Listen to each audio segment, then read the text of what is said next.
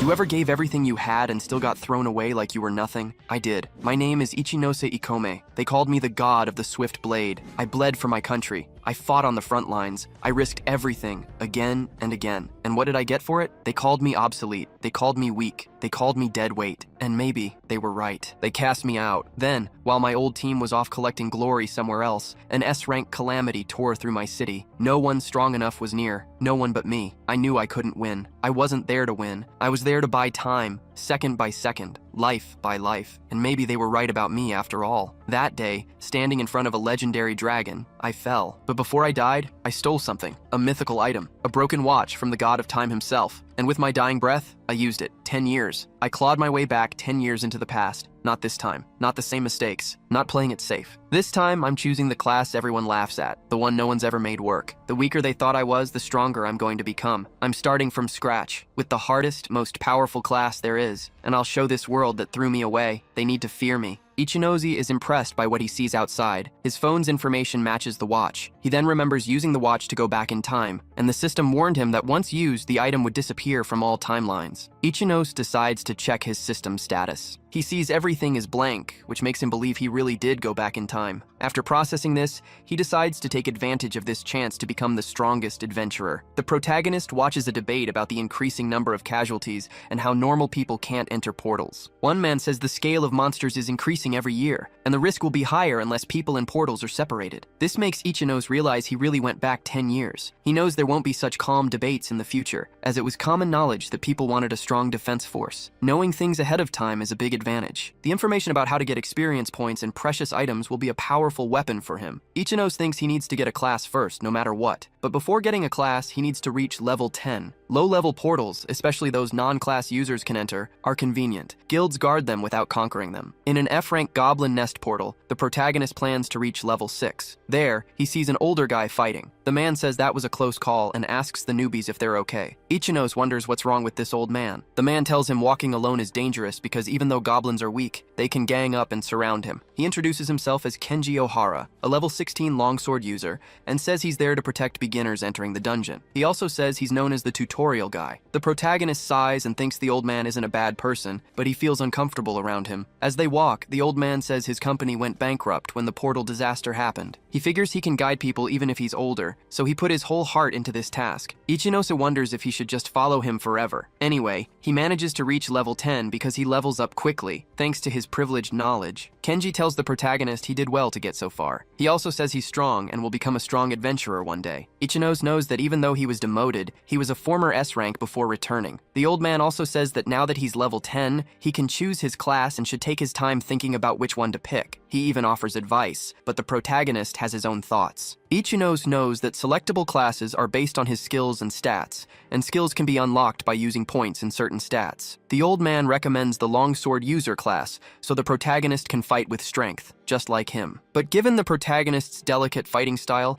the thief class wouldn't be bad either. However, this is exactly what the protagonist doesn't want right now. Kenji asks if he doesn't have any skills yet and says maybe he just doesn't know how to choose. He also asks if he wasn't taught haste and strength during training. He says haste and strength increase his stats. These two skills are considered absolutely necessary, and the protagonist already had them. But he knows that if he wants to be a top-ranked adventurer, using them would be a waste of HP. He spent all night thinking about getting a specific skill. Kenji warns him not to do it. Still, the protagonist picks the fall resistance skill. The old man says resistance skills are rarely useful, and fall resistance is the most useless of all, but the protagonist knows exactly what he's doing. The old man keeps bothering him, saying he must be bad with heights and should pick a better skill next time. Ichinose then upgrades fall resistance to level 2, which drives the old man crazy. He upgrades it again to level 3, making the old man even more upset. The old man is super confused, thinking he wasted all his points on fall resistance. He also realizes this means the protagonist can only choose between the swordsman and villager classes, but the protagonist doesn't seem bothered. He's about to pick the hidden gravity user class. This class only appears if someone puts all the HP they gained up to level 10 into fall resistance, which is exactly what the protagonist did. The requirements were strict, so it took a long time to discover this. Even after it was discovered, no one got the class because it was too hard to use. There was no research on it even after 10 years, but the protagonist knows about it because he was an S-rank adventurer. He says gravity user is the strongest class. The system then asks for class confirmation. The old man warns that it's a magic class and he should be a swordsman, but the protagonist is sure about his choice. His system confirms he chose the gravity user class. Ichinos is super happy with his choice, unlike the old man. Still, the protagonist says this is the magic class he was waiting for. From now on, he says he'll aim for the top with this class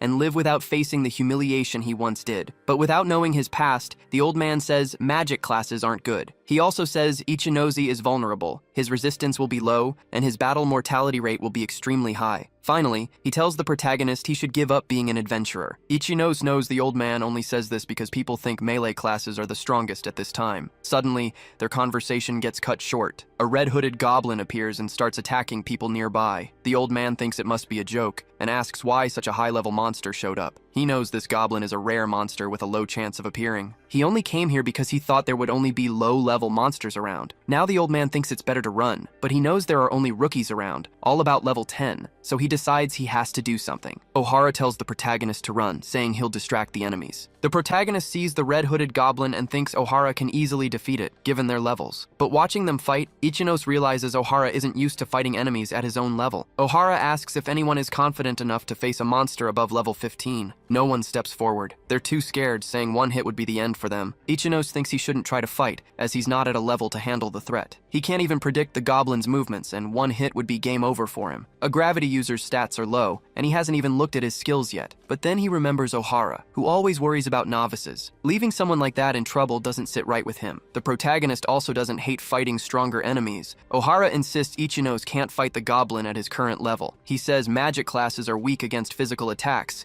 and with this level difference, Ohara says the protagonist would die in seconds. But Ichinosi stares at the red-hooded goblin. He sees it only as an enemy to test the power of his chosen class. He bet his second life as an adventurer on the strongest class, but right now he's so weak he has to run from goblins like this one, so he doesn't need that. Ohara insists the protagonist run. Ichinos knows magic classes lack physical strength, so they usually need to work with other classes. But the gravity user class is different. With gravity manipulation, an adventurer can trade mana points for a temporary boost in physical abilities, and he does just that. He uses half gravity to become lighter and faster. Ohara notices the protagonist's speed increased. Ichinos knows he can increase his speed by decreasing the gravity on his body. This makes his own movements very easy to read, but it's not a problem if he can read the enemy's movements just as easily. So the goblin that seemed dangerous before now becomes predictable. The protagonist asks the goblin how many battles it thinks he's had with speed as his only weapon. Ichinos lands a hit on the goblin. Ohara realizes a lower-level magic class just overpowered the fast goblin. The gravity user is a class with high physical abilities, as long as there are enough mana points. The potential of its core abilities is incredibly high, especially with low-level monsters that have simple movements, which the protagonist can overcome with gravity manipulation. Ohara watches him from afar and asks who he is, but the protagonist just tells Ohara to keep fighting. Even though he's surprised by all this, Ohara acts according to what Ichinosi said. Ohara advances using his sword, while the protagonist stays in the back using magic. He says he's happy the enemy turned its back on him. Using his gravity magic, he creates a gravity link. This leaves the goblin immobile and vulnerable. The old man now has everything he needs to strike it. With a single attack, he defeats the enemy. Both gain experience from killing the goblin. During the battle, Ichinos feels he can become the strongest with the gravity user class. The others look at him, wondering if the protagonist is really a rookie, since they saw him defeat a Red Hood goblin. Even Ohara thinks that even if he were attacked from all sides, he wouldn't expect a lower-level person to defeat the goblin so quickly. He also thinks the rookies don't know how incredible this feat is. The old man knows he can't just call the protagonist a genius. He's something beyond that. Meanwhile, the protagonist feels a bit weak. He almost falls after realizing he's used up all his mana points. Gravity user abilities require a lot of mana, so it runs out fast. Ichinos has already considered this, but mana point management will be very important from now on. The old man watches him closely. He thanks the protagonist for the help and asks if he should carry him out of the dungeon. Even though it's embarrassing, Ichinos agrees. Even with so many adventurers around, Ohara finds it unbelievable that a lower-level person would show up to help. Still, he's grateful to the protagonist for helping him and for giving him courage. The old man thinks he's always been afraid, even when hunting only lower-level monsters. Taking a step forward, he thinks the guy from the tutorial can finally graduate. He carries the protagonist on his back. He thinks he's happy to have witnessed the birthday of a hero, who is named Ikome Ichinos. After some time, the protagonist finishes the first inspection of his gravity user abilities, and now he's ready to level up. But the risk is much higher if he does it alone, so he wants to find a group to join temporarily. However, he runs into problems because the guild receptionist has never heard of a gravity user. She says it seems like some kind of magic class, but the stats are very low, and she wonders if anyone can fight properly with that class. The protagonist asks if there are any teams recruiting temporary members. She says there's a good team that takes low-level people in any class. Ichinos then asks to be introduced to them. The receptionist says that with his low stats as a magic user,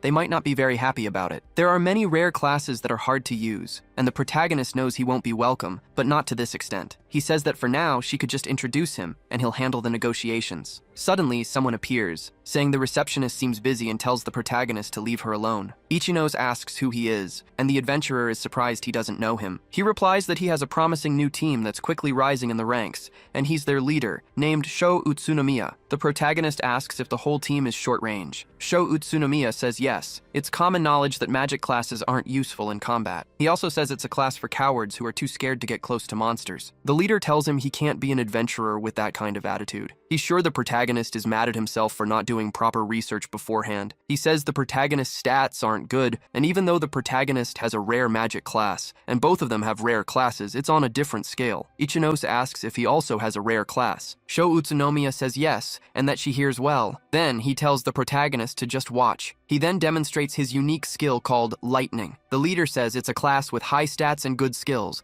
the best class for outside, and very suitable for him. People around are impressed by this skill, wondering if there's any class as strong as this one. Soon, Sho Utsunomiya is full of pride. The receptionist tries to warn him that he can't use skills inside the guild, but the leader says he has to explain things to those who don't understand. He says someone should never be an obstacle to their team. The protagonist asks if he doesn't think that's reckless, but Sho Utsunomiya replies that being an adventurer isn't volunteer work. The protagonist knows that a Thunder Knight class specializes in attack power, has simple and easy movements, but is weak against fast enemies and those with a countering attribute. He has difficulty against opponents he can't beat with just brute force. It turns out Sho Utsunomiya is just a small fish trying to leech off others. He thinks magic classes are just useless trash after all, but the idea that Sho Utsunomiya is a rare class Thunder Knight makes the protagonist jealous. There are rumors that Sho Utsunomiya can randomly distribute his stat points when he starts. The leader confirms this. He states that it hasn't been that long since the portal disaster, and he thinks working alone is better until he builds up some achievements. Hearing this makes the protagonist think he forgot what it was like back then, because it was important to have flashy and easy to understand skills and stats. The receptionist says Sho Utsunomiya shouldn't go that far, but the protagonist says he thought about it enough beforehand and will work alone for now. The leader recommends that he just stop being an adventurer, otherwise he'd be struggling just to stay alive. As he leaves, the protagonist thanks him for the warning. The leader wonders what the protagonist will do now. In the Adventurer's Guild reference room, the protagonist thinks that getting a short-term team until he builds trust is impossible. For him, it's better to find a team he can stay with for a long time, and a class that can work well with the Gravity User class. He wants to hurry up, level up, and get some achievements. Before, he managed to take down a red-hooded goblin without problems. Low-level monsters have simple movements, and he's also gotten used to moving quickly, just like a Gravity User would. Still, he thinks he should go to a slightly higher level portal to evolve. A portal that would be good for him right now is the Stone Statue Temple portal, with a recommended level of 25. Maintained portals are for adventurers to increase their levels and collect magic crystals. These are portals that can be controlled and remain unconquered. Slow and easy to fight knight statues usually appear there, so a mid-level adventurer can efficiently earn money and level up. A dungeon reserved for beginners might be what the protagonist needs, as he thinks if he wins alone, it might be easier to find teammates. Ichinos notices that the recommended level is low, and it seems achievable to pass the initial stages to increase his level, so he decides to do it. He wants to increase his levels and achievements in the Stone Statue Temple, and then find a class that has good compatibility with him. At the Stone Statue Temple, an adventurer is in trouble. He thinks he didn't know because no one warned him. The adventurer runs in fear because something is coming for him. Then he gets hit directly. It's a statue that was chasing him. The protagonist goes to the guild to ask for entry into the Stone Statue Temple, but the receptionist says he's not at a suitable level. Ichinos, however, says there's no rule against it. The receptionist says there is, but she tries to talk him out of it. She tells him he's going straight to his death because the recommended level is 25. She also mentions they don't know much about the portals, and strong monsters often appear unexpectedly. But Ichino says he's just going to take a look and will be back soon. He thinks he needs to take risks risks to get strong, since he has no choice but to keep defeating monsters that are as strong as him. That's the basic rule for leveling up. The protagonist believes he'll be back soon, and defeating an enemy will give him a big level boost. As he moves into the temple, the statues start to come to life. One even tries to attack him by surprise, but the protagonist is alert and says the attack is pointless. He checks the enemy's status in his system. He sees the statue is level 20 and seems manageable enough. After dodging the enemy's attack, he's pretty unconcerned with the situation. He faces the statue in front of him. Next, he gets ready to use gravity fraction. With his speed boosted, he moves forward, and as he expected, it's not an even fight. Even though it's a higher level, he can see its moves and weak points as if they were his own. This gives him the advantage to attack the enemy faster, but he notices the statue is very tough. Its defensive power is probably the only thing that stands out. The statue takes multiple hits, but resists the blows. The protagonist thinks he could beat it slowly, but he has something he wants to try, so he activates gravity fraction once again. This makes him move even faster, heading toward the statue. And with the double gravity ability, he manages to hit the enemy with his sword right in the center of the statue. This causes it to split in half. He does this by changing the gravity level right before his attack lands, accelerating half of its body weight. The protagonist's level just went up, making him much stronger. He thinks he'll split his skill points, believing he'll split them between 2 skills. Ichinos realizes he can only level up 1 skill with the points he earned, and he trusts gravity manipulation the most. So he levels up that skill to level 2, using 10 HP points. He's eager to check the results. Now he can manipulate the direction of gravity on top of its weight. Besides manipulating the direct force of gravity, he can now manipulate gravity's direction on himself. He thinks this could be very useful. He seems to have reached his goal, finding an item on the ground. It's a monster core, a magic crystal, which proves he defeated the knight statue. Ichino says he could go back now, but he still has a lot of mana points to spend. Then he notices enemies approaching. He decides to continue to test his new skills. Nearby, a lightning skill is used. It completely destroys another statue. It was Sho Utsunomiya, leading his team on an expedition. One of his companions says this was expected,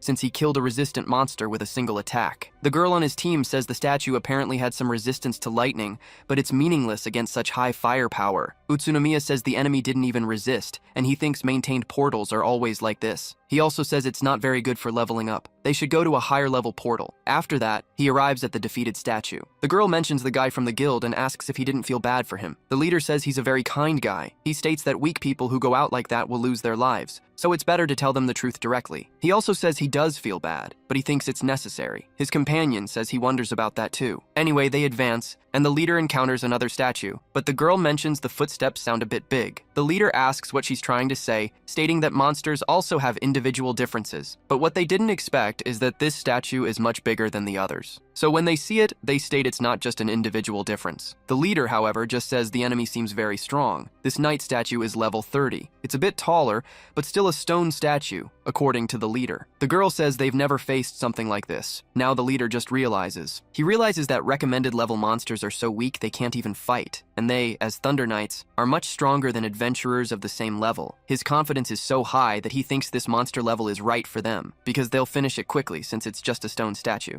The statue starts to move. A guy in the group asks the leader if this is normal. The leader says it's 3 against 1, and even if its form and level are different, it's just a knight statue. That won't change the fact that it's slow and simple. The statue attacks with force, and the leader notices this, but he says there's a speed difference between levels. He also states the enemy isn't as fast as his sword. So he attacks the statue, then says it's a bit more resistant than normal ones. The statue doesn't stop attacking, and it also has a blade. Utsunomiya says this strength is a bit problematic, and he thinks he should retreat for now, but the statue doesn't seem to intend to let them do that. The leader gets scared when he realizes this, but right after, he gets hit. He wonders what kind of power this is. Utsunomiya thinks there's such a big difference in their powers, even though they're only a few levels apart. Karam, the girl in the group, gets worried, but the leader tells her not to lose her composure in front of the enemy. Anyway, the statue doesn't retreat and keeps advancing. Soon, Karam also feels the force of its blows. Seeing Karam get hit, the guy gets desperate, but he also gets hit directly. The blow he takes is so strong he's thrown and falls unconscious. Seeing all this, the leader gets desperate. He believes things shouldn't have happened this way. He looks at the statue and wonders if monsters were always this scary. In his head, Utsunomiya believes he's a chosen one, so, with his lightning, he attacks. He believes the strongest ability of the Thunder Knights, called Lightning, can solve all his problems. He states that even a monster like this can't resist, but reality shows the opposite. It seems to have some resistance against the lightning element, but it doesn't make sense given that high firepower. Then, Utsunomiya sees the statue breaking his sword as if it were nothing. Soon, he starts to realize the truth. Utsunomiya realizes he was wrong this whole time. He thought things couldn't get any worse, but now his entire team is wiped out. The statue is free to attack. It raises its sword, and the leader can only beg for his life, saying he shouldn't die in a place like this. Not only is Utsunomiya's sword destroyed, but his pride is too. As the enemy stops in front of him, he pleads not to die, asking the statue to let him go. Utsunomiya even falls to his knees before it. Suddenly, someone approaches. Before the statue can land its final blow, the protagonist appears, using gravity fraction. He attacks the statue before it can defend itself. The enemy doesn't like being hit and turns its attention to the protagonist. Ichinose, however, is ready for what's coming. As he expected, his attack wasn't very effective. Utsunomiya, with tears in his eyes, recognizes the protagonist. He remembers him as the kid from before the guild, who had a strange class. He asks what the protagonist is doing, saying the statue isn't an easy opponent to defeat. Ichinose is only level 16 right now, and he knows the leader is telling the truth. The statue is level 30, and it might be a bit too much for him. It's a unique monster that leveled up by eating both adventurers and monsters, growing a bit too much. Before this, the protagonist decided he would hunt more since he still had mana points left. That was his intention, but he didn't expect such a big boss to show up. Utsunomiya tells him to hurry and run, saying the statue destroyed him and his group. Seeing the fallen group, the protagonist sees this is true, but he doesn't flinch and uses gravity fraction again. The statue doesn't stand still and tries to fight back. This doesn't stop him from moving forward, and he hits the enemy. Before the enemy can counterattack,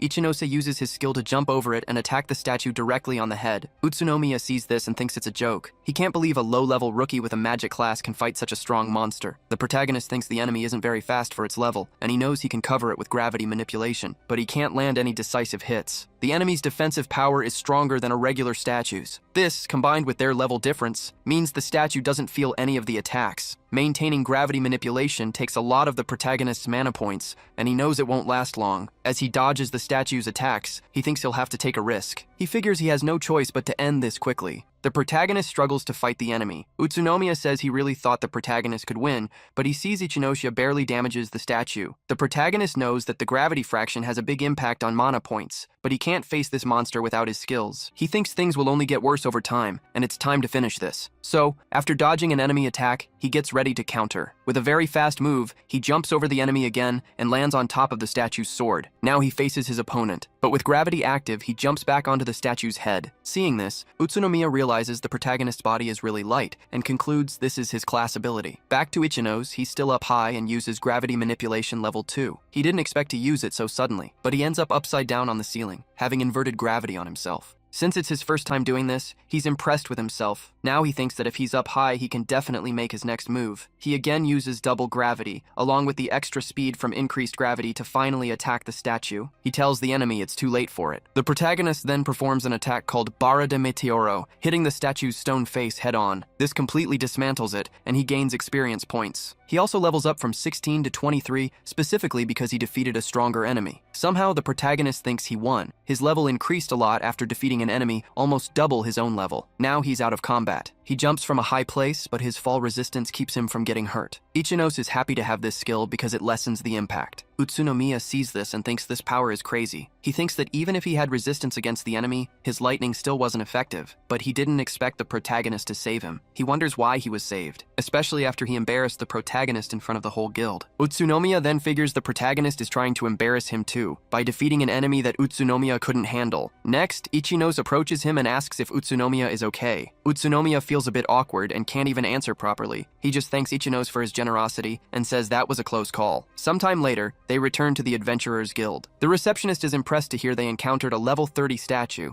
even more so because the protagonist defeated it. She says she can't believe a rookie adventurer did that alone, but Ichinose shows a crystal and says this should serve as proof. Seeing the item, the receptionist starts to believe him, saying the crystal is a bit questionable, but she understands and will send the records. She also asks if the protagonist will sell the item. She can't give a definitive appraisal, but says it should be worth around 240,000 yen. However, Ichinose doesn't intend to sell the item now. The crystal is just for him to show off his achievements. After this, Utsunomiya appears to talk to him. He says he was looking for Ichinose because he wanted to properly thank him. With that, Utsunomiya says he has good news for the protagonist. He says he'll let the protagonist join his team, the Thunder Knights. Since the leader spoke loudly. Everyone around notices this and comments that this group is the fastest growing team right now. So, if the protagonist is being invited, it's because he's truly an amazing person. Utsunomiya says Ichinose is very lucky to be noticed by him. He also tells Ichinose not to be shy since he's his savior. However, Ichinose says he has to refuse the offer. The people around are in disbelief that he rejected joining the Thunder Knights. The leader asks if he wasn't looking for a team, but the protagonist says he changed his plan. This leaves Utsunomiya shocked by the refusal. Ichinose thinks that if he keeps leveling up at this pace, he might be able to go to the portal that will appear soon, called the Theater of Mad Dreams. He's also interested in the unique item this portal drops, which is absolutely powerful. He remembers the mess he made in his previous life, and now he's going to use his best strategy to get this item. A short time later, the protagonist returns to the guild and asks to exchange some items for money. Some people are impressed by this. The receptionist asks if he hunted all this again,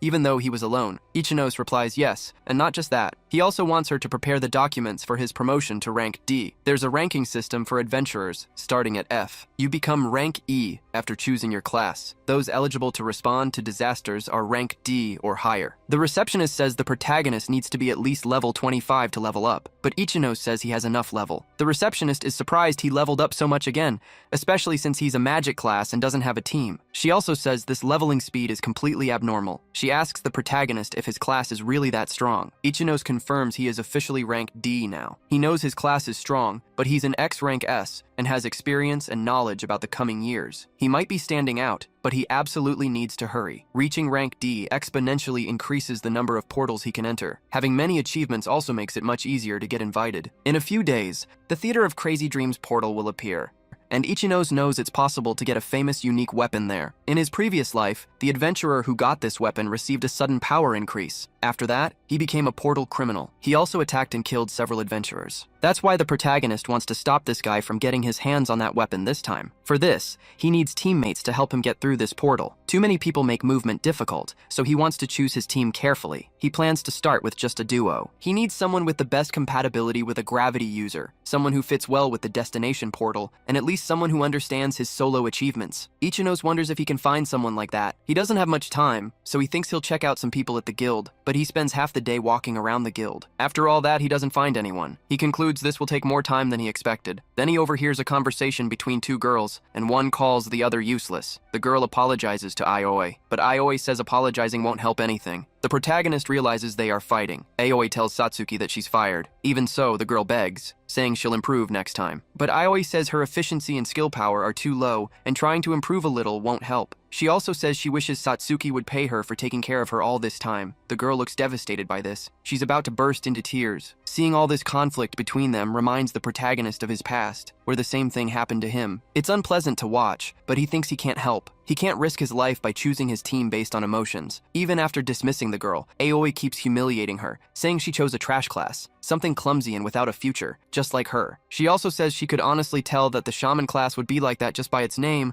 and the girl should give up being an adventurer. However, hearing that the girl is a shaman sparks the protagonist's interest. This class has the best compatibility with a gravity user. Plus, it's very useful against the boss of the Theater of Crazy Dreams. Aoi asks the protagonist what he's looking at, telling him this isn't a display and he should go. He apologizes, introduces himself as Ichinose, and says he came to the guild looking for team members. Aoi sees his D rank certificate. She tells him he'd be useful on her team, saying they just had an open spot for a new member, but he completely ignores her because he's interested in Satsuki. Satsuki is surprised he asked her to join his team. This makes Aoi furious that she was rejected. The protagonist knows a shaman on his team will be very useful, and he can't let this chance pass. Aoi says Satsuki has a useless class, and Ichinose should join her team instead. Satsuki notices the protagonist is D rank, and she says she hasn't even reached level 10 yet, but he says that level range is totally fine, and he needs her power, so he insists she accept his invitation. Satsuki says she's clumsy and will be a hindrance, but Ichinose offers to help her. She insists, saying she has no confidence, and wonders if she should give up being an adventurer. But the protagonist says he just needs a little time to give her the confidence she needs. Even though she thinks she's useless, Satsuki accepts. She says if he's okay with it, she'd like him to take care of her. Seeing this, Aoi says shamans are very useless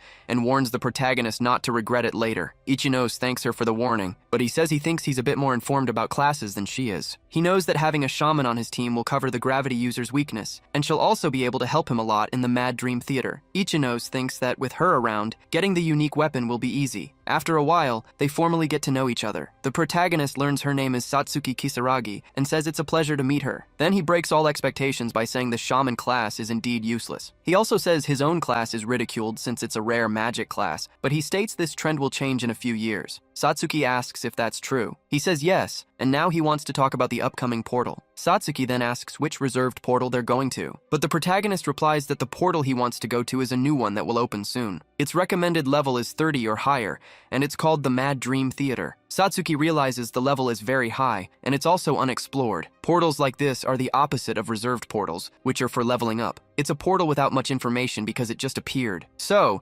Satsuki says it's impossible because she's at a low level and has a useless class. But the protagonist says he definitely won't let her be in danger, and he will be on the front line. He read all the records about every portal as much as he could in his previous life, so he knows the Mad Dream Theater perfectly. Then, he tells Satsuki that the two of them are definitely enough to get through this portal, and he asks her to trust him. Based on his information, there's a weapon he wants to get by entering the portal. Satsuki first asks what he means by "will open soon." Ichinos can't give details, but he states it's thanks to a rare item. Satsuki says there's no way something can tell if a new portal will appear. But then, an alert goes off on every adventurer's phone. Satsuki sees that the protagonist was right. The alert says a portal disaster is about to happen, and it will appear in a district right next to them. The protagonist is happy, and Satsuki asks if this is the portal he mentioned. He says yes, and they will go the next day. Ichinos knows it won't be cleared for at least a week, but the portal boss needs to be defeated. The next day, they actually go to the objective, which surprises Satsuki. When they arrive, they see the Demon Defense Agency has been working hard all day too. A woman approaches and asks if they are adventurers. She says the monster's structure and abilities are different, and she asks them to bring back any information they can get. She also tells them to be careful inside, because the death count is higher in unexplored portals. Ichinos says he understands and is ready to go in. Satsuki asks the protagonist if he plans to clear the portal. He replies that if he were honest, they wouldn't let him in. As they enter, Satsuki says this is definitely a strange portal, and Ichinose asks if she's worried. She says yes, and the protagonist feels bad for bringing her. But he says he'll fight on the front lines, and if things get dangerous, they'll retreat. But that's not what Satsuki wants. She says she'll do her best. She also says she'll show her close combat skills and can be bait if needed. Ichinos tells her not to exaggerate and says he's looking forward to seeing her skills. He also comments that her best skill is one she recently learned, called Mana Drain. This magic steals mana points from the target, making it very good in long battles and against stronger opponents. It can also be used to steal mana and give it to an ally, and it's great with a gravity user because they use a lot of mana points. With this, the protagonist can fight without worrying about losing too much mana, and finally stay in a portal as long as he wants to level up non-stop. Satsuki, however, says this magic is slow and its mana point efficiency isn't very good, stating that other magic can cause much more damage. Ichinos, however, says this is what happens when inexperienced people are together. He will try to keep the enemy focused on him as much as possible, leaving an opening for her to hit it with her shaman magic. Right after, they encounter a level 26 circus bear. The protagonist tells them to put the plan into action. Satsuki uses her skill called Dark Ball, while the protagonist distracts the enemy. She hits it directly. Ichinos asks if she sees the opening. He immediately advances on the weakened enemy. With his double gravity, he jumps over the bear, attacking its head. After easily defeating the enemy, he brags about it, saying the bear's level is something he can handle. Satsuki realizes she leveled up 3 times faster. She's happy, but she feels like she's just a dead weight to the protagonist. Ichinos tells her that her power will become much more useful later. They are a team now, so it's important for her to level up too. She's happy to be on a team, saying this is new for her, as it wasn't like this with her previous team. Then she says that since she leveled up, she'll try to be more useful in the next battle. Ichinos tells her to do her best, but within her limits. He's a bit worried about her confidence, but it's good she has motivation. It seems his battle intuition isn't rusty yet. This makes the protagonist more confident he can defeat the portal boss and get the rare item. In his previous life, the man who got this weapon became a criminal after gaining its power, even one of the portal criminals. If the protagonist gets the item before him, it could change history. Ichinos wants to stop this guy from getting power. He says the day the criminal takes over the theater of crazy dreams is still far off. He thinks it's only the second day and they're doing fine. But what he doesn't know is that the future assassin is already active. He's already in the portal, fighting other people. Not only that, but he seems to be enjoying himself as he kills those who appear in front of him. Zaibi Kaoru uses parrying thrusts. He says you need to look at your opponent carefully so you don't die. Then, he realizes he leveled up. He says the opponent gave him a lot of XP, even though they were low level. Sarcastically, he says the opponent didn't want to kill or die because humans are much easier to hunt, even if they're the same level as monsters. Back with the protagonist, he's in a new fight. He uses double gravity against an enemy called Jack in the Box. Satsuki thinks that even though she's just shooting magic from the back, it's still very intense. She apologizes, feeling like she's just a burden to the protagonist. She thinks he could probably handle all these guys by himself. Ichino says monsters at this level aren't a big problem. There's no difficulty once you understand their attack patterns. He says he's told her this many times before, repeating that shaman is a strong class, even if she doesn't feel it. Satsuki asks if they shouldn't go back soon, as she thinks their mana points are getting a bit low. The protagonist says she might be right. After all, he relies a lot on gravity manipulation to boost his body. According to the guild, you should try to retreat when half your mana is gone. So he says it's time to do something. Satsuki asks what exactly he means. Soon after, they come across a clown goblin. Ichino says everything is ready. He tells Satsuki to use mana drain while he holds the enemy. Satsuki is a bit confused by this strategy, but she realizes that if there's a monster they can safely contain and use mana drain on, they'll basically have infinite mana points. She also knows that another use of mana drain is to transfer mana points to someone else. Now Satsuki understands the theory behind it, but she asks the protagonist what it looks like. He just replies that monsters get stunned by skill effects. So she uses mana drain. Afterward, she says she feels kind of bad doing this, unlike the protagonist who got what he wanted. Next, Satsuki says she'll start the mana transfer now. The protagonist tells her not to be so embarrassed because it's making him uncomfortable. Anyway, she performs the transfer procedure. Ichino says his mana points went up from 16 to 25, but Satsuki thinks it's not very efficient. They spent a long time restricting the enemy just to get 9 mana. The protagonist says they should get more goblins to drain their mana. Satsuki asks if they'll do this 6 more times until they have enough. The protagonist says it's perfect for leveling up, so he attacks the goblins. After the 6th one, he seems to recover all the mana he spent. Not only that, but both of them level up. Satsuki says he was right. If they keep doing this, they can keep exploring the portal without worries. Ichino says that normally if they took it slow and recovered mana points slowly, they'd have an accident, and it would work against them. But with the current monster levels, the protagonist doesn't think he'll fall behind, even if he fights them 100 times. When Satsuki checks her status, she's impressed they leveled up so much in just one day. She says this is completely different from the portal exploration she's done before. She also says that according to the guild, if you find a monster with a higher level than yours, you shouldn't challenge it. Instead, you should run away. But this doesn't match what the protagonist thinks. He says the guild has no choice but to teach that. But if you don't use your knowledge and skills to challenge monsters whose levels are higher than yours, you won't level up quickly. Hearing these words, Satsuki realizes it makes sense. They've advanced a lot through the dungeon. They even stayed inside for a day, until they reach a specific location. Ichino says the boss of the Theater of Crazy Dreams portal is behind this door.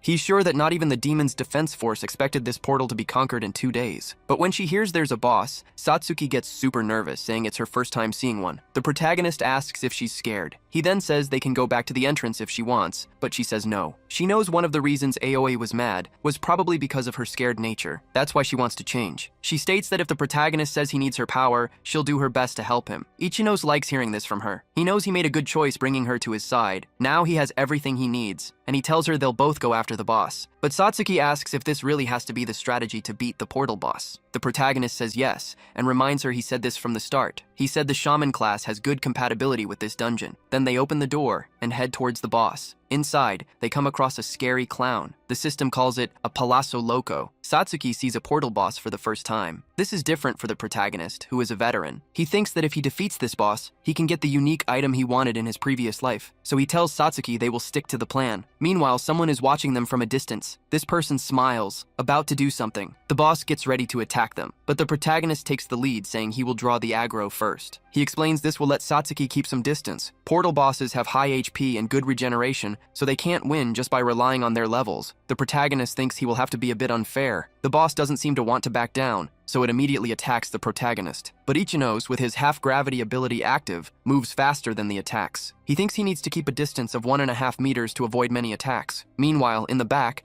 Satsuki starts the mana draining process, but as she does this, the clown seems to notice what Satsuki is doing. Satsuki gets scared and stops the process. Noticing this, the protagonist tells her to run. He says the boss is going to use the gate, and she will get trapped if she doesn't go through the middle. As Satsuki runs from the danger, the clown chases her, spitting fire and trying to hit her, but the protagonist, wanting to help her, tells the clown not to forget about him. Ichinos then charges towards the enemy. The boss turns its attention back to him, which is exactly what the protagonist wanted. From a distance, Satsuki says the fireballs are scary and fast. She also thinks it might be better to retreat a bit. However, the enemy has no intention of letting them do that, as it's using the gate repeatedly. Satsuki worries about the protagonist's safety, but he uses reverse gravity even before the enemy's fire hits him. The clown thought it had hit him, but Ichinose ends up stuck to the ceiling using his ability, putting the enemy in a tough spot. The boss doesn't seem worried. Ichinose thinks it was a bit closer than he wanted, but everything is still going to plan. He and Satsuki planned all of this earlier. He told Satsuki not to attack directly because the Theater of Mad Dreams boss has fast magic attacks. Anyone who approaches slowly would just turn to ash,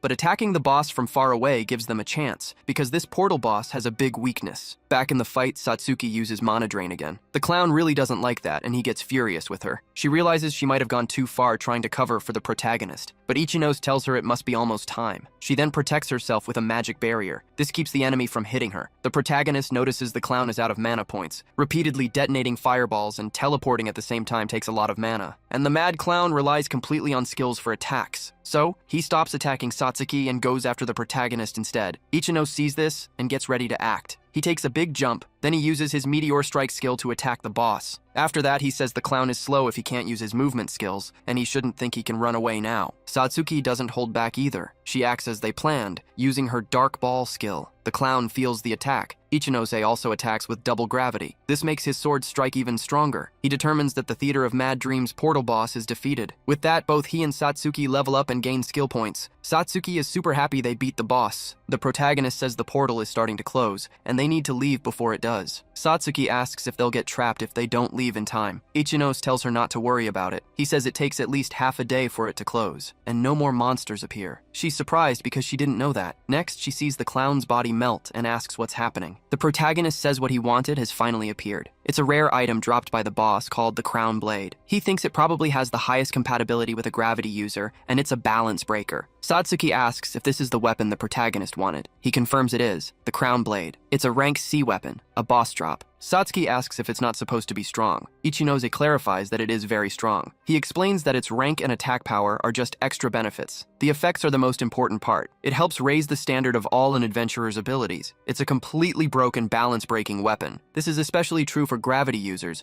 who usually create an opening when they switch skills during a fight. It also covers mana point exhaustion and the problem of using skills consecutively. With this weapon, it helps cover the protagonist's weaknesses really well. After his explanation, Satsuki understands. The protagonist remembers that in his previous life, the person who had this weapon made it all the way to rank A using its power. That person was an adventurer, assassin, and a criminal, so Ichinos thinks he's managed to interfere with that aspect as well. He feels like he's hit two birds with one stone. Satsuki acknowledges that it's a weapon that covers a gravity user's weakness, but this makes her a bit uneasy. She says the protagonist won't need her anymore. However, the protagonist says he'd still like to hunt with her after this. Even with the weapon, his mana points still run out easily. She's happy to hear that, but she still looks at the weapon suspiciously. She still sees it as her rival. Ichinos decides he should assign some PH since his level went up. He tells himself that if he's aiming for the top, he can't afford to be a jack of all trades. He should only increase the special abilities of a gravity user. He sees a change in his system and makes his selections through the system. With that, he levels up gravity magic and gravity manipulation. He also gets a new magic skill. The system names it Super Gravity Orb. Ichinos knows he relied heavily on gravity manipulation, but thanks to this new weapon, casting magic will be a bit easier. He then says he has something else to test, adding that these kinds of things are the most fun for him. Then someone appears, saying they apparently arrived too late. They mention that the protagonist already claimed the prize. Because of this, they say he's definitely strong. Ichinose thinks the timing is too good. He wonders if this adventurer used stealth to hide their presence. The protagonist figures the adventurer was waiting for them to be defeated, just observing to get information about the boss. That makes more sense to him. It's not a very nice thing to do, but this kind of behavior wasn't rare even in his past life. He tries to remember where he knows this person from. He finds something familiar about this adventurer. Suddenly, the protagonist recognizes him as Zaide Kaoru, the former owner of the crown blade in his previous life. He's the adventurer assassin. Ichinose is confused because he remembers that in his previous life, it took this assassin a long time to conquer the Mad Dream Theater. But this time, they just ran into each other in the boss room. However, he concludes that this guy always waited in his previous life. To get the weapon drop, he would attack adventurers who were tired from fighting the boss. Satsuki senses the tension and asks what's wrong, but Ichinose says it's nothing. Then Zaide Kaoru asks if this strange weapon is the boss drop. He also asks if he can see it for a bit. The protagonist says yes. Hearing this, the assassin thinks the protagonist is an idiot. He thinks the protagonist is careless and believes he can kill him in one attack. After that, he plans to have some real fun with the girl. Zaide Kaoru tells the protagonist to pay attention to what's under him. Right after, the assassin attacks. He tries to kill the protagonist, but Ichinose dodges the attack, and Zaide Kaoru goes right past him. As soon as he realizes the protagonist dodged, he gets ready to attack again. But Zaide dodges because the protagonist attacked first. The protagonist missed,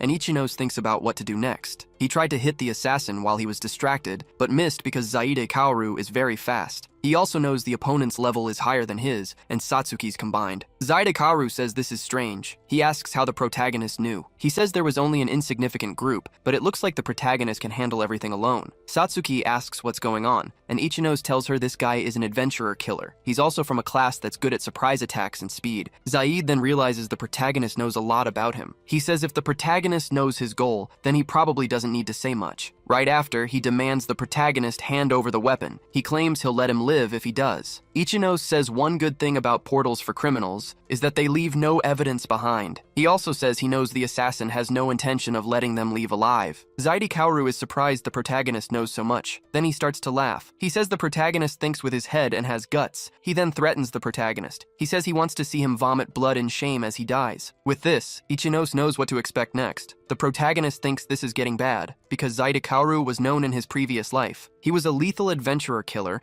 and also the previous owner of the Crown Blade. Ichinose thinks he should have known there was a chance the assassin would be in this portal. Based on their contacts so far, Zaidi is a higher level than him. Satsuki sees the protagonist hesitate and tries to help, but Ichinose tells her not to step forward. He knows assassins rely on speed and sudden attacks to land a fatal blow. For a backline class like a shaman, this means death. Satsuki's heart will be cut out the second she takes a step, so he tells her that no matter what, she shouldn't get close to the assassin. Ichinose says he'll handle it. His opponent is challenging, but Satsuki fighting Zaibe is simply impossible. Her class is the opposite of his, and the assassin has more experience than she does. But the most important thing of all is this. Satsuki will be tainted by this guy's evil if the protagonist doesn't act to protect her. Knowing this, he prepares and uses half-gravity. The two clash. Zaibe says the protagonist handles his sword well, but he knows the protagonist has never taken a life. Unlike Zaibe, who has killed many people, and he believes this gives him a huge advantage over his opponent. The assassin says that while they're fighting, he'll create an opening by increasing the pressure. However, the protagonist doesn't give him the opening he needs. This leaves Zaibe a bit confused. He thought this fight would be much easier. He realizes the protagonist's sword won't break, and he's starting to read Zaibe's movements. This is unbelievable for the assassin, because a lower-level opponent is fighting him as an equal. Watching their fight from afar, Satsuki knows the protagonist isn't just good at using his head, he's also very strong. Ichinose is happy this is happening after he got the crown blade. He believes that thanks to the blade, which increases his skill speed,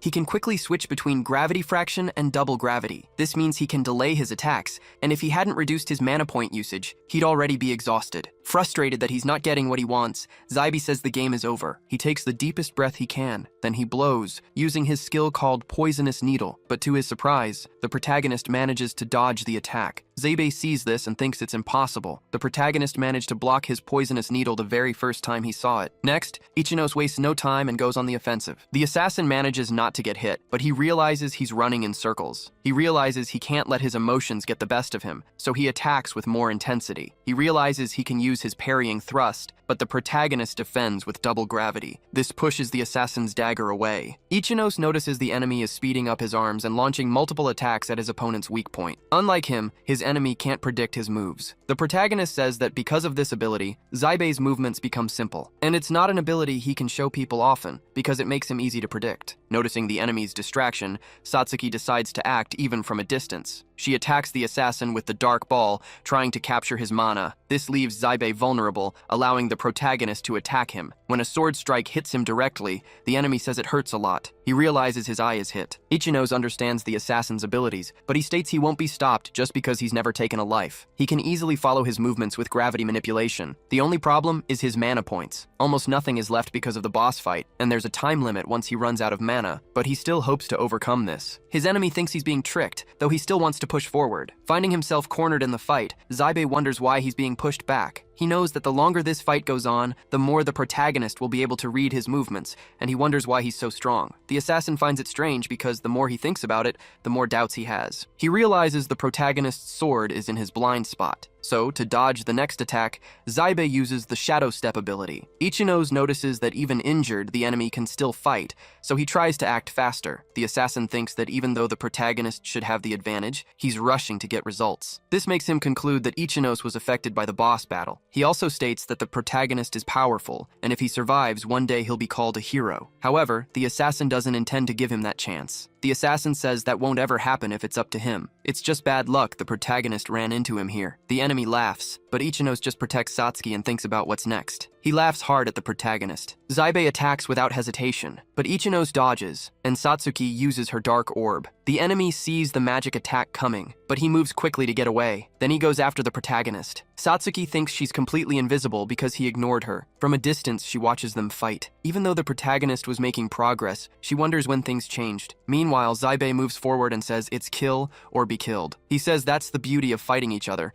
and wants to have more fun in the fight, unlike the protagonist who just wants to end this quickly. Ichinos strikes his opponent, but Zaibe scoffs, saying he missed. However, Ichinos then lands a kick, and Zaibe feels the hit, so he backs away. But he doesn't give in, saying the protagonist can't really do anything to him. Ichinos thinks that if he moves with a fraction of gravity's lightness, acrobatics and movement will be as easy as walking. Zaibe is just attacking him with brute force. This makes the protagonist think avoiding him is easy, but he realizes the enemy noticed he's using a ton of his mana points. The assassin stares at the protagonist from afar and says the light of his ability is finally showing. He also says it's probably a body transformation type ability, and when it finally ends, it will be the protagonist's end. He also says he knows the protagonist is at his limit. Ichinose resists the counterattacks and realizes he doesn't have enough mana. He thinks he has to defeat the enemy with the next attack, so he performs a jump. This leaves Zaibe very impressed, because he knows he can't reach him in the air. Next, the protagonist faces the enemy and increases gravity 10 times while in the air. He thinks that with this next attack, he'll put in all his remaining mana points. The MC performs the meteor strike, hitting the enemy directly. Zaibe wonders about this crazy attack power. He tries to resist as much as possible, but his defense breaks and the protagonist hits him. Ichinos is super exhausted after this. From a distance, Satsuki watched everything. She says he managed to defeat the enemy, but Ichinos' face doesn't show satisfaction. He looks at her, apologizing and saying he messed everything up. The enemy gets up again,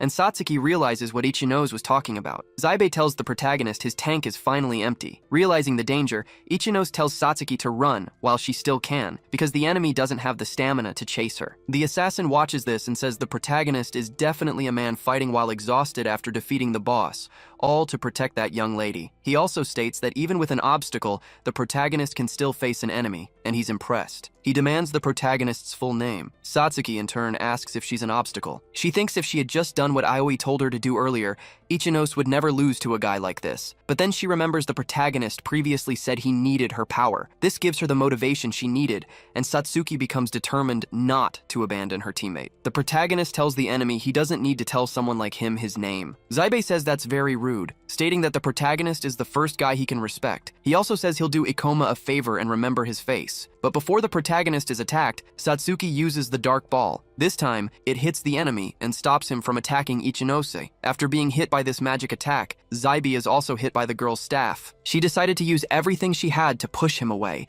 hitting the assassin right in his blind spot. The girl runs to the protagonist. and he asks why she's doing this. He told her to hurry and run, but Satsuki says she won't run. After all, he was the one who told her she could achieve things. So Satsuki uses mana drain and transfers her remaining mana to Ichinose. The enemy doesn't like being hit and wants revenge. He sees that Satsuki's back is unprotected and tries to use his deadly impulse to attack her. But Satsuki isn't caught off guard. She notices the enemy getting closer. Before anything can happen, the protagonist thanks Satsuki for saving him and gets ready to fight the enemy. Ichinose stops Satsuki from getting hit. Zybe sees that the protagonist's ability light is stronger, and he has recovered his mana. He immediately calls it cowardice. Ichinose first says that he's on a team, and that Zybe is dying while he has recovered his mana points. Then he says he wants to know who will win. The protagonist then attacks fiercely. Zybe feels the attacks more intensely, and Ichinose gives no openings for a counterattack. His blows become more impactful, but the enemy doesn't want to be defeated yet, and he tries to use his double knife. Satsuki notices the enemy making a move and tries to do something about it, but the protagonist anticipates it, using his gravity magic guarantee. He thinks the enemy's magic is too slow. He also thinks his previous version would have used this magic much faster, thanks to the crown blade. The assassin gets frustrated because he can't fight back. He realizes he won't win. Right after, the protagonist's magic attack hits him, trapping Zybe in a magic sphere. He can't believe he's about to lose to someone with a lower level than him. The protagonist knows that the laws about what happens in portals weren't developed in time. Even the Demon Defense Agency implicitly stated this. The result is just poor and slow information about deaths in portals. This time, Satsuki is also there with him. So the protagonist tells her he'll keep an eye on the assassin. He asks her to call the Demon Defense Agency people from outside the portal. Monsters disappear after the portal boss is defeated, so the protagonist thinks it shouldn't be hard for Satsuki to leave alone. A defeated Zybe stares at the protagonist. Zybe thinks he underestimated the protagonist, seeing him as just a kid. But when he looks into the protagonist's eyes, he realizes something. The number of fights they've been in is clearly different, and he wonders who this person is. Later, Ichinose and Satsuki are outside the portal. The protagonist reads in the newspaper that the adventurer serial killer is captured. He thinks they managed to capture the killer safely in the end. Satsuki says she thought the Demon Defense Agency would question them more than they did. Ichinose explains that portal crimes are hard to make public unless someone is clearly guilty, so the defense agency will drop the investigation. He knows the country changed after portal disasters started. Crimes outside portals dropped sharply. The government also became a dictatorship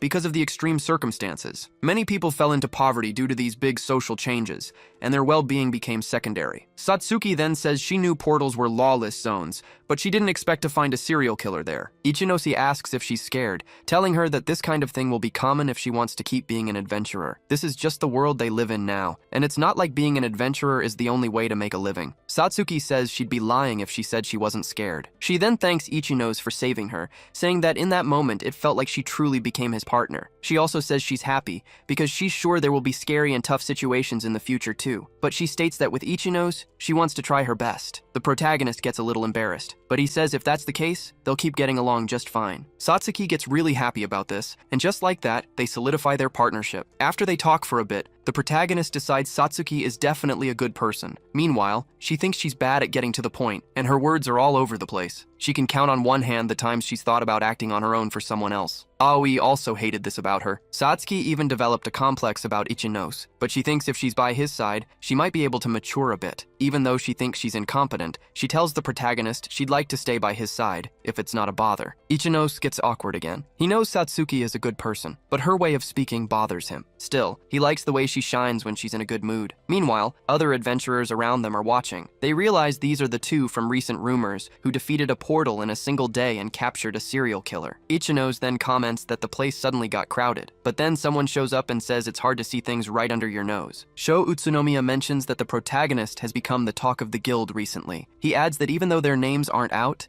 they're all over videos and blogs. The media is making a big fuss, trying to gather all the information they can. Even without names, you just need to look at the line to figure it out. Sho Utsunomiya thinks they're creating something pretty interesting. He says he always knew the protagonist had the potential to be a star. He tries once more to recruit Ichinose for the Thunder Knights, but then Aoi shows up and cuts him off. She says she was looking for Satsuki. The former leader apologizes to Satsuki. She admits she was a bit harsh with what she said before, but after rethinking her decision, she realizes she needs Satsuki on her team. After all, they're friends and can't just split up like this. With that, Aoi tries to win Satsuki back to her team. She points out that Satsuki has leveled up a lot recently. She also says she can trust Satsuki to cover her back from now on. However, Satsuki just tells Ichinos that it's gotten too noisy, and she wants to leave. Aioi and Sho Utsunomiya are left talking to themselves. So, Satsuki and Ichinos leave the place. On the way, Ichinos brings up Satsuki's friendship with Aioi. He asks if it's okay to just leave her behind, but Satsuki says that if you look closely, Aioi is just another stranger to her now. The protagonist understands her point of view. Satsuki mentions that the video of the incident is definitely circulating. Ichinos says this is how some people make a living from portals,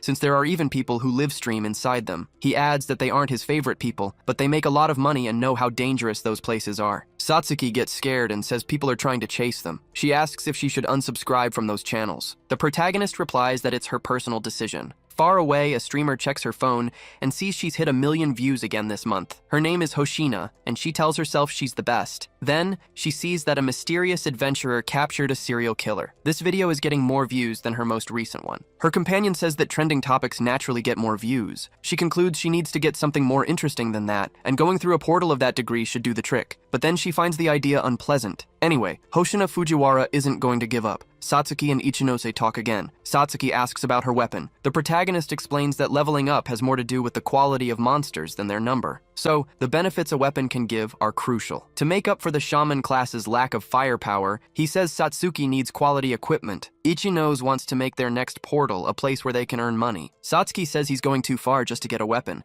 and she feels bad about it. However, the protagonist tells her there's no need to worry. He says it's good for him if his companion has good equipment. Satsuki likes that he sees her as a companion, and she says she sees him that way too. This makes the protagonist wonder if Satsuki will get attached to a bad guy in the future. Anyway, she changes the subject and asks about a portal where they can make money. Ichino says he's already found one, called the Old King's Tomb. It's an undiscovered portal found the other day, with a very high item drop rate. This is a special type of portal, a rare portal. Ichino thinks that so far, no one knows the Old King's Tomb is a rare portal. He knows this because he read all the portal records in his previous life. The money they can get from selling the drops is good, but what he really wants is to find rare and useful items too. Luckily, no one else has this information yet, which gives the protagonist an advantage and time to get as much as he wants. Satsuki looks at the protagonist and wonders about the evil smile on his face. A little while later, they head to the portal and walk in search of their goals, until Satsuki notices something strange.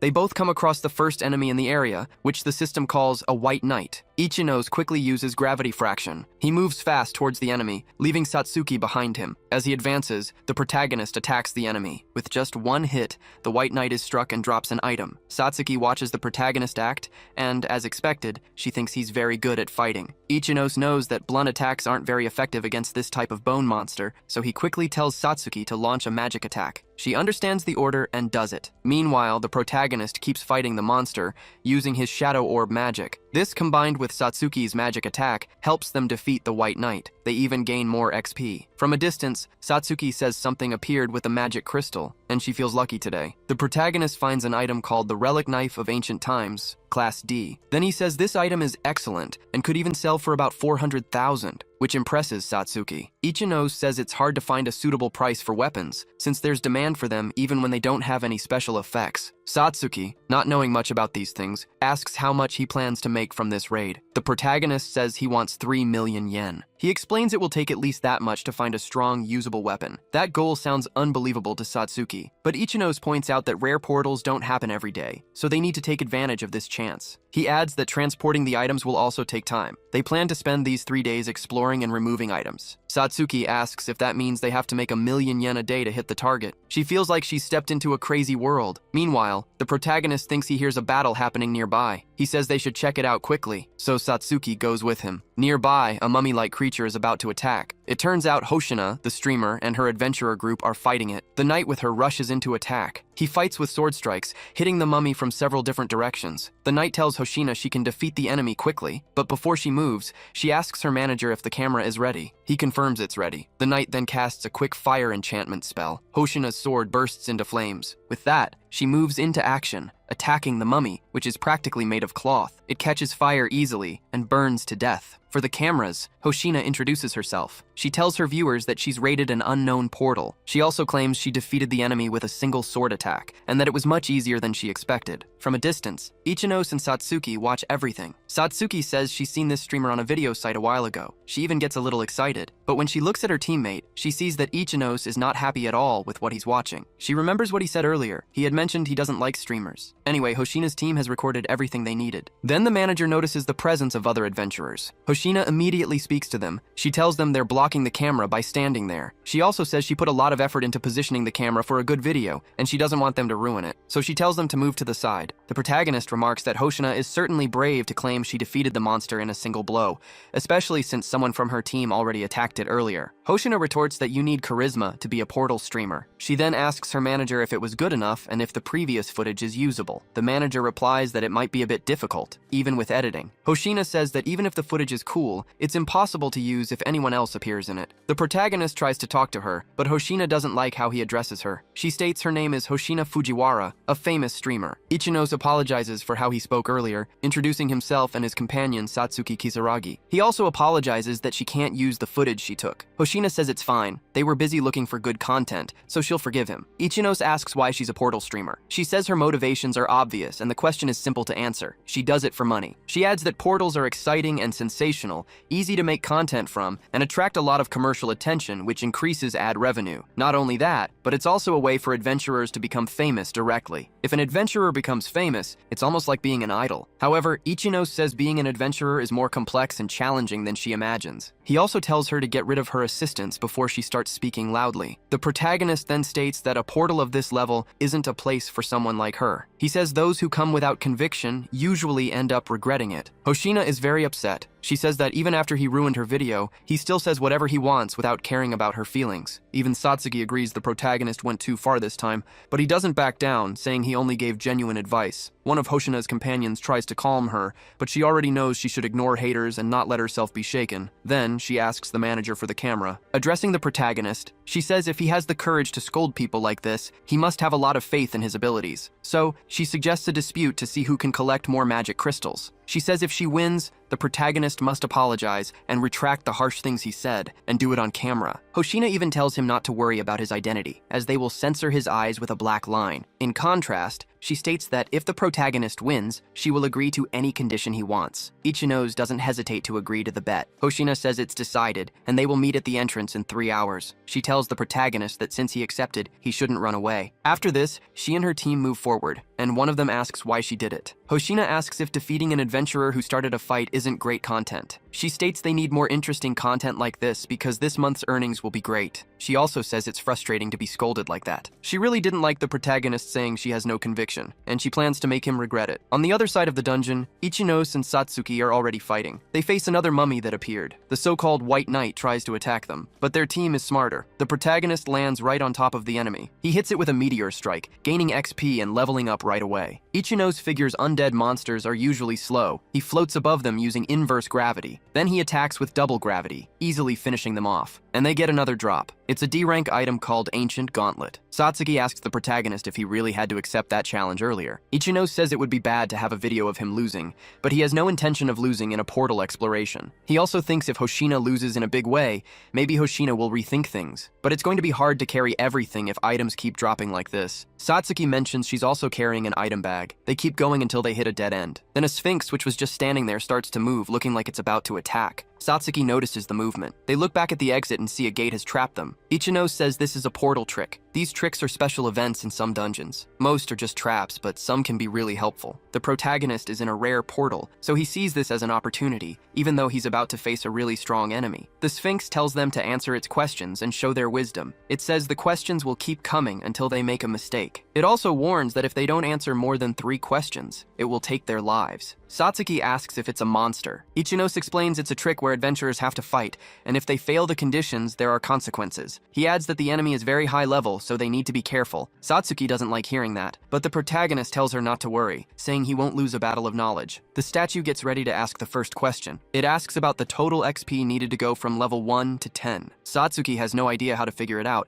but the protagonist answers 45. The Sphinx says that's correct. Ichinose knows he only has 2 more questions. He made sure to research all the details in his previous life. After some time, the statue is already on the 19th question. It asks about a magic monster with 3 faces and 4 legs, but before it can finish, Ichinose answers. He says it's the scary doll. He remembers the Sphinx said it would continue until he made a mistake, but he wonders if this will go on forever. The statue looks a little frustrated. Satsuki tells Ichinose he should just get one wrong already. But the Sphinx wants to ask the 20th question. What monster releases green slime mucus? However, the protagonist knows that the portal with green slimes doesn't exist yet. You can only create one using alchemy skills. He calls the question unfair. The statue didn't expect him to get even that one right. Even so, the statue judges the protagonist as brilliant. Then, the entrance gate opens. Ichinose thinks the stone statue must have been shaken, and half the questions were tricky. But Satsuki tells him something is wrong with the stone statue. The protagonist actually notices it. He sees an item dropped, called a rank B storage ring. He says this item is very useful, calling it super rare. Satsuki asks if it's valuable. Ichinose replies that if he sells it to someone who wants it, it could go for at least 10 million. This amount really surprises Satsuki. Ichinose thinks that for an item of this scale to appear in the portal, it must have been a trick that gives rewards based on the number of correct answers. Satsuki then says it took a while, but asks if he thinks he can win the bet. He replies that with this item,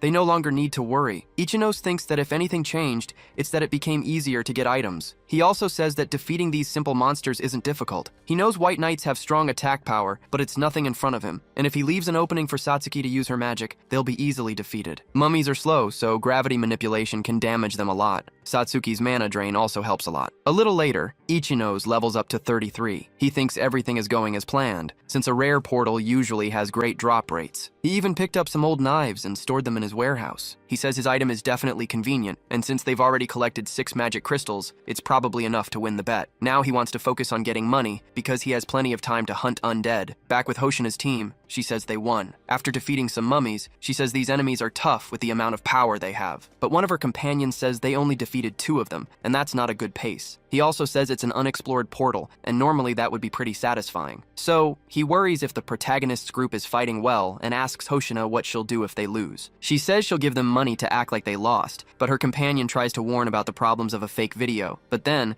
Satsuki and Ichinose appear. He tells Hoshina it looks like she has time for a break. She says they still have time and asks Ichinose about his magic crystal collection, saying she'll forgive him if he apologizes now. But Ichinose uses his warehouse release. He shows her how much he's collected so far. Hoshina can't believe what she sees. She asks about the amount of crystals, magic items, and that ring he has. But the protagonist knows there's nothing wrong. He repeats what she said earlier, saying he'll forgive Hoshina if she asks for forgiveness now. She says the challenge isn't over yet and tells her team to move forward. As they leave, Satsuki asks if Ichinose isn't bothering them too much. He replies that he just wanted to stir things up a bit. He confesses he got a bit carried away. Unlike him, Hoshina isn't excited at all. She's worried. So, the protagonist says he hopes she doesn't do anything over the top. Satsuki asks if the protagonist holds a grudge against the portal streamers. The protagonist explains his actions weren't because the streamers didn't take adventuring seriously. Ichinose states that being an adventurer carries the risk of losing your life. It's not something you do in your free time. He warns that if you keep going without conviction or determination, you'll regret it when the time comes. Meanwhile, Hoshina thinks she needs something big to beat the protagonist. She's bothered that she can't win just based on numbers. Her companion points out they're in deep trouble and don't have enough mana points. Hoshina knows they should save mana for their return, but she can't just go back like this. She's also doing this with strong determination. The story flashes back 8 years. The world was in absolute chaos with many more portal disasters than now. Hoshina was just a child. She saw her father die cruelly while protecting her younger brother and shielding him from the scene. But all she could do was run, holding her brother's hand. She ran desperately, crying. Afterwards, she ended up in a shelter for tragedy victims, where others knew what had happened to her. At the time, she was with Kun-san, one of the country's 5 rank A adventurers. She hated feeling powerless, only able to run. She kept studying and learning, driven by those feelings. The incident even made the news, which surprised her. She believed she could become someone's courage in the face of all these tragedies. She didn't think she could be as strong as that adventurer, but she wanted to give courage to people she could reach. Back in the present, she doesn't want to be called someone without resolve or conviction. Hoshina is determined to make the protagonist apologize. She hasn't gotten good footage yet, so maybe a big monster is what she needs. Her current goal is to defeat a big enemy on camera, even though her team members don't think it's a good idea. With that in mind, just as she considers turning back, she hears a monster and runs toward it, hoping it's a monster she can defeat. but she finds an adventurer who is almost dead. This adventurer tried to fight the level 40 necromancer Pharaoh, the boss of the ancient king's tomb portal. Hoshina's expectations crash. She didn't expect to find the boss, and she doesn't believe she can beat it. One of her companions says someone must have lured the boss out after fleeing its room. They should run because there's nothing for them here. Hoshina seems to agree, thinking the monster won't chase them if they run down a narrow path, but then she sees a girl adventurer begging for help. This reminds her of the tragedy involving her family, where she hated feeling powerless and only being able to run. Now she understands why she was so drawn to that adventurer. She just doesn't want to keep running and asking for help. So, in the present, she tries to help the girl and tells her group to fall back. She stops the monster from hitting the girl. She says she'll keep it busy and the girl should hurry and run. The girl does, thanking her for the help. But as soon as the girl runs, the monster attacks again. Then, one of Hoshina's group members shows up to help, saying he won't abandon her. She asks why the manager did that, and he replies that he's her #1 fan after all. He couldn't just run away now. He also admits he's not good at fighting, but even he can be a decoy. He wants her to run, offering to stay in her place. However, Hoshina is still standing while her group members fall trying to help her. The manager tries to summon a magic shield. It's meant to protect them, but the enemy's attack is so strong that in just one hit it breaks the magic barrier. This makes Hoshina realize she lacks power, speed, and all the qualities of a good adventurer. This is a high-level portal boss, one she hasn't faced before. She sees the next enemy attack approaching. Hopelessly, she gives herself up to her fate. But at that exact moment, the protagonist appears, telling her she was reckless. Ichinose counterattacks the enemy. This stops the girl from getting hit. With inverse gravity active, he saves her. Hoshina asks why he did it. Ichinose replies he was wondering if she was going to do something stupid. He also heard from a fleeing adventurer that she was in trouble. The protagonist reminds her that he told her before if she kept going without conviction or resolve, she would regret it when the time came. But Hoshina had said that if she won, Ichinose should apologize and take back what he'd said. So, he thinks he lost the bet, and he takes back everything he said about her not having conviction. While talking to her, Ichinose is stuck to the ceiling. But as he holds the girl, he realizes the enemy is still below, and it's about to attack him. So he moves quickly, returning to the ground. Using his gravity fraction, he counterattacks the enemy. Still holding Hoshina, he defends against the attacks. He knows that gravity fraction decreases the force of gravity. This makes it easier to receive the spear blows. From a distance, Satsuki helps him. Satsuki summons her shadow ball at the monster, but the enemy is too strong and it takes no damage. Satsuki knows her attack hit, but it had no effect. Ichinose says they can't run away with 2 seriously injured people. The situation is bad because the enemy is a high-rank portal boss. Even though the Crown Blade helps gravity users amplify their power, this opponent can't be easily defeated like the Mad Clown, especially not with a simple strategy. Ichinose thinks their chances aren't great. Hoshina says her group came with her because she asked, so she can't abandon them. The protagonist tells her not to worry. He likes fights with a good chance of success, but he also doesn't hate a difficult fight. He asks Satsuki to restore Hoshina's mana. Ichinose says he'll keep the enemy's attention on himself. Hoshina used fire enchantment before. She's a swordswoman who can use specific support magic in fights. Ichinose thinks she might be able to heal too since she's a magic swordswoman. So, he figures she can use healing while he buys time. They can slowly recover using the shaman class's mana point transfer ability. Satsuki transfers mana just like the protagonist asked. The gravity fraction increases agility, but reduces attack power. The lack of attack power isn't an issue if the goal is to draw the enemy's attention. However, the level difference between them is too big to keep running forever. He's not sure if he can keep this up with just the gravity fraction, but even while down, one of Hoshina's group members helps him. They apply support magic to the protagonist and tell him to be careful and look after Hoshina. Ichinose says he will. Then, realizing he's about to be attacked, he dodges. He says the enemy's strength is its size and speed. A crazy fast attack is also strong. This must be its strongest move. The protagonist thinks he needs to watch out for when that attack comes. Lying on the ground, the manager is surprised he's still alive. He thinks his body feels like lead, barely able to move, but he still worries about Hoshina and asks where she is. When he looks at the enemy, he sees the protagonist facing it. He wonders about this crazy speed. Without wasting time, he grabs his camera and tries to film the protagonist's fight with the monster. Ichinose shows off his gravity abilities, and the manager manages to capture everything on video. He judges Ichinose's movements as beautiful. Ichinose thinks it's probably because of the gravity fraction and the difference in their levels, but he's barely done any damage to the enemy, believing it's practically impossible to beat it alone. Satsuki uses reverse mana drain on Hoshina. She thanks him for the help, saying now that she has it, she's ready to fight again. Then she uses her healing ability, saying she can finally join the fight. Satsuki doesn't want to be left out and says she'll help too, which makes the protagonist think the situation has changed. But there's still one thing. Fighting this boss for a long time is out of the question, so he needs to defeat this monster quickly. The enemy keeps attacking the protagonist, but he quickly dodges all the attacks. Then Ichino's gets close to the boss and faces it head-on. Satsuki worries her teammate is cornered. The statue focuses on the protagonist, and he uses his gravity fraction, successfully changing its weight. From there, he throws another statue at the enemy, creating an opening to attack. Then he tells Satsuki to hit the boss's face, so she does, using her magic ability called Dark Orb, aiming it at the Sphinx. But watching from afar, she realizes the attack had no effect. Ichino says that's good enough, and the enemy having tough armor means it has something that needs protecting.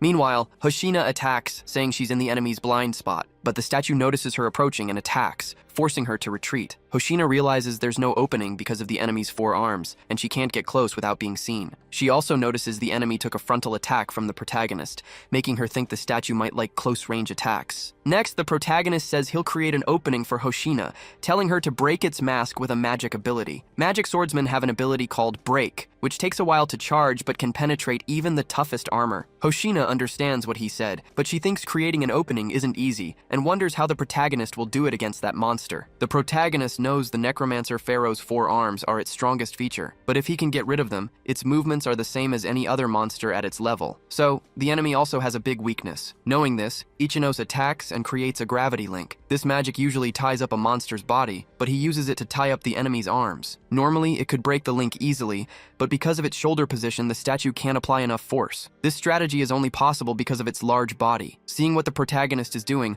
Hoshina realizes she can attack now. So, she prepares her magic attack and uses the ability called Break. Both Ichinos and Satsuki wait expectantly to see if the plan works. Then a crack appears on the enemy's mask, which it removes from its face, revealing its true face. Ichino says its weak point is exposed. Hoshina asks what's wrong with the enemy's face. The protagonist just says they should finish it while it's still restrained. So, Ichinos moves towards the boss, using his reverse gravity ability. Seeing the enemy move, he realizes he's seen that stance before, an attack that uses all its power. The protagonist knew the boss would resort to this if its arms were restricted, and the weakness of this attack is that it lowers its head. With that, the protagonist declares it's over. He then moves in for a precise strike, using his Meteor Strike ability. The enemy gets hit directly by the protagonist's Meteor Strike. After that, it falls immediately. The Ancient King's portal boss tomb is finally cleared, with complete submission. Ichinos even levels up and gains skill points. After this, Hoshina uses her healing ability on her group, and the manager thanks them for the help. Satsuki analyzes the defeated enemy and notices it dropped something, an item called Cursed King's Staff, rank C. The protagonist says it's normal for rare items to drop from bosses, and this time it's a staff. He tells Satsuki this item is perfect for her. He also thought defeating the boss would hurt their cash profits, but it's good they have this staff. Satsuki asks if it's okay for her to keep the item, since she already took the equipment from the Mad Dream Theater. The protagonist says Hoshina and her group also helped, so they should share with them too. However, she tells the protagonist not to worry about it, stating that he saved them after all. She even wants to give him her magic crystals and weapons, believing that way they'll be even. Ichinos, however, reminds her that he said earlier he lost the bet and he'll take back his words as promised, stating Hoshina is an adventurer with determination. She agrees, as long as he knows that. The way she talks even makes Satsuki uncomfortable. Ichinos says being an ideal adventurer doesn't require doing crazy things like this. But the manager disagrees, saying being an adventurer isn't very stable. Ichinosi agrees, but says at their level, they should be able to make a decent living. The manager says Hoshina has her mother, whose foot was injured during the portal disaster, and 5 younger siblings to take care of. Her father passed away, and he states being an older sister these days is very hard. Hoshina, however, tells the manager not to expose her family like that. Hearing this, the protagonist apologizes, saying he was acting superior while meddling in her business. Hoshina says it's not like she's doing this because she has no other choice, stating that everyone is afraid of portal disasters, and she wants to make people smile in the way she feels best. Ichinozi says that's a good goal, and he'll be rooting for her from now on. Hoshina didn't expect that, and feels a bit embarrassed by his words. Anyway, they meet with the guild staff and report what happened. After that, everyone leaves the portal. Hoshina asks the manager if the video equipment is working. He replies yes, and even has a video of an adventurer fighting at incredible speed, stating he's happy there are no defects for now. So, the girl is happy to hear that. However, he says they have few magic crystals, making it hard to make a video like that. He knows it's good to be alive, but things will be a bit difficult from now on. So he asks if it wouldn't have been good to accept the protagonist's magic crystals. But Hoshina replies she doesn't want to accept anything related to charity or pity. She then asks if he has any materials they can use, saying anything will do. The manager checks his camera and sees that the only moment he captured was the protagonist's fight with the creature. After some time at the Marima Branch Adventurers Guild, some people pass by and gossip about what's coming. coming, because Satsuki and Ichino's are already becoming known among others, until Satsuki shows a video to the protagonist. He says instead of getting information from a portal video, they should look for a data expert for that. However, he soon realizes the video itself is about Hoshina, reporting the appearance of an unknown but strong adventurer, meaning himself, which also has a lot of views. Not only that, but several comments praise his performance. Ichino's doesn't want to show his emotions, but he can't help it. He's happy about these reactions. He was wondering why he felt people were looking at him recently, so he concludes it's because of this video. Satsuki says it hasn't even been a day, and the video already hit 1 million views, as expected from her teammate. Meanwhile, Hoshina, at home, checks the results and is satisfied with what she achieved, telling herself she's the best. Until suddenly she gets a notification on her phone about Ichino's. They exchanged contacts so they could share information. She answers the phone and says Ichino's certainly contacted her quickly, asking if he became a fan. However, the protagonist asks about her making a video about him without warning. She replies they agreed that if she won, he'd let her make a video, but if he doesn't like it, she says she can delete it. But she asks the protagonist if he knows how hard it is to be an older sister these days. Ichino's replies he just wanted to complain a little. Hoshina says she understands, and that's good. She also says she had an idea, since he gets a lot of attention, and suggests they make a video together. However, Ichino's hangs up on her. Satsuki notices Hoshina was trying to say something when he hung up, and Ichino's says he'll act like nothing happened. However, he thinks at this rate, he'll be able to get the super rare item he gave up on in his past life, called the Ring of Wisdom. Ichino's thinks if he gets his hands on it, he can greatly change the world's destiny. At the guild, the receptionist confirms the protagonist is above level 35, and he seems to have a good record too. His adventurer rank successfully increased to C. Satsuki says, as expected, her teammate is rank C. Ichinozi says she'll be able to promote soon too. Everyone is surprised because the protagonist is the fastest person in history to reach such a level. It's faster to level up by defeating higher level opponents, and if the adventurer is inexperienced or lacks knowledge, it becomes an even greater challenge. Satsuki says people with rank C or higher are considered high by everyone around them, and she wants to do her best to follow her teammate's example. Ichinos, in turn, says he wants to get to rank B by the end of this month. This impresses Satsuki, as she thinks it's impossible to get that rank in just 1 month, since the number of people who can do that is 1 in a million. But Ichinos says there's an item he wants to get, and it's in a place you can't enter unless you're rank B or higher, the high difficulty portal called the Illusion Library. He wants to get a drop from this portal's boss, the Ring of Wisdom. Satsuki asks if he knows of another boss drop that hasn't been defeated yet, and if it's because of that rare item he was talking about earlier. The protagonist replies basically yes, and he's focused on getting the Ring of Wisdom, stating that this item might be related to the root of the portal phenomenon. Satsuki is impressed. The Ring of Wisdom has a strong possibility of having a hidden effect, but in the protagonist's previous life, its whereabouts became obscure before any research could be done on it, as there were rumors it contained information about the cause of portal disasters. Considering the time he has, it might be a bit difficult, but Ichinos would like to get it if possible. But the protagonist says he'll just be dragging Satsuki along with his personal goals, and he thinks it will be difficult without her, so if he can bother her a little. However, before he finishes, Satsuki says she's in, claiming Ichinos has already done a lot for her, and she's happy he still trusts her. Ichinos thanks her for her help, but he states it's really difficult to reach rank B within a month, and for that, Satsuki says it seems achievements are more important than levels. The protagonist tells her not to worry because he already has a plan. For now, he says they will both clear portals and accumulate achievements. They even encounter the Wild Tribe party, Red Troll Portal Boss, level 32. However, they easily defeat this enemy. After that, they find the Lake of Sirens, Siren Portal Boss, level 30. And again, with Meteor Strike, the protagonist defeats them all. He does the same in the Mixed Insect Nest, Agro Arachnid Portal Boss, level 36. So, they clear 3 portals in 2 weeks. Satsuki knows they were low-level bosses, but asks if it shouldn't be harder to defeat them. Ichinos says bosses are strong and have high attack power, but at this level their movements are still very simple. They also don't have any crazy special abilities. That's why he chose portals they could clear easily. He thoroughly researched all the portals that were easy for his level range, and with that, he now has 5 portal achievements above level 30. So, he expects to be promoted to rank B. Then he goes to the guild again, and the receptionist says it certainly looks like he can be promoted, stating that having so many achievements in such a short time is something to consider. Ichinos asks to be promoted, and the receptionist says they have a rigorous inspection process for rank B and above, and they'll be in touch in a few days. But someone approaches, saying they can't believe it, because he just saw a kid is about to go up to rank B. Ichinos sees this man as an adventurer contracted by the guild. Adventurers with significant achievements can sign contracts with a specific guild to work for them. They mainly do jobs like portal management or responding to portal disasters, or advising the guild on unexplored portals. Their influence within the guild is quite large, so the adventurer is impressed a kid is at such a high level. The receptionist says this is because the protagonist is almost level 40, and also has some achievements in intermediate rank portals. The adventurer finds it hard to believe a skinny kid defeated a bunch of portal bosses, because he himself took 7 years as an adventurer to finally become the first rank B adventurer of the Marima branch. And then a kid appears out of nowhere and challenges his achievements. So the protagonist realizes a problematic person is watching him. The man says he can't accept that a rookie with less than a year of experience is a rank B adventurer. Ichinos knows his name is Oga, and he's one of the few contracted rank B adventurers in the guild, and he won't be able to be promoted to rank B if he ignores him there. Ichinos also knows that promotion requests are limited to the adventurer's place of residence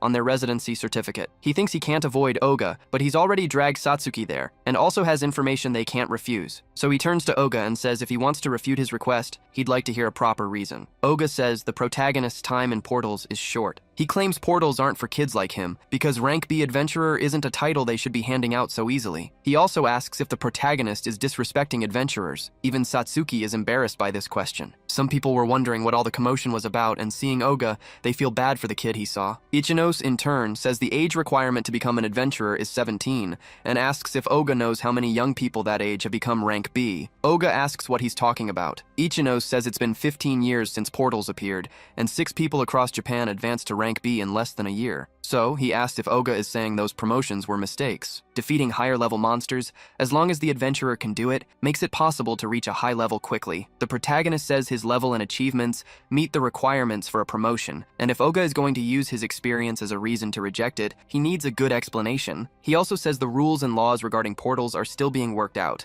and they should be listening to those with a lot of portal experience. But they should also consider past examples and circumstances. Rules shouldn't be based on someone's feelings. They're made from an accumulation of the past, after all. So, the protagonist believes that should be guild policy. Hearing this, the receptionist says he's exactly right. Satsuki thinks it's amazing, because even when the other person is a veteran contracted adventurer, her teammate clearly has more knowledge and charisma. Some people also heard and say Oga just lost that argument. So Oga thinks a kid is mocking him, so he won't forgive him, saying he'll make him regret it. Then he asks the receptionist what the kid's class is. She replies Ichinos is level 38 and his class is Gravity User. Oga says he's never heard of that class and wonders if it's a rare class. However, he thinks it's more likely a magic class, and if the kid has a strong vanguard in front, his leveling speed might make sense. Ichinos, in turn, says he's a bit stubborn, stating that rejecting an application without thinking it through is a bit much. However, Oga states he has conditions, saying he'll personally make sure the protagonist is fit to be a rank B adventurer, and tells him to go to the guild's training ground if he has determination. So the protagonist does that along with Satsuki,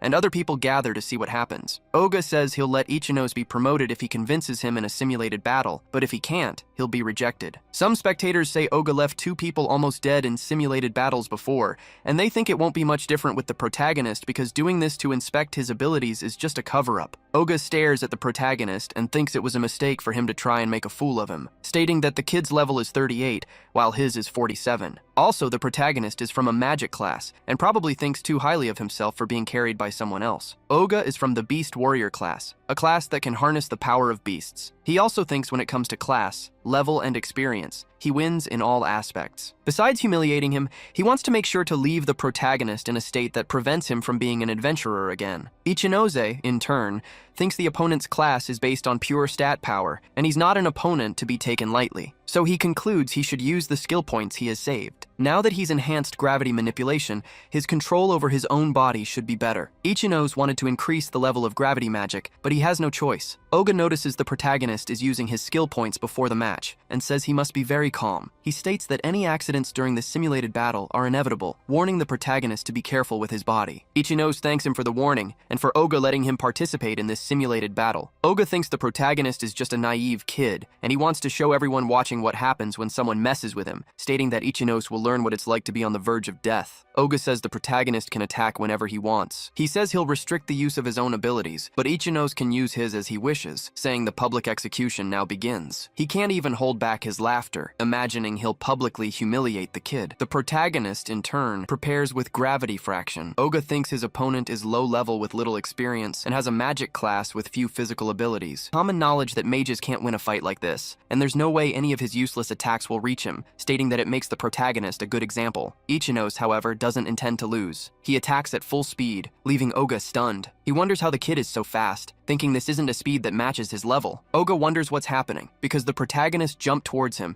which he thinks he can reverse if he corrects his position. But Ichinose appears high up, surprising his opponent once again. So, Oga realizes something is wrong with his balance. Ichinose doesn't waste time and shows no mercy, hitting Oga directly. The blow makes Oga bleed. Oga doesn't give up, saying Ichinose wasn't very smart with that combo and knee kick. Other spectators see that the protagonist is fighting an equally strong guild adventurer. Someone else says it's just a ranking inspection, and the adventurer is probably going easy since he's not even using his skills. Meanwhile, Oga thinks he can't take advantage of this situation. He reached rank B after years of hard work, but he also thinks he can't beat the protagonist because the MC won't let him. Oga intended to publicly humiliate the protagonist, but now it seems he's the one being made fun of. The protagonist is a lower level and younger, so Oga can't believe what's happening. Ichinose tells Oga he's mistaken. He knows the gravity user is the strongest class, able to freely change physical ability with gravity manipulation in a short battle that doesn't use all his mana. Ichinose doesn't think he's behind any class, even if the opponent is a higher level. Fighting without using skills is just disrespectful. He thinks even Zybe showed more respect in battles, and his combat skills were better too. The protagonist doesn't even feel any dark or murderous intent from his current opponent, so he decides to end this quickly. He attacks Oga again, this time using his double gravity skill. Oga feels the blow and notices the protagonist's sword got heavier. He realizes the MC isn't just fast,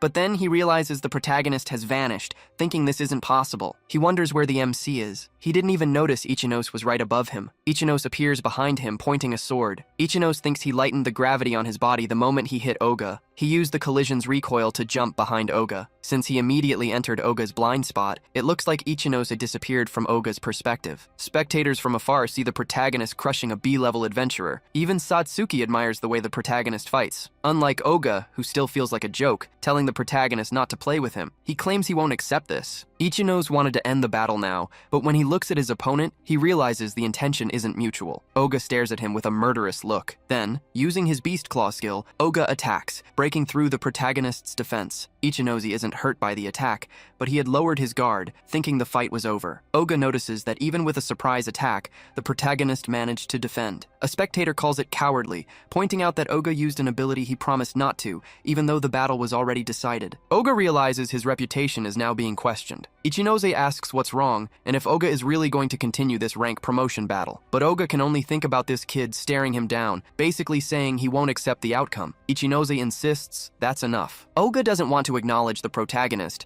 especially since he feels pressured by a kid whose level is lower than his. He also thinks if this rumor spreads, the guild won't ignore it, and continuing might seem pointless. Right after this, he tells Ichinose that his request for a B-rank adventurer promotion is rejected. Oga says the protagonist might be a bit clever, but there was no decisive blow, and no monster he faces will forgive that. He even let the protagonist push him back to this point on purpose. To make things worse, Oga claims the protagonist was hurt by his ability, even though it's clear he looks fine. The spectators find this disgusting, thinking Oga never intended to acknowledge him in the first place. But Oga hears this and gets pretty irritated. One spectator tells another not to speak too loudly, saying he doesn't know what will happen if Oga notices them. But to everyone's surprise, Sho Utsunomiya shows up and asks Oga if he has no shame. The protagonist is surprised to see him. Sho also says Ichinose was winning from start to finish, and the last hit only happened because Oga broke the rule about not using his abilities. Hearing this just makes Oga even more irritated that someone is talking to him like that. The protagonist tries to say something, but Sho Utsunomiya tells him to leave it to him,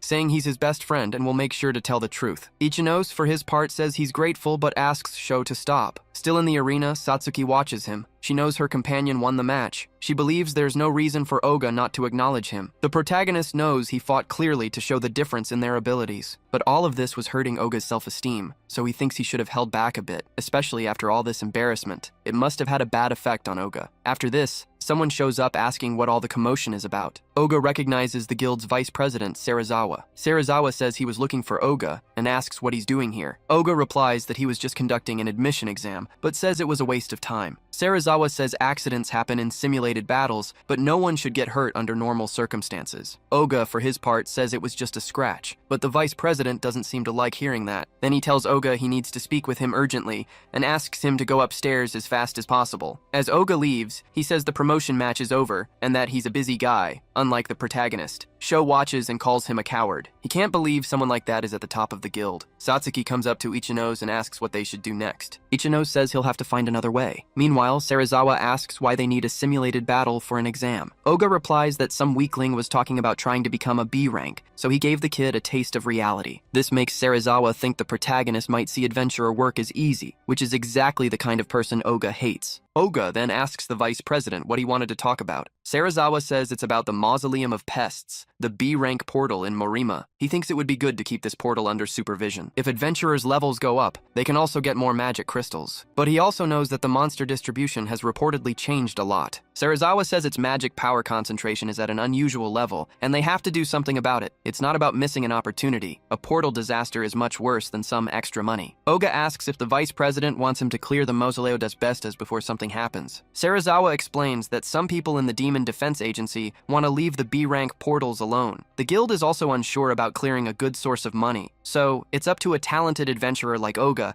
to investigate if this portal is safe. They don't know much about portals, and Serizawa thinks Oga's words are firm and confident enough to convince them. He wants Oga to give his opinion and convince the guild master. Oga then says Serizawa always calls him for the most boring tasks, but Serizawa says they haven't finished their conversation yet. Oga says he's very persistent. He picks up some papers and throws them on the floor. Serizawa tells him to at least look at the data. Oga asks what he'll learn by looking at some data. He claims that with his experience, he can say there's no problem. Even if something happens, he says he'll conquer the portal in a moment. But Serizawa says if something happens, it will be too late. He also says Oga doesn't know what kind of portal disaster might happen. Even with these warnings, Oga ignores him and leaves. The vice president knows his goal is to protect the city, but he thinks it would be great if nothing actually happened. He doesn't know the dangers that await the adventurers. Later, Satsuki talks to the protagonist and says the whole situation was very unpleasant. She says she didn't imagine someone like that is a contracted adventurer for the guild. Ichinos knows that rank-up registrations are linked to the guild closest to his home. He can't ignore Oga if he wants to reach B rank. He needs to be at least B rank if he wants to challenge the Library of Illusion. Ichinos thinks Satsuki can raise her rank at another branch, but her level is too low. Because of this, he doesn't know what to do. Suddenly, Hoshina appears. She says she heard what happened and asks if Ichinose really fought a contracted guild adventurer. She says information definitely spreads fast, and one of her fans sent a video of the duel between Oga and Ichinose. Hoshina is exposing the guild's true state and Oga's tyranny. She presents this to her audience, claiming her subscribers will activate the flames, but the protagonist thinks she's just after views. Hoshina says she owes Ichinose because she was hoping he'd be useful. She also admits this increased her earnings,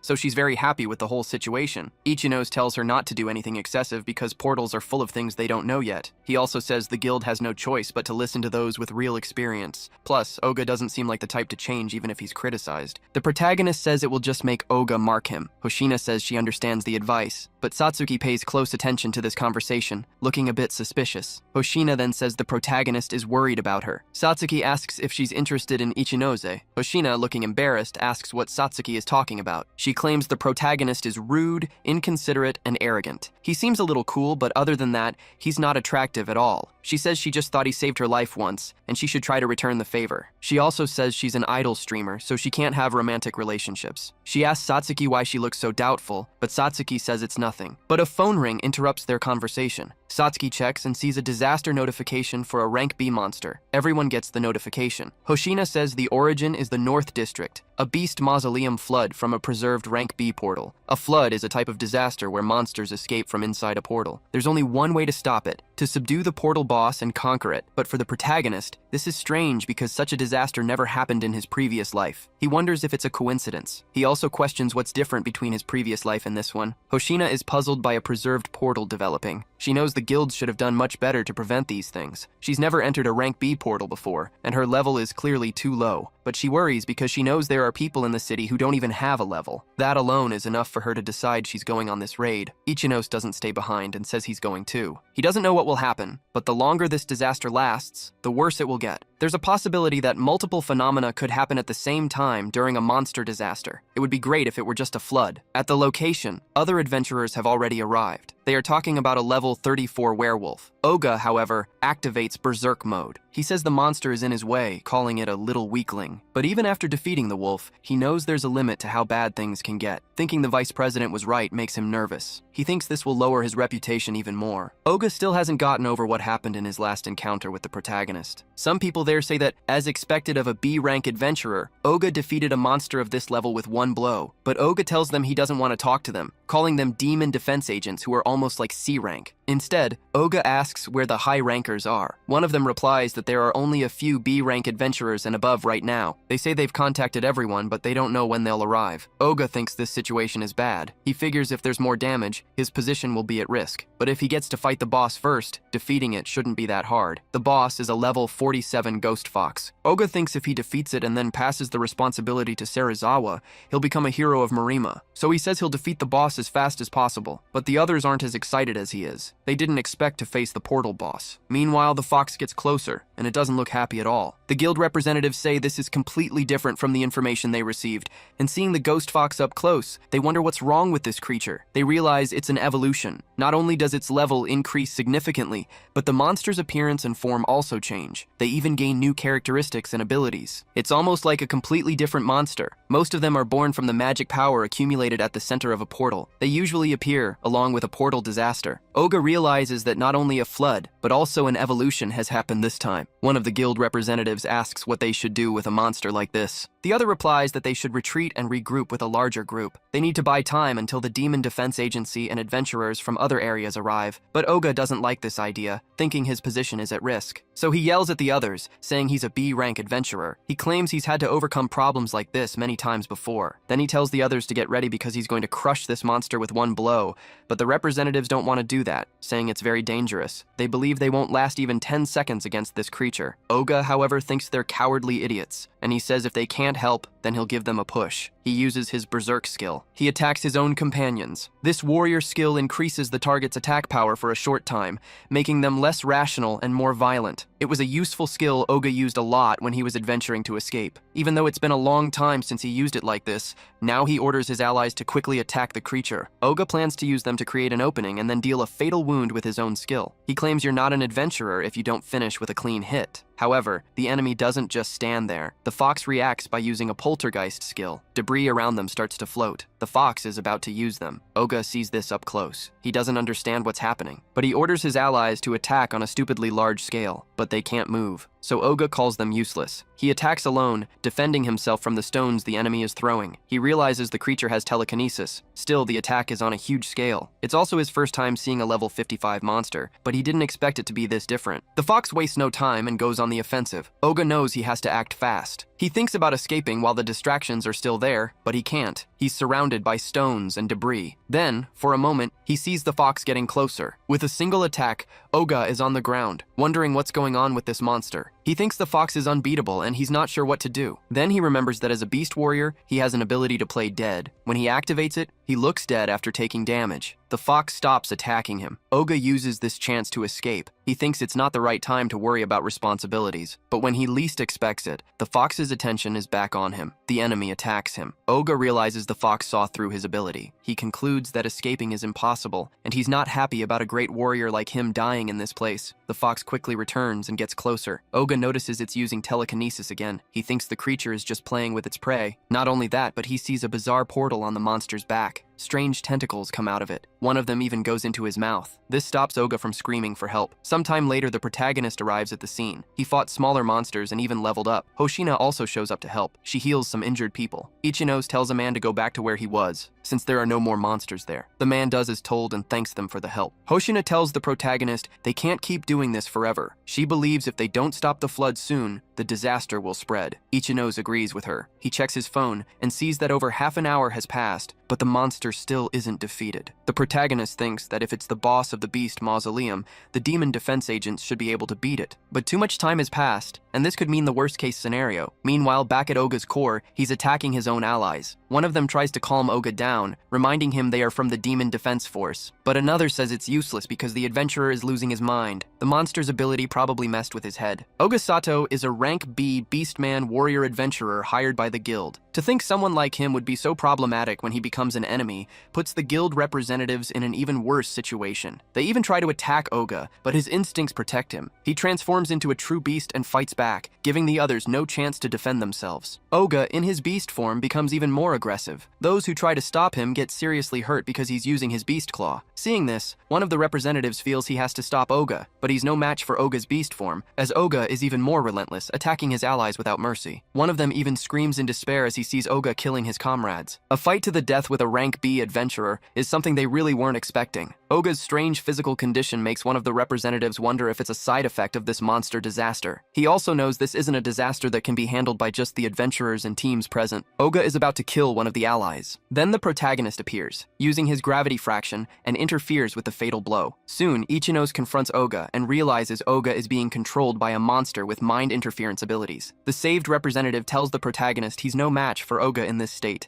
claiming just any adventurer can't defeat him. But as he watches them fight, he realizes the protagonist is beating a rank B adventurer. He's impressed to have this kind of rookie in the area. Meanwhile, Ichinos notices Oga's movements are much simpler now compared to their previous duel. He realizes this is because of the enemy's mental interference. Oga fights using his beast claw. Ichinos sees his opponent is getting impatient and is only attacking. To counter, the protagonist uses double gravity. He hits Oga so hard that Oga returns to his normal state. After this, he asks if the adventurer is awake. But as soon as Oga sees Ichinos, he remembers their previous fight. This awakens a hidden anger. Then he returns to his beast state, saying he will kill the protagonist. The mental interference skill is more powerful than Ichinos expected. Even though Oga is a higher level opponent, the protagonist says he doesn't have time to fight him. So he tells Oga not to hold a grudge for what's about to happen. With a charged mid-air attack, Ichinos uses double gravity once more. He combines it with his meteor slash. After the attack, he cuts off the opponent's right arm, and he also takes the strength from his legs. He believes Oga must be powerless now. Watching this from a distance, the guild representative can't believe a rookie was fighting a B-rank adventurer while holding back. He concludes the protagonist truly has no limits. Then Ichinos' friends show up, and Hoshina tells him he went too far. He apologizes, but says it was an emergency. Satsuki knows there's a speed difference between classes, but either way, she says they should take these guys to a safe place. However, the protagonist sees something coming closer. He says they don't have time to do that. The girls get scared when they see the enemy. It arrives already attacking, and it causes a big impact on the area, but the protagonist isn't shaken. He knew that at any moment the portal boss would show up. The fox stares at them. Satsuki wonders what's going on with this creature. Ichinos identifies it through his system as the boss of the Beast Mausoleum portal. It's called the Ouija Ghost Fox, level 55. He knows the level is much higher than what was reported before, and he didn't expect an evolution to happen. Now he thinks it's safe to say the response to this disaster was too slow. In cases of evolution, even he doesn't know what skills the enemy might use. But Hoshina says that as long as they defeat this fox, the monster disaster will end. Ichinos agrees, but says this opponent doesn't seem like one they can defeat with normal methods. Then the enemy summons the beast spirit, Ghost Guardian, and they charge towards the adventurers. Hoshina notices even more monsters are being summoned. She knows the longer this goes on, the worse the disaster will get. She also realizes the fox seems to be playing with them. The protagonist tells the two of them to handle the surrounding enemies and protect the injured demonic defense agents. Hoshina asks what he plans to do. Ichinos replies that he's going to hit the monster with his fast attacks and end the disaster. At first, she's worried, but she quickly calms down. She believes that if it's Ichinos, he might actually pull it off. So she tells him he can leave the rest of the wolves and the injured people to her. Satsuki and Hoshina stay behind while the protagonist moves towards the boss. But one of the representatives says this doesn't make sense. They're facing a boss that's a much higher level than them. He claims there's no hope of winning until teams from other regions arrive to help. But Ichinos isn't worried at all. He just keeps moving forward, leaving the rest to the girls. Satsuki trusts her teammate a lot. She knows what he's capable of. Meanwhile, the enemy uses its poltergeist ability again. It controls some debris from the area, just like it did with Oga earlier. But this time, it plans to attack Ichinose. The protagonist notices this right away. Not just him, the representative also sees it and wonders about the monster's skill level. The fox doesn't waste any time. It throws the stones at the protagonist. For a moment, Satsuki worries about him. Even Hoshina gets worried, thinking there's no way to handle all of it. The representative thinks it's obvious the monster is just playing with them. It probably thinks they're just toys. The protagonist knows what he's up against. Even so, he doesn't let it bother him and keeps moving forward. This surprises the guild representative, who wonders about these fast movements. He's never seen anyone move like this before. Ichinos knows this comes from countless life-or-death fights using the thief class, which relies only on speed. And it seems his previous life wasn't completely meaningless either. As he faces the fox from a distance, he asks if it's panicking. His massacre skill didn't work. His words seem to make the enemy angry, but that's exactly what the protagonist wanted. He uses gravity fraction to throw one of the rocks back at the fox. He tells it the fox has too many openings. The representative thinks about Oga, who is B rank, and wonders how many people can put pressure on a level 55 boss. He doesn't know the protagonist yet, but he's sure the MC has what it takes to be a high-class adventurer. Back to Ichinos, he tells the enemy he doesn't have time to play around. He explains that if he defeats it, the portal will close, and all the monsters that came out will disappear, so he wants to finish this as fast as possible. Ichinos is determined to defeat the enemy, but the fox isn't backing down. It uses its telekinesis to throw rocks and it roars fiercely at the protagonist. The protagonist sees the debris coming his way, but he dodges it with speed. Ichinos thinks that while the enemy's attacks are powerful and large scale, they're also too broad. He's pretty good at handling things like that. Next, he jumps under the fox. He uses double gravity and gets ready,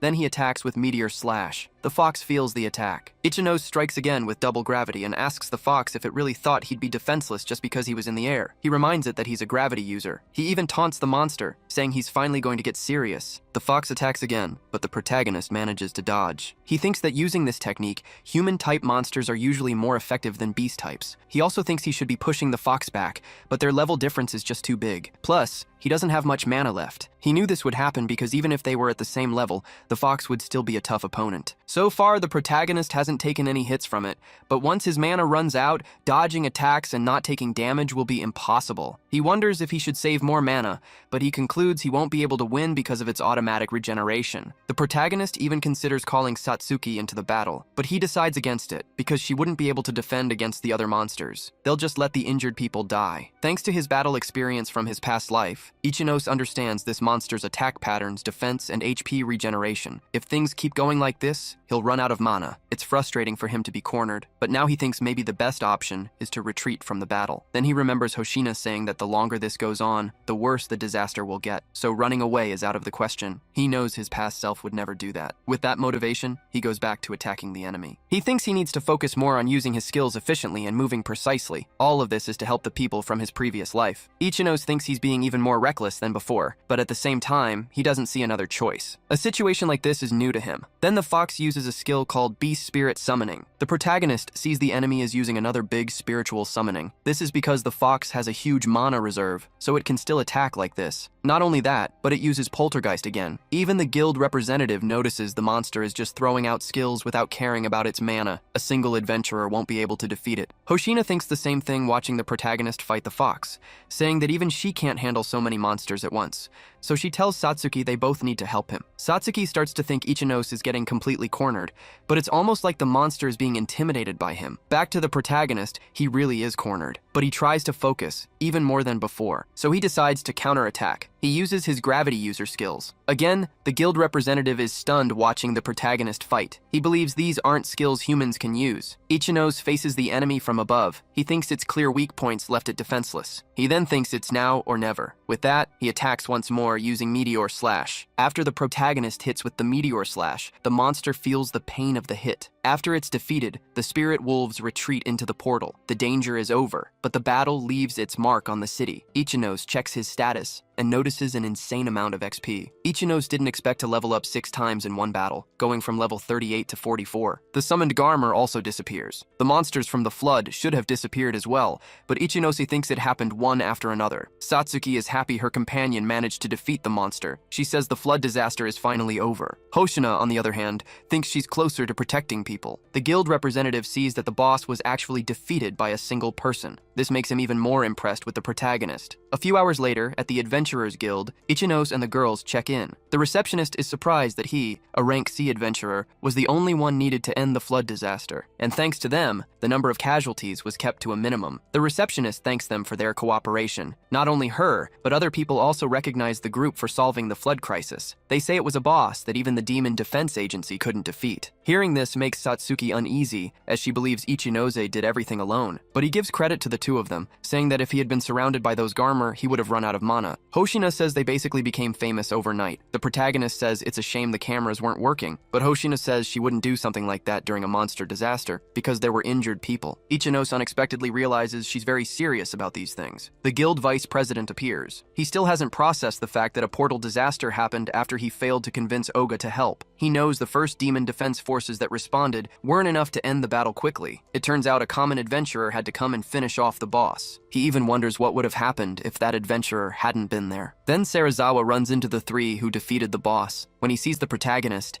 he thinks he's seen him before. He soon remembers that this is the boy who once fought Oga. He's surprised that this boy was the one who defeated the boss. Serizawa wonders if such a kid would be suitable for rank B. He also remembers previously concluding that the protagonist thought being an adventurer would be easy and that he judged him wrongly. Now he concludes that he apparently has a pretty bad eye for people. Far from there, in a hospital, Oga is furious, even though he's bedridden. Even though he's calmer, he has memories of being controlled. Not only that, but he also remembers that the protagonist cut off his arm. And now the protagonist is being treated as a hero for ending the flood, which leaves Oga quite frustrated. This is because he imagined this would happen to him, not some aspiring adventurer kid. He soon says he will use his position and status to make sure the protagonist is punished, wanting revenge for his arm. However, the guild representative appears and says it's the opposite. Not many people can subdue a cheating rank B adventurer without killing them. He also says that if Ichinos hadn't been there, Oga probably would have died. Oga asks if the representative is saying he would die to some lower-level defense forces. He also asks why he's being bothered like this. Oga gets scared when one of the defense members from that day appears. Oga can't believe he survived. Now he knows he's in trouble. The representative asks if Oga used his skill to make the defense member more violent. He also says that using a skill that affects someone's mind without consent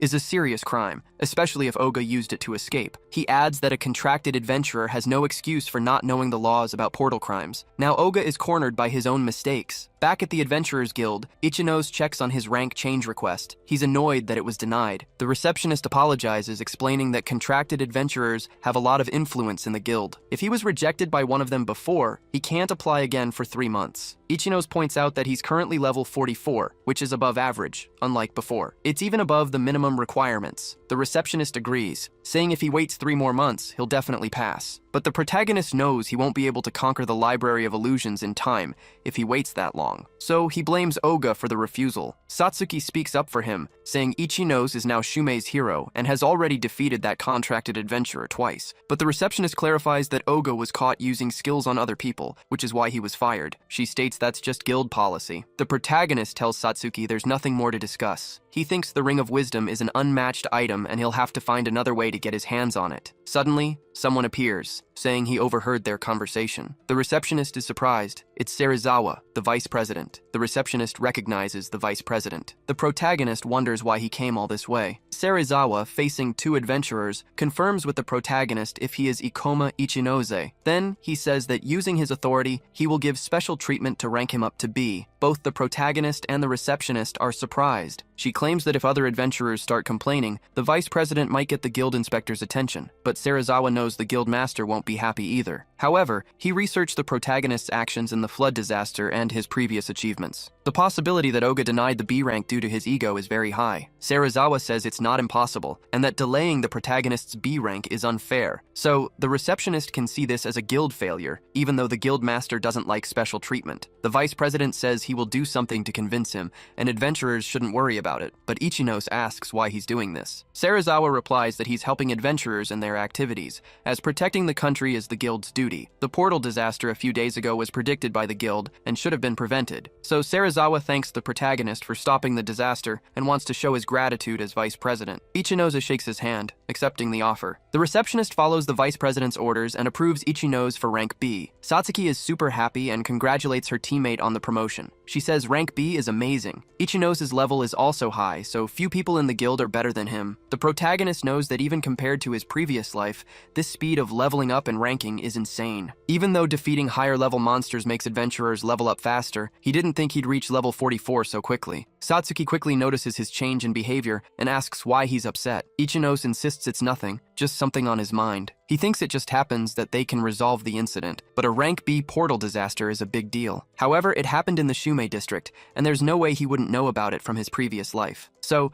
Ichinose concludes this incident didn't happen in his previous life, and wonders if something changed because he traveled back in time. But then he thinks there are many unexplained things about portals, and if he relived this life too, it wouldn't be strange if something completely different happened. First, he doesn't know how time regression mechanics work. There's also the butterfly effect, the idea that a small change can cause a big change in the timeline. However, Ichinos feels a noise in his chest and wonders what it is. Thinking too negatively is one of his bad habits. Anyway, this was his goal, and he finally reached rank B. After that, he decides to check his phone. He sees a news notification. He tells himself it finally appeared, the library of illusions he wanted so much. The news about the portal came out a few minutes ago, and thanks to the vice president, he somehow reached the top of rank B in time. Satsuki asks if this was the portal he was talking about so much. He says yes. He says he's aiming for the Ring of Wisdom that the boss will drop, as he thinks it's an important item to unlock the secrets of portal disasters. He also says they need prior application and inspection to enter rank B in higher portals. Ichinos says he wants to fill out the registration now and asks Satsuki if she has any problem. She has no problem, as she's just as excited as he is. Sometime later, at the guild headquarters, the guild master is on a call with someone. He says the portal, the illusion library, will appear soon, and the boss drop from this portal is very problematic, so he can't let anyone get their hands on it. The other person asks if the guildmaster's team collects and takes care of it. With his authority, completely monopolizing the portal should be easy, but the guildmaster says that's stupid, as he can't let the country start to distrust him. Besides, he needs someone for official procedures and has some obedient dogs, but he doesn't think it's time to use them yet, because exposing his goals and identity won't be forgiven. So he says he needs someone who won't get in his way. The guildmaster tells the person to contact Chimera Fang as soon as the portal appears. The boss must be subjugated, the item destroyed, and all adventurers who enter must die. Finally, the guildmaster says that taking care of groups and changing family registration is that person's specialty, not a reason to get his hands dirty. After that, he ends the call. Someone knocks on his door. An employee says he wants to consult the guildmaster about preparing the demon defense forces, but he sees the guildmaster with his phone in hand and asks who was on the phone earlier. The head of the demon defense force, Kurebi Hoju, just replies that it's nothing important. Back to the protagonist, he says he has a strategy that will help them win. At the Kanagawa Prefecture Adventurers Guild, Urakura City branch, Ichinos is surprised by some news. The local receptionist says it's a guild decision, and unfortunately she can't let him enter the Library of Illusions. She also says she knows they are unknown people from another guild branch, but recently there have been many adventurer deaths at the Urakura Guild branch, and if the numbers look bad, the guild head will continue to be pressured. In any case, she says her branch is quite strict right now, but Ichinos disagrees. He states that if the portal is left as it is, it will become unstable, and she should allow rank B adventurers to enter and solve the problem. However, the woman says that if it's just about managing the portal, then the defense forces are more than enough. And if it looks like it will drag on for a while, then the city can hire adventurers from elsewhere, much less a rookie rank B adventurer and his partner, who is only rank C. So, she apologizes, but states they aren't going anywhere. But then, someone appears, asking if they would also like to challenge the Library of Illusions. The protagonist asks the man who he is. He replies that his name is Seiji Jugoya, a monk-class adventurer, level 34. He also says he's rank B, like the protagonist, and also wants to conquer this portal, but there don't seem to be enough high-level adventurers. Ichinos sees this as an opportunity, believing that if he has Seiji and other adventurers, the guild might be less restrictive. He planned to level up with Satsuki inside the portal before going to the boss anyway. He was worried if they could subjugate it in time, but with the monk, there are no worries. However, Ichinose is unsure if he can trust him. Satsuki, in turn, says this is a relief, as they can challenge the portal now that they have company. The monk confirms the protagonist's identity, welcoming them. He also invites him to join his team, but realizing she might be left out, Satsuki asks if she was also invited. Seiji says he's trying to enter a dangerous portal and looked at her documents. He noticed that the girl is a shaman class, which is known to be difficult to use, even among mages. He states that her achievements are also quite scattered, and that he can't have waste in his team. Realizing his companion was embarrassed, Ichino says that if the monk excludes her, he's out too. Seiji doesn't seem to like the refusal. He says he's not trying to use them for profit or anything, but he mentions he already has two very superb members who are the vanguard of his team. So, he honestly wants to conquer this portal. The protagonist says the shaman class can use mana drain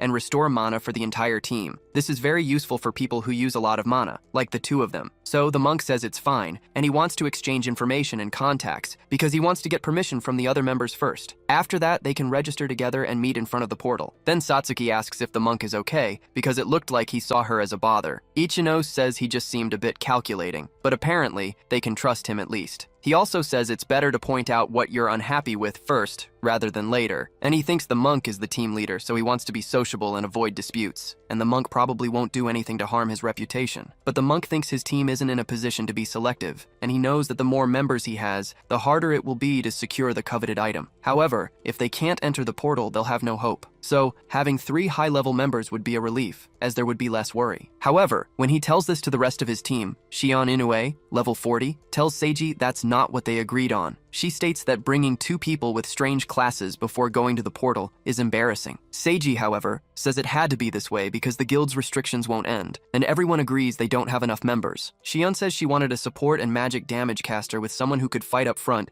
and also be an all-rounder. She claims the monk ignored classes on purpose, as if he was fine with anyone, but Seiji only cared about the number of people. When introducing the two, he says Ichinose's level is high and Satsuki's is too. Satsuki thinks they all group up without problems, but the atmosphere is really strange. So, she asks the protagonist if this is okay. Ichinose thinks he found Seiji suspicious before, but now that he's met the other members, he realizes they inspire even less confidence. In turn, Shion says directly that if they are useless and take their share of the profits, they will die. But the protagonist says he agrees with a system where only those with achievements earn, and he says that's better for him. Shion calls him bold. Then she asks Kasai, the other team member, what he thinks. Kasai Hiru, who is level 45, says he doesn't care as long as they can enter the portal and he doesn't want to be bothered. Ichinose knows everyone's level is very high, so he figures he just has to ignore everything else about this team. He reasons that forming an impromptu team to go straight into an unexplored portal has big advantages. They can sell information to the guild. They can also get rare items. People talk about them a lot, so even just the name will be easy to sell. Still,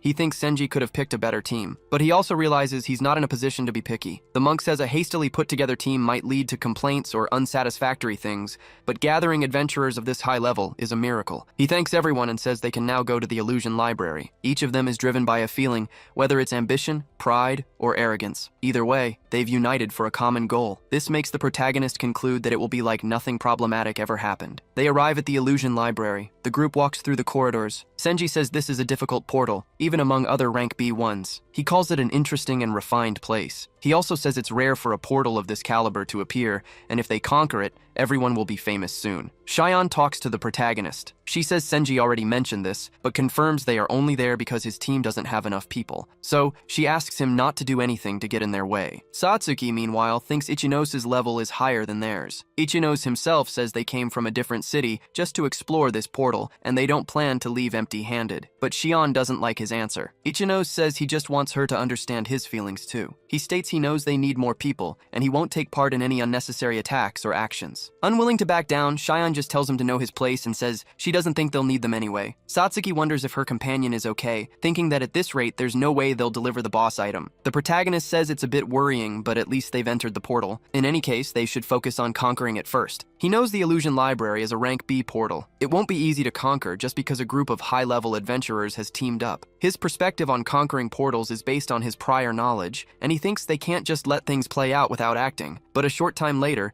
Senji finds something intriguing. He opens a book and can't identify the language of the writing, but he thinks this is what they call otherworld culture. Ichinose knows that objects found inside a portal that aren't items or magic crystals disappear as soon as they leave the area. In the future, research into portal cultures will advance. They will discover more about level distortions and how cultures weren't clear. The language found inside portals is practically not a language at all. There's a high chance it's just a sequence of random characters. Some counter theories were presented against this, but most had no real evidence and could just be summarized as illusions. It's said that the Ring of Wisdom from the Illusion Library is a rare item that could unravel this mystery, and Ichinose doesn't want to lose it again. After walking for a while, an attack approaches, and Seiji activates a shield. He manages to protect himself from the fireballs. From the other side of the area, a level 40 librarian goblin attacks them with magic. Kasai tries to attack the enemy from behind using his shadow steps. By the time the goblin notices him, it's already too late. He gets executed and loses his head. Ichinose doesn't even need to act this time. Seiji says Kasai's skill and performance are incredible, just as he expected. But Kasai tells him he doesn't need compliments because they're annoying. Then, Kasai tells the protagonist and his companion to collect the magic crystals, saying that's what they're there for. Shion says something similar, stating they came from Tokyo and aren't just going to stand around. But Satsuki points out that Shion doesn't seem to have done much herself. This makes Shion angry, as she says it wasn't her turn to attack yet. She asks if Satsuki wants to start a fight. Satsuki says no and apologizes. Ichinose thinks both of them make quick decisions and use their skills well. This reassures him because their skills are genuine. After seeing these skills in action, he's also sure of something else. This guy named Kasai has something hidden, so Ichinose goes up to him and starts a conversation. But Kasai tells the protagonist he's being too informal. From a distance, Satsuki notices her teammate trying to talk to the grumpy guy. Ichinose describes the skills he saw: Shadow Step and Execute. He asks if Kasai is from the Thief class. Satsuki sees this and isn't sure what he's trying to do. The protagonist gets excited, saying that from this point on, it will be very hard to damage the boss. However, he says if Kasai is aiming for the top, he recommends reducing his skill point usage. Hearing all this makes Kasai wonder what's up with this kid. Ichinose continues,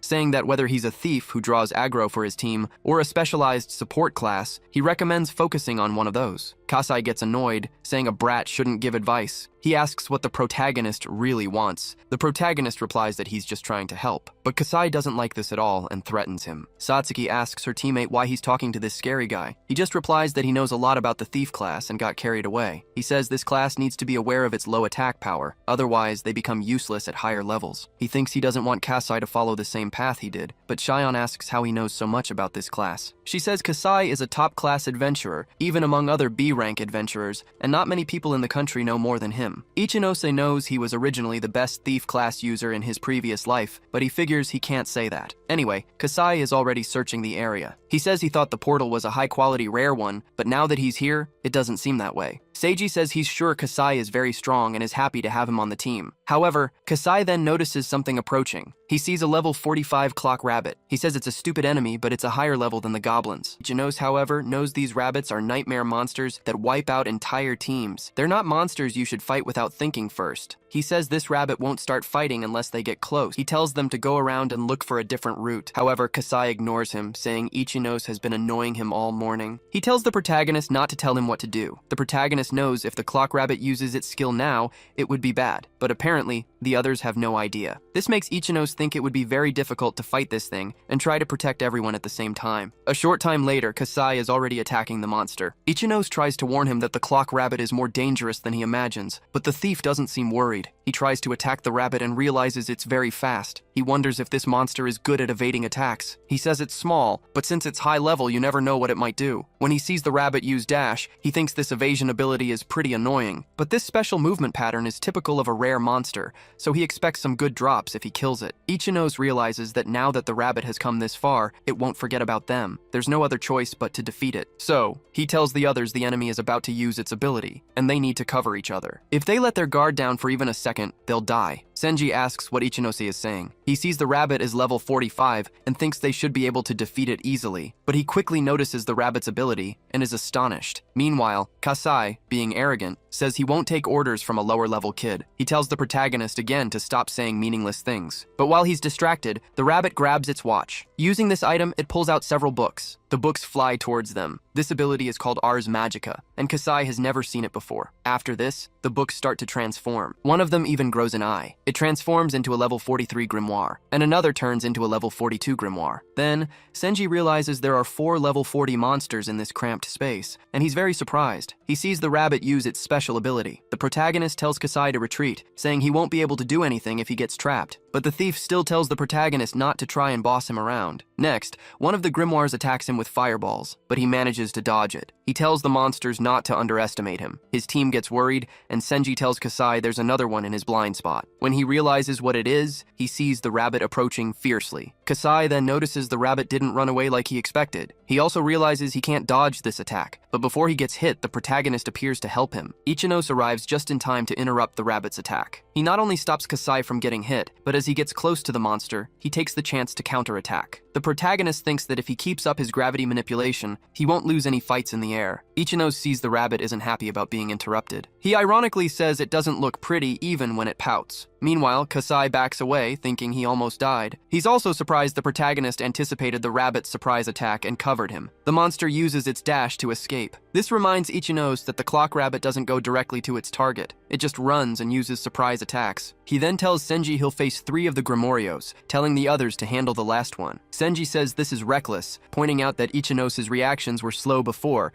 and Kasai was caught by surprise. But he also says they are strong, and asks for a little confidence. Ichinose just says there's no living twice. He asks the monk to duck. He knows the rabbit moves fast and is cunning when fighting multiple enemies, so they need to get used to surprise attacks. He points out that even the most reliable person in the group almost died to the monster. Shion is also slowly starting to panic because of this. Support classes like the monk and shaman need protection from vanguard classes to fight properly. Shion asks if the protagonist really plans to fight 3 of these things at once, believing it's impossible. Satsuki knows Ichinose has already made up his mind, so she decides to trust him, believing this is probably the best way to win in this situation. She then tells them to hurry and defeat the monster to help the protagonist as fast as possible. After this, one of the Grimorios approaches Ichinose, but with one attack, he pushes the enemy away. He realizes it has the ability to fly freely in the air. This ability is strong even at long distances, and its magic is also fast. Also, he has to be very careful about the rabbit's surprise attacks. He knows it was a very troublesome monster even in his previous life. Ichinose doesn't like fights that test his limits. Even so, he calls the enemies to fight, calling them wastes of paper, and says he will destroy all of them at once. In contrast, the clock rabbit is just waiting for the right opportunity to act. The 3 Grimorios approach the protagonist. Meanwhile, the monk summons his shield once more. This is to protect the others from the 4th Grimorio. Shion, for her part, tells them not to underestimate them. She takes advantage of the opening to attack. Her attack power is high. She thinks the enemy can use magic and has high movement speed. Because of this, she has to keep an eye on the rabbit. Then she loses her calm, thinking that fighting 3 of them at the same time in this situation is just idiotic. She wonders what the protagonist was thinking when he made that decision. Speaking of him, Ichinose is facing the Grimorios as he said he would. He uses his gravity fraction. This makes him faster to act. This way, he can attack and move with more agility. As he approaches one of the Grimorios, he uses the meteor strike. Killing the enemy gives him a lot of experience, more than usual, but he only thinks about having 1 less enemy. Meanwhile, Satsuki uses a dark orb against one of the Grimorios, and Kasai hits it with a wind slash. Shion says there are now 2 less, but suddenly the clock rabbit reappears. Using its Ars Magica ability, it summons 2 more books. Ichinose realizes the rabbit can control 4 Grimorios at once, and it's trying to replace the ones they just defeated. From a distance, Satsuki keeps fighting. Unlike Shion, who gets desperate seeing 2 new monsters approach, but she keeps saying not to underestimate her, claiming she'll defeat them. However, Ichinose tells her to retreat and get behind Seiji's shield. Like her teammate, she's stubborn and refuses to obey, thinking that even if the protagonist is good, it doesn't mean she's his puppet. So she decides she'll take down the monsters with a single attack, calling them out. But then she hears a different sound and realizes the clock rabbit is getting closer. She gets scared because the rabbit stops right in front of her. It deliberately uses a strange noise to confuse her. From afar, Seiji yells at Shion not to let the monster escape, but, distracted, she gets attacked by one of the Grimorios. Because of the noise, she didn't notice it approaching. The enemy bites her, and she falls to the ground, vulnerable. Unable to get rid of the Grimorio, she loses hope, thinking she'll die. However, Ichinose approaches, saying he'll have to remove the Grimorio by force. He tells her to brace herself. After that, he attacks, removing the monster but causing the girl a lot of pain. She moves away, feeling pain all over her body, but she realizes she would have died if things continued, and she was saved by the guy she once looked down on. Unable to move properly, she sees another Grimorio approaching, but once again, Ichinose appears to defend her. Then he tells the monk to heal her using white magic. Satsuki realizes the situation is collapsing, and they're getting weaker. The protagonist also notices this, but thinks they can still keep going. He knows Ars Magica uses a lot of mana points, so as long as they keep defeating the Grimoires, they can win by wearing the enemy down. Facing the rabbit, he says the monster thought the same thing, stating that its impatience shows in its actions. Without wasting more time, he uses double gravity. He knows the Grimorio's spines have high defense, and their mouths are protected by their fangs. He thinks of a strategy. He sticks his sword into the monster's mouth and creates an explosion through it. This defeats another Grimorio, and he even gains more experience points. Satsuki is happy about another one down, thinking they can win if they keep this up. But Seiji warns the protagonist that he's too far away. There are too many enemies close by. This is exactly what the enemies wanted. The rabbit takes advantage of the protagonist's distraction. It tries to attack him from behind. But Ichinose was ready for this and uses his inverse gravity. He disappears from the monster's sight. From above, he says, defeating 1 or 2 isn't enough. To take them all out at once, he has to kill their commander, the Clock Rabbit. Being cornered by the walls is actually helping the protagonist. He knows it must be hard for the enemy to launch surprise attacks on them here. He thought the rabbit would keep trying to rip off his head, but he says the rabbit failed in its own plans. Now the rabbit has its back to him. Ichinose knows the enemy reacts fast, so he realizes he needs to be even faster. The protagonist tries to attack the Clock Rabbit, but the enemy dodges. Ichinose is frustrated he couldn't catch it. He wanted to use his gravity to cut the rabbit in half, but the monster is faster than he expected, so Ichinose only manages to hit its sides. Its small size and speed make it a problem. Elsewhere, Kasai is attacked by a Grimorio. Senji tries to defend himself with his shield. Satsuki sees this and realizes they won't last long like this. Ichinose thinks that if they defeat the clock rabbit, the R's magic will break. He wants to finish it with one quick blow, but he knows he can't get close just by chasing it. The rabbit seems to be predicting his moves. The protagonist gets ready to attack again. The monster uses its impulse ability, moving away from him, but what it doesn't expect is a magic spell heading its way. It hits the rabbit directly. The protagonist sarcastically asks the rabbit if it thought it dodged, saying he predicted its ability's movement. He explains that this fast movement ability has many weaknesses, and its impulse ability makes its movements simple. There's an opening when the monster uses it, so if you time it right, it's easy to hit. The rabbit tries to attack, but Ichinose hits it, defeating the enemy for good. He also levels up to 45. Because of this, the grimoires that were transformed turn back into normal books. This surprises the rest of the team. Ichinose says they made it in time, and the R's magic is over. Satsuki thinks that's great. Shion, however, asks if it's really over. Satsuki notices she's crying, but Shion says no, claiming she just got something in her eye. Senji thanks the protagonist, honestly admitting he underestimated him. He also says he was trying to get enough members, but admits if that thing had appeared with just the 3 of them, they probably would have died. Next,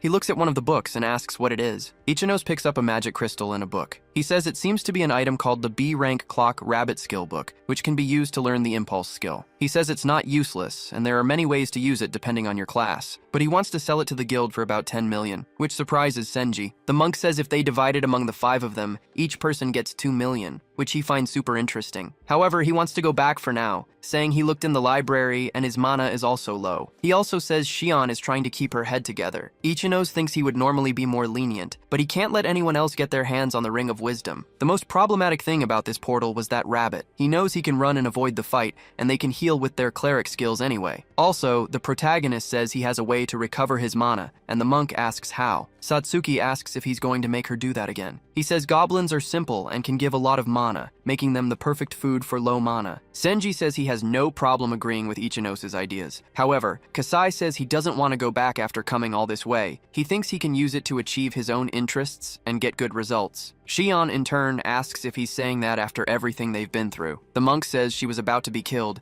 and no one can blame her for feeling that way. But after discussing it a bit, they decide to continue. Far from there, at the portal entrance, one of the guards says he didn't hear any information about the demonic defense agency taking over, and another says it's a secret mission from the country's government HQ. So the guard apologizes and lets the others pass. The woman asks her colleague if it's really necessary to use such a troublesome method.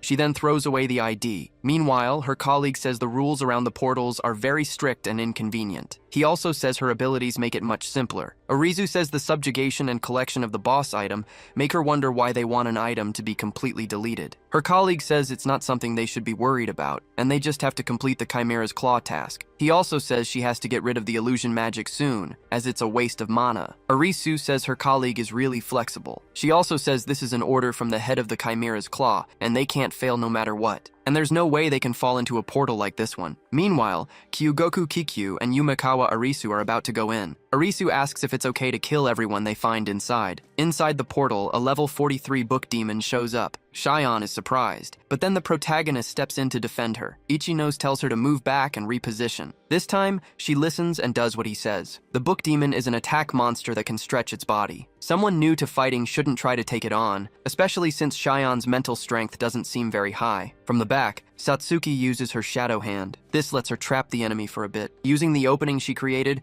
she quickly moves towards it and hits it directly with her staff. She gets a lot of XP for defeating the monster. Seeing this, the protagonist realizes his teammate has really gotten stronger. The new ability she got from using her skill points after beating the rabbit seems like it will have many different uses later on. He also thinks using that ability on a book demon seems like a waste of mana. They need to reduce the number of monsters first. Anyway, he thanks Satsuki for a good job and says they need to take care of the other 2 monsters. But as soon as Satsuki looks at Shion, she tells her to get away from Ichinose. Shion immediately moves away, embarrassed. She says it's not what Satsuki thinks, and that she wasn't scared or grabbing him for protection. The protagonist points out that she's the only one saying that. Shion claims she just slipped and grabbed Ichinose, and Satsuki's stare scares her. She quickly defends herself, saying she's just grateful Ichinose saved her and that she'll behave from now on. Further ahead, another fight starts, and Seiji uses his shield. This creates an opening for Kasai to attack and kill the monster. Ichinose says there's only one more left, and then they're done. Next, Kasai attacks a goblin, but Seiji warns him, saying the protagonist told them not to kill it yet. Even so, the thief attacks without hesitation. He says Seiji doesn't need to tell him what he already knows. Kasai quickly subdues the goblin with a wire around its neck, then knocks it out. Ichinose knows that goblins have high mana points, which is perfect for Satsuki's mana draining ability. He says that out of the three,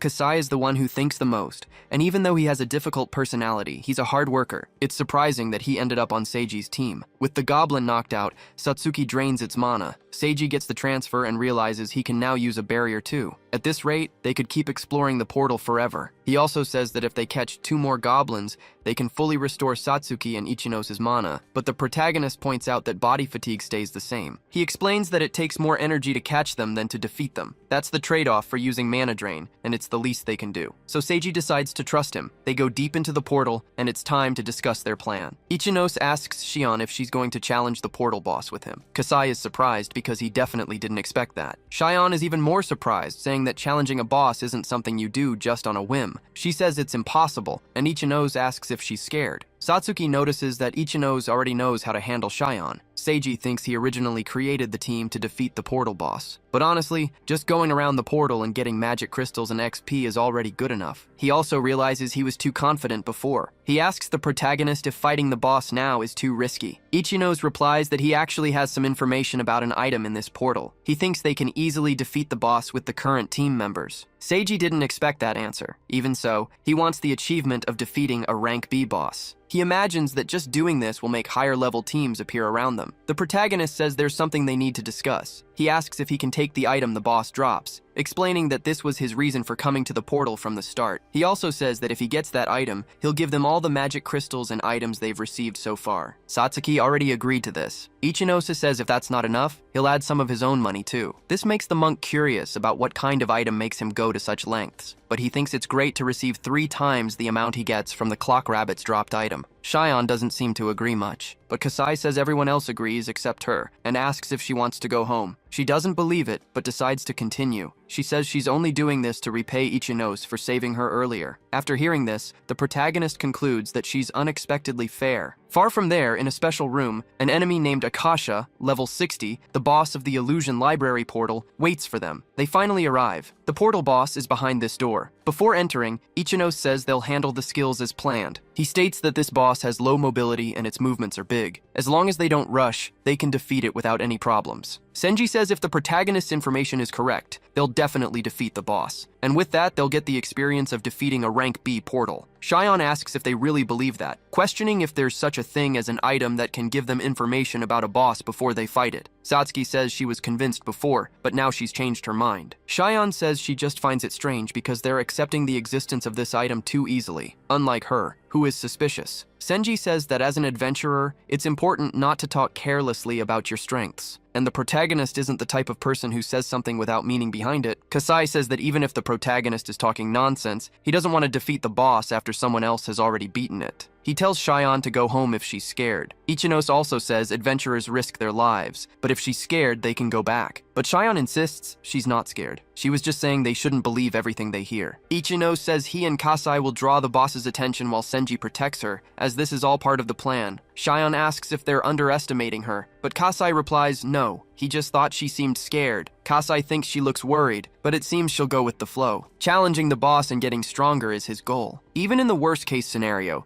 he imagines he can escape since he's the highest level among them. On the other hand, Ichinose thinks about using his skill points before the fight starts. He was planning to save them to level up gravity manipulation to level 4. However, the right thing to do before the boss fight is to level up gravity magic. His system notes that he unlocked Gravity Field, a new magic skill. He likes it because it gives him more options for the boss fight. Once they're ready, the protagonist opens the door and the whole group moves into the boss room. But when they get there, something catches Ichinose's eye. The boss is already waiting for them. As soon as they step into the room, she notices their presence. The system then alerts them that she is Akasha, the level 60 boss of the Illusion Library. They're surprised to see the boss, but they think she doesn't have much mobility. Senji tells them to stick to the plan, and they do. But the boss doesn't just stand there. She attacks them with her Thunderbreak skill. Ichinose knows she mainly uses fast lightning attacks, just like the old documents mentioned, but the power of lightning magic depends on range, which is why Kasai and he are the targets in the front, not the ones in the back. He figures he can increase his movement speed by using half gravity, and Kasai is a thief class, specialized in movement. So there's no way the boss, who lacks mobility, can hit them.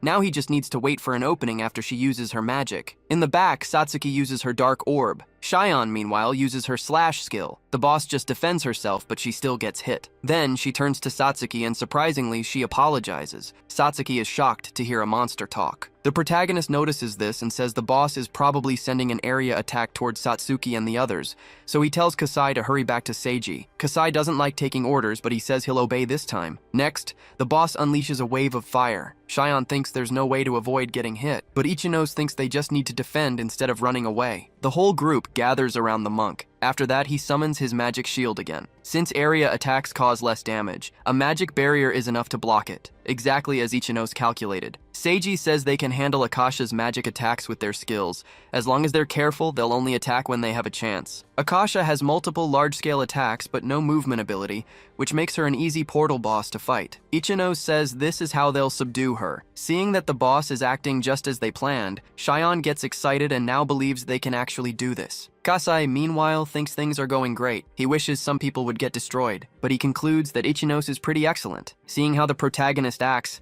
Kasai thinks he has to start with him if he wants to destroy this team. Anyway, Kasai and Ichinose attack just like they planned, but the boss doesn't just stand there, she prepares a magic attack. She summons Zeus's sword. With it in hand, the boss strikes, but Ichinose manages to dodge. He gets close and counterattacks. He says sarcastically that, as expected, the boss is weak in close combat. He asks what happened to her strong long-range attacks. From a distance, Shion says this is easy, as long as those two with high-speed stats draw aggro. She claims a portal boss at this level is unexpectedly easy, and they'll probably finish really fast. But Satsuki knows Shion is the most timid of them all. Meanwhile, Seiji thought Ichinose was just being optimistic. But now that the fight has really started, he sees how precise Ichinose actually is. He sees that Ichinose accurately understands the enemy's strengths and picks the best, lowest-risk path to victory. Plus, his skills and courage are incredible. It's true that the attack mostly relies on pure brute force, but he'd be dead if he got hit by it. Going in without thinking, despite that danger, is only possible if you have experience and confidence, which the protagonist has a lot of. Speaking of the protagonist, as soon as he sees the boss use her rock pillar ability, Ichinose thinks this will change the direction of the fight. The boss created a barrier against attacks from the rear, and at the same time, it restricts movements from the front, but their protection against long-range attacks also increased. So he tells Seiji to pull back the rear line. Meanwhile, Kasai stays hidden, waiting for the best opportunity to attack. The boss seems to notice something, but before she can do anything about it, she's attacked from several different directions. Shion says this is good because having a shield to attack from a closer range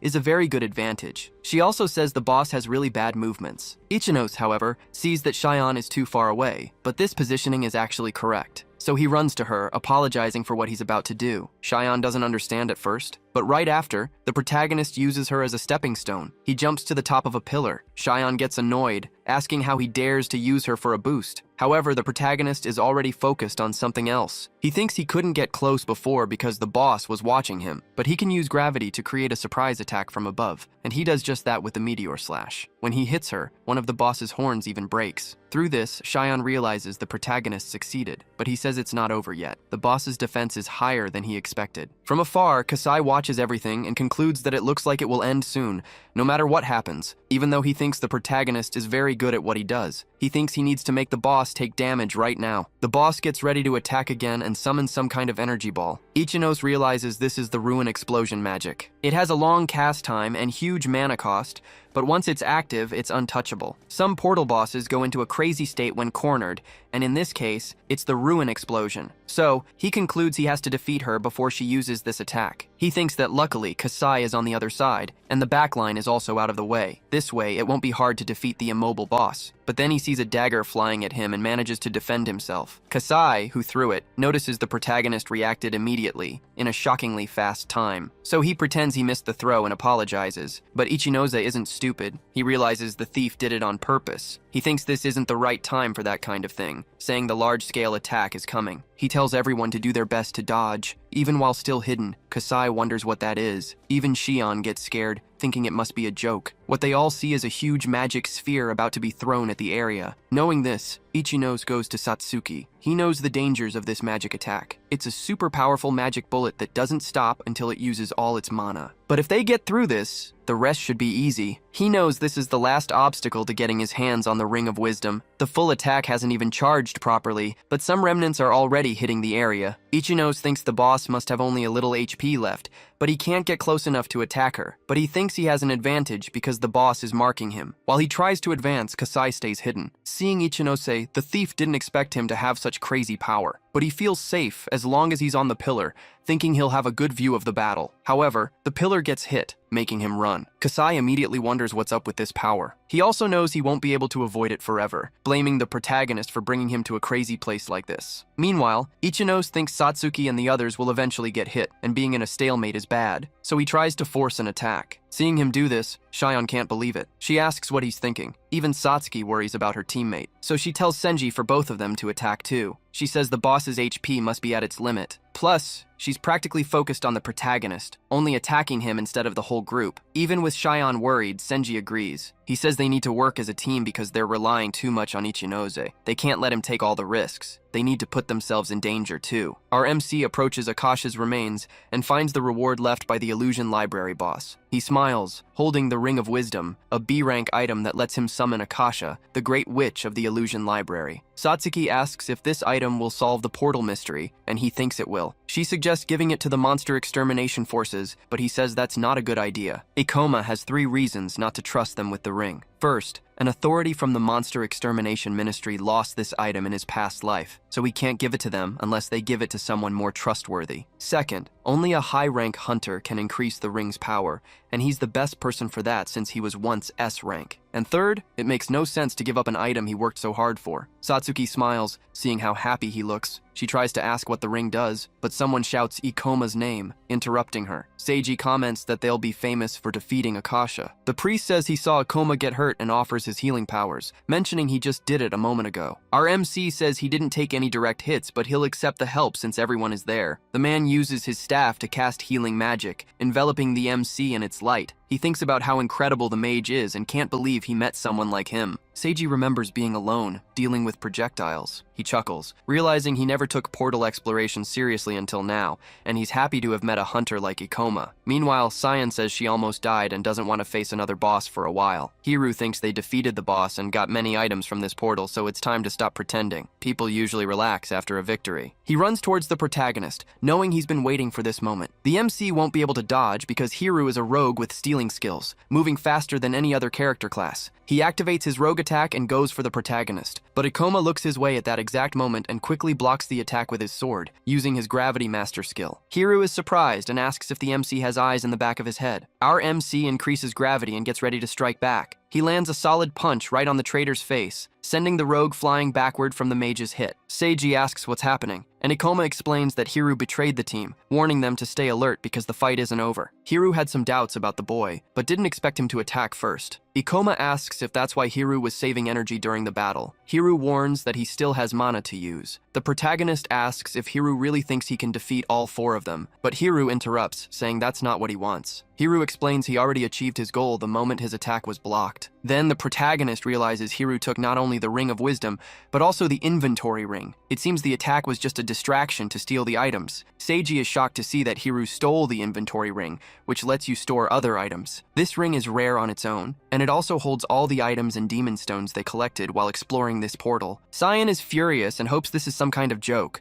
Otherwise, she'll take down that cursed rogue. Hiru starts running, saying they can't catch him. The only one who can compare to his speed is Ikoma, but the wizard's speed comes in small bursts of movement. None of them have what it takes to get close to a rogue. The protagonist thinks Hiru is right, as frustrating as that is. The protagonist didn't think Hiru, being B rank, would use such a low trick, but it seems he was wrong. As he runs, Hiru remembers he got stronger by stealing and threatening other people, because that's what rogues do. Soon, he couldn't join any team because everyone in the region already knew about his treacherous past. That's why he went to Kanagawa, but even in that city, some people had already heard rumors about him. He planned to stay quiet for a while, but then he found a team leader who was crazy for money and a kid with rare items and valuable information. Hiru gives an ironic smile, realizing he got lucky. Seiji is sad, knowing they lost a huge pile of demon stones and the equivalent of 500,000 ries in rare items. Ikoma apologizes for letting his guard down and says they'll need to report Hiru to the monster extermination forces. But the situation is complicated because of portal laws. Plus, they didn't make any contract and it's just a robbery, so no one will probably care. Despite all this,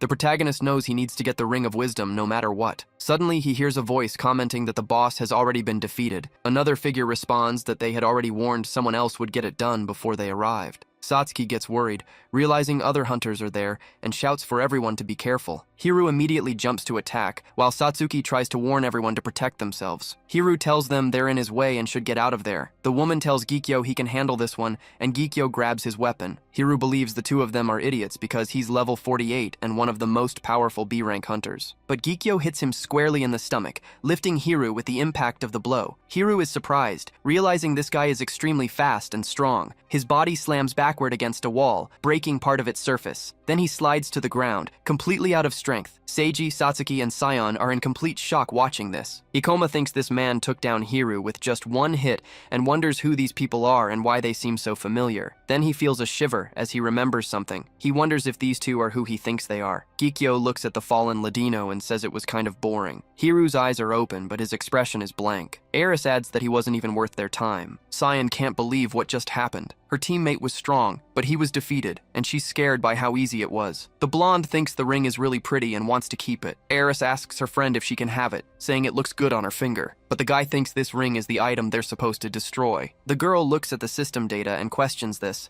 saying no one will know if she keeps it. Gikyo tells her that if she messes up the mission, he'll take care of her too. Seiji thanks the bald guy for taking down the Ladino, since he was a traitor. But then he asks if it wasn't a bit much. Eris is a bit confused by what she just heard. She says the others seem mistaken about what kind of people they are. She holds her knife and asks her friend if he minds if she sends them all to their graves. The bald guy says she can do whatever she wants, since their orders are to destroy everyone they find. All the members of the random team are shocked. Ikoma watches everything and realizes he already knew who they were because of their disturbing aura, strange clothes, and abilities. He says they are the Chimera's Fang. The blonde is surprised the mage knows who they are, as she didn't realize they were famous yet. Satsuki asks her friend if he knows anything about the two weirdos. Sion thought the Chimera's Fang was just an urban legend. This secret organization gained power in the criminal underworld through portals. In his past life, they were so powerful within 10 years that they even manipulated the government. They became known as the leaders of the crime rings, but were still seen as a kind of urban legend. The protagonist met the two of them in a portal in his past life. For now, they don't seem to have the same power and influence they once did, but that doesn't mean they're less dangerous. Ikoma doesn't understand why they decided to show themselves now. They usually don't appear to other people, so this can only mean they plan to kill all witnesses. Sion yells that they're going to attack. Seiji realizes their only option is to fight. The priest says his team has the advantage in numbers with 4 people. He warns them not to fight alone and to attack their blind spots. Our MC thinks they'll lose, even if they pair up to fight each of them. Eris asks Gikyo which one he wants, saying she wants that one. But the bald guy tells her to take things more seriously. The Ring of Wisdom is extremely important for discovering the truth behind the portals. Ikoma decides he can't let them have this item and jumps into battle, which worries his friend. His blade clashes with the blonde's, making a loud sound that echoes through the area. He tells his teammates he'll handle the strange girl. Then he asks the others to fight the man, thinking it won't be easy, but it's the best they can do. The sorceress thinks her partner is crazy and won't be able to defeat the weird girl alone, but the priest thinks he might be right. Seiji explains that he and Satsuki can only offer support and can't do much in this kind of battle. Then the man looks at the scary bald guy. He says it's better to help Cyan since her level is lower than the protagonist's. It won't be easy, but the three of them need to fight together for now. Also, the guy who defeated Hiru must be the strongest of the two. Considering Ikoma's level and skills, this is the best strategy they can use right now. Gikyo warns them not to underestimate his friend. He says the girl is much stronger than him. The priest is shocked to hear this. Meanwhile, our MC fights the shark-toothed hunter. Eris comments that she's happy the guy chose her, but if he thinks he can defeat her, he's very wrong. Ikoma is still at a disadvantage even after boosting his attack with gravity control, and he notices her level is too high. The crazy girl wants to tell him something. Gikyo's level is 54, but her level is 57. Eris bets the wizard's level isn't even 50, and says he'll never defeat her because of that. The protagonist says he already figured that. The girl laughs and asks if he's lying. Hunters who take risks evolve faster, even if most fail doing it. Arrogant people like her only get respect because they have talent. She asks why she was chosen if he already knew this. Ikoma explains that small weapons indicate hunters who can defeat multiple enemies at the same time. Longer weapons have more advantages in fights against a single enemy, but they expose weaknesses in combat against multiple opponents. Battles between rogues can lead to unexpected results, so the protagonist plans to defeat the girl and then help his colleagues. Eris seems a bit surprised by his boldness. Our MC thinks this is the only way to get through this situation. Seiji wonders if the wizard thought of all this in just a few seconds. Then the shark-toothed girl chuckles. She questions how he dares to provoke her, saying she'll fight him because he made her curious. With one hand raised, Aris creates a reddish mass of light, which is part of an ability called Illusion Blade. She asks Ikoma to show what he can do, and hopes he didn't lie about his abilities. Several sharp objects appear in the air above Eris. The illusion of blades forms a bunch of magical blades to attack the enemy. Ikoma already guesses what the girl's character class might be, and if he's right, it means it will be hard to fight her. And now the crazy girl wants to see the protagonist do a TikTok dance to dodge her attack. Our MC flies through the air, quickly moving away from the blades. Eris notices he's light and very fast, probably using an ability that enhances his physical attributes, but he'll need nerves of steel to dodge so many knives. She licks her lips and says she loves this. She likes to see brave guys like him, especially when they get scared after she covers them in ketchup. Ikoma hits his sword against her knife and the impact generates an energy wave around them. The level difference between them is too big. He used his gravity-reducing power to attack as fast as he could, but it didn't work. Increasing gravity won't help, and using more mana, even less. He can't find an opportunity to attack, but the protagonist needs to finish this fight to help the others. Behind him, his three teammates are fighting the strong bald guy. Ikoma wonders why she isn't fighting properly, since her spells won't hit him. He thinks his attacks aren't working, so he wants her to attack. Ikoma tells her that the blade illusion is a ready attack. He asks if she didn't know that because she messed up her skills, saying an illusionist should be better. Eris is surprised to find out he knows her character class, since she thought no one else knew it besides her. Illusionists use illusion spells to create visual tricks and confuse their enemies. The shark girl finally says she'll show what she can do and activates another ability called Scattered Ghost. Our MC thinks there are many blades, but he knows half of them are just illusions created by the Scattered Ghost ability. The blonde warns that no hunter or monster has managed to dodge this power. She wants to wipe that smirk off his face. Ikoma jumps very high and fast. Eris admits he's fast, but says it's still not enough to escape her ability. Scattered Ghost doesn't use much mana, and she can use it with other spells to confuse her opponent. But the best part is the fear it causes. Guessing if an attack is real or not is much worse than just dodging real attacks. Now the baby shark wants to see terror on her enemy's face. The protagonist sees a knife coming very close to his eye. He realizes it's just an illusion and advances through the battlefield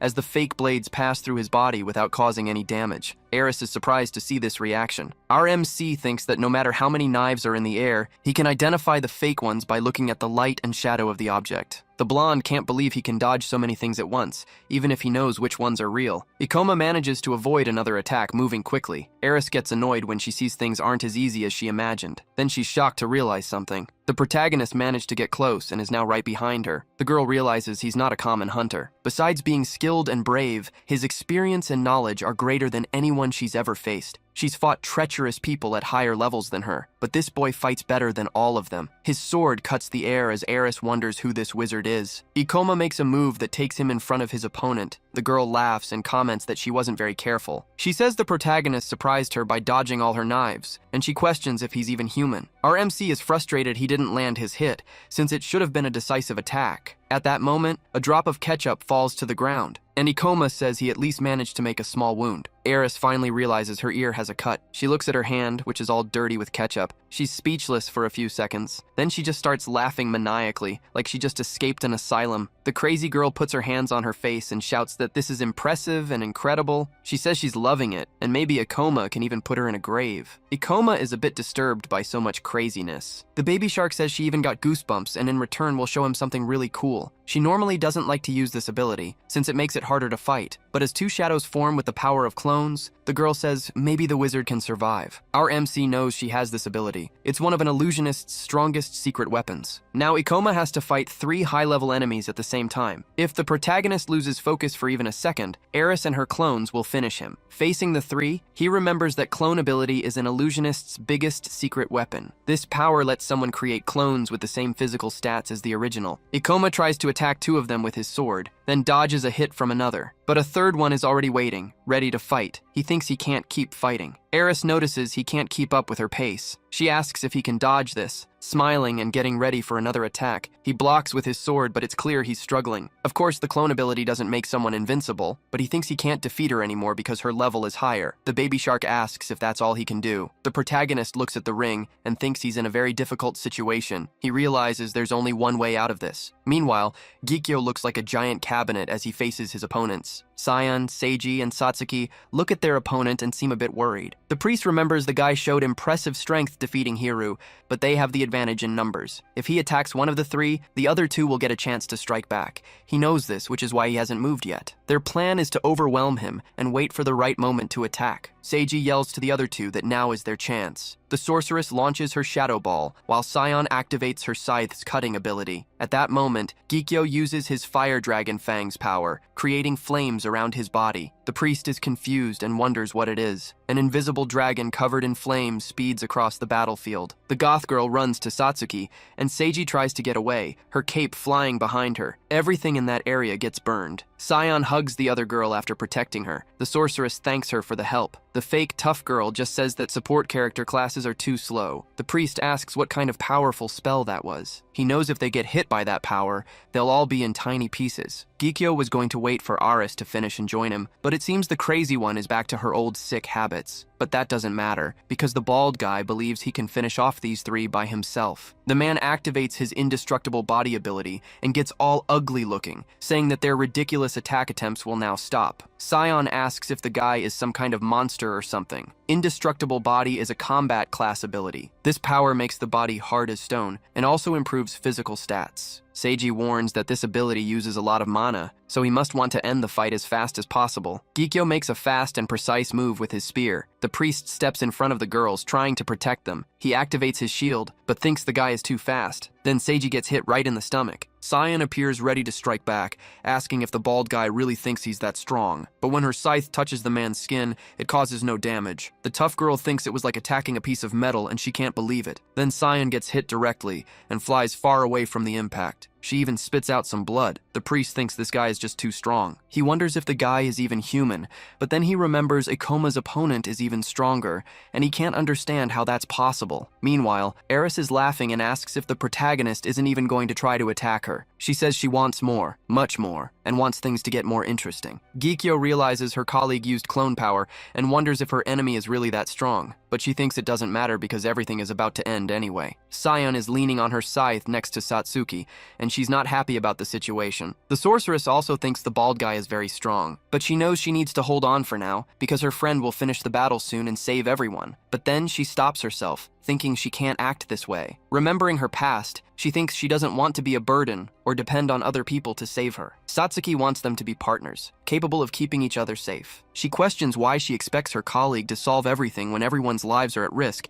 so she calls out to Sion and Seiji. She asks if they can still fight, and they are surprised by her attitude. The sorceress spins her staff in the air and says they need to defeat this guy. That way they can help Ikoma. Gikyo can't believe she keeps saying nonsense, but she admits Satsuki is very brave. The bald criminal is impressed that Satsuki isn't afraid to fight someone stronger than her. Then he says he'll let the three of them die in a way worthy of warriors. Seiji thinks the guy's indestructible body makes him hard as steel. They outnumber him, but they can't win a close quarters fight. The sorceress notices they can't defeat the man alone, and she thinks they won't last long as he has mana left. She closes her eyes to think of something. Satsuki tries to figure out what Ikoma would do in a situation like this. She imagines the battlefield as a big chessboard. Gikyo will defeat them if the fight takes too long, so they need to create an opportunity to attack with everything all at once. The girl tries to think of a way to create opportunities to attack a man with such incredible defense, and then she thinks about the upper part of his body. The sorceress imagines that maybe they don't even need to attack him. They might succeed if they can just overpower him. Suddenly, Gikyo starts to move. Sion warns her colleagues that the sinister bald guy is coming. She asks the other girl what they can do, since they don't have a chance against this guy. Satsuki says she will try to control the man with her ability. She tells Sion to use this chance to throw her scythe at his right arm. Sion comments that the scythe isn't the kind of weapon that comes back after being thrown. She questions if she'll have to fight against a big guy like that without any weapon. But the sorceress ignores her and tells Seiji to use his ability as soon as the scythe is thrown. The priest agrees and promises he will try. Sion asks why her colleague agrees with this absurd plan, but he says this isn't the best time to argue and that they need to work together, so he will follow the girl's plan without complaining. Sion doesn't like it much, but she knows she doesn't have many options. Satsuki quickly raises her staff. She activates her shadow hand power, looking confident. Black hands with a purple aura move towards the target of the spell. They grab his body, making it hard for him to move. Gikyo says the ability isn't bad, but won't work, as he breaks the shadows trying to grab his arm. Seiji decides to run at the man with his shield active. He charges forward with a yell. Gikyo says the shield is weak and will break into pieces. At that moment, shadow hands emerge from the ground and grab the fallen scythe. They launch the weapon through the air with a lot of force. The bald man is surprised by what just happened. He raises his arm to try and defend himself in time. His hand gets hit and injured, but Seiji continues his shield attack. He pushes the man with all his strength. With that, Gikyo drops his weapon to the ground. The bald man punches to break the priest's shield, but he's shocked when he realizes something. Satsuki was faster and grabbed the man's spear first. The sorceress throws the weapon far away, like a child throwing a tantrum. Now the two stare at each other as the spear falls a good distance away. Seiji joins the girl and realizes she's very clever. Character classes that rely on weapons can only use certain abilities when armed, so Gikyo can't attack now. The priest is surprised Satsuki came up with such a plan so quickly and thinks she's braver than she seems. He admits he didn't have much faith in the girl, but now he understands why she was already working with Ikoma since she's very skilled. Our sorceress knows they aren't strong enough to defeat the man, but they managed to steal his weapon. This guy won't be able to fight like this. Gikyo thinks about how the girl held him with her ability to disguise the second scythe attack, and he knows he fell right into her trick. Sion runs to get her beloved scythe back. She then tells the man they're in control now, and he should give up and surrender. The bald man suddenly raises his arm. He punches the ground with so much force it causes cracks. He says he has a mission to complete. He tells them if they think they've won just by taking his weapon, they're wrong. Meanwhile, Eris jumps and goes after Ikoma, holding her knife, and the boy is ready to defend himself. She says his movements are getting slower and slower. The girl understands he wants to save mana, but she knows he won't be able to block all her attacks without using his abilities. Eris says things will get even harder for him. She smiles and asks what he'll do now. The protagonist knows his clone ability uses a lot of mana, and the fight can't last long. He could attack the clones, but he'd run out of energy. It's almost impossible to get past the clones to reach the original, so he's out of options to beat her. But our MC also knows he can always create new options. Satsuki raises her staff and casts her good old shadow ball, but Gikyo keeps running at full speed, acting like nothing happened. The sorceress wonders how this guy lost his weapon and still doesn't fall. The bald man pushes Seiji, who tries his best to stay standing. Sion appears in the air with her scythe, ready to land a big hit. She lands a bit away from the guy, who is just standing there. The tough girl is shocked by what she sees. Gikyo is all beaten up but still standing, and the huntress wonders how he keeps defending so many attacks, even without his weapon. Seiji knows the bald man can't land any strong hits right now, and his ability's time is almost up. The three know they'll win this fight no matter what, but the enemy won't give up, so they wonder why he's so stubborn. The man is tired, and thinks these hunters are stronger than he expected. The mage must be as strong as Eris, which means things would get really tough if he joined the other three. For his mission, Gikyo needs to buy time until the other battle finishes, even if it means he ends up dead. On the other side, Eris uses her illusion blade power again. Ikoma gets hit right on the shoulder and loses his balance from the impact. He's frustrated he couldn't dodge it. Eris thinks the boy lasted a good while, but now the fight is over, and she says she had a lot of fun. She thanks him for their time together, and her clones move in to attack. The two clones try to strike with their knives at the same time, but the protagonist blocks them. Next to him, Eris gets ready to act. She holds her weapon and says it's time to say goodbye. The two clash, and a sound echoes. Ikoma uses his ability to grab his opponent's hand, stopping her attack. Eris is surprised to see he can still use his power. The boy explains he knew the original would want to land the final blow because of her unique personality. The two clones look at each other after hearing this. Our MC says he pretended to be surrounded and waited for the enemy to fall for it. Eris holds a knife in her other hand. She says she gets that she fell into his trap, but she claims it doesn't matter. She shouts it won't work and tries to hit him with her weapon, but he blocks it just in time with his sword. Eris laughs as the mage gets hit and blood splatters. Ikoma is a bit shaken from the injury. Eris admits his plan was good. He pretended to be hurt to lure her in and used his saved mana to fight back. But she says it's still not enough. She thinks this is the best he could do and congratulates him for trying his plan. But the protagonist says his plans always work. He asks who said his plan failed and shows her the ring of wisdom on his finger. The blonde recognizes the ring he picked up earlier. Eris tries to figure out how he stole the ring so fast. She calls it a tricky talent. Our MC was a rogue in his past life. Ikoma says the clone ability is powerful, but it also has weaknesses. He admits he doesn't have an ability as strong as the clones, but the ring should fix that, which is why he saved his mana. Eris thought he couldn't use his powers because he was out of mana. She wonders if he really saved it just for this ring. She tries to figure out when the protagonist started planning to steal the ring. She thinks he also knew about her clone ability. She asks if this was all planned,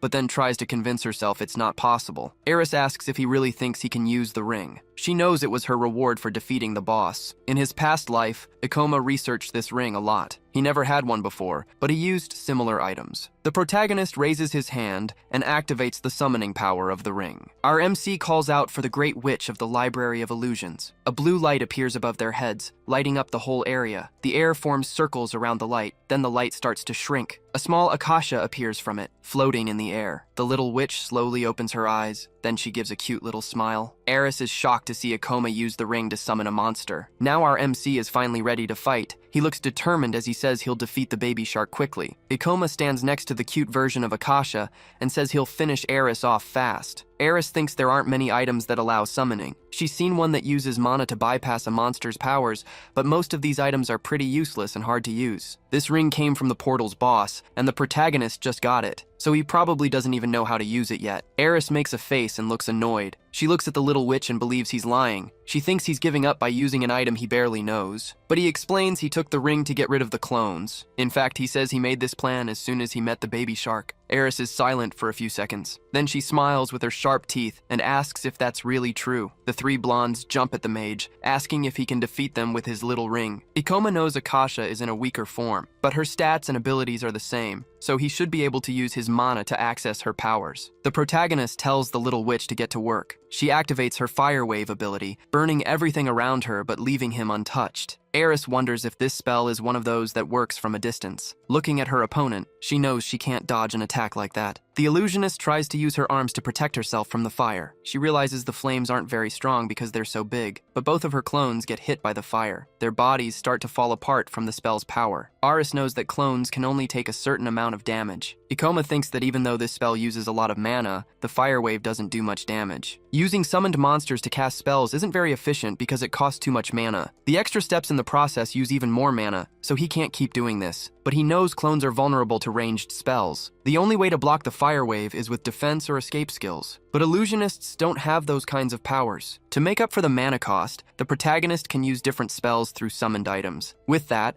Acacia looks like she's about to fall asleep and starts to disappear. Ikoma says his opponent used a lot of mana to keep her clones, but they're not there anymore, and now it's his turn to attack. Eris thought the guy would be useless, and she wonders if he was planning this the whole time. If things keep going like this, she's going to lose the battle. Even worse, she'll lose to some random low-level hunter. The baby shark starts laughing like crazy again. She thinks this is all great and is impressed that the protagonist survived her attacks and even managed to fight back. The crazy one has a sinister look as she comments that it's been a long time since she's been this excited, but she warns him that he hasn't seen all her abilities yet. Then she activates a power that creates a kaleidoscope of blades around the guy. The crazy one tells them to finish this fight quickly. Ikoma realizes this ability is a mix of illusions and dangerous spells, so it must cost a lot of mana.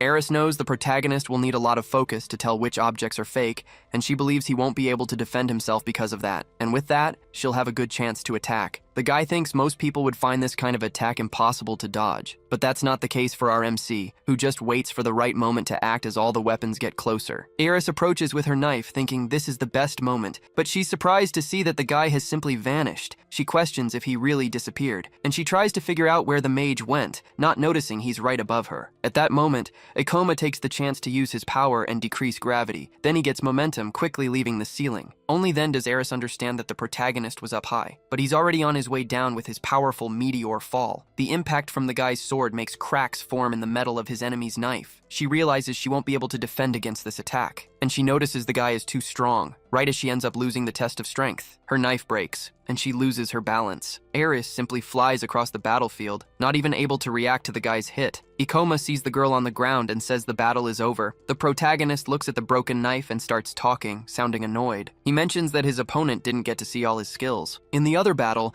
Sion attacks Gikyo with his scythe and yells. The gothic girl gets frustrated because her opponent won't give up, no matter how many times she attacks. The bald guy is completely beaten up, but his willpower keeps him standing. Seiji wonders if the attacks aren't affecting this guy, but then decides that's impossible. The indestructible body skill makes a person stronger with each attack they take. It seems this power has dulled some of his senses. He'll probably keep fighting as long as his body and limbs are intact. The priest advises them not to rush, saying they can defeat the bald guy while he's unarmed. Gikyo knows this is true, and thinks Aris will defeat the boy. He believes he just needs to hold on a little longer to complete the mission. Satsuki says they still need to help Ikoma, then something happens right behind her. The girl and Seiji look back, looking surprised. The protagonist is standing near the enemy he just defeated. The sorceress is happy to find out her friend won the fight. The bald guy can't believe it, and wonders how Aris lost. 4 years ago, the Chimera's Fang walks together as an extremely lethal group of fighters. Gikyo walks with a colleague looking at his surroundings. He then notices something and is surprised. Eris is alone in an armchair,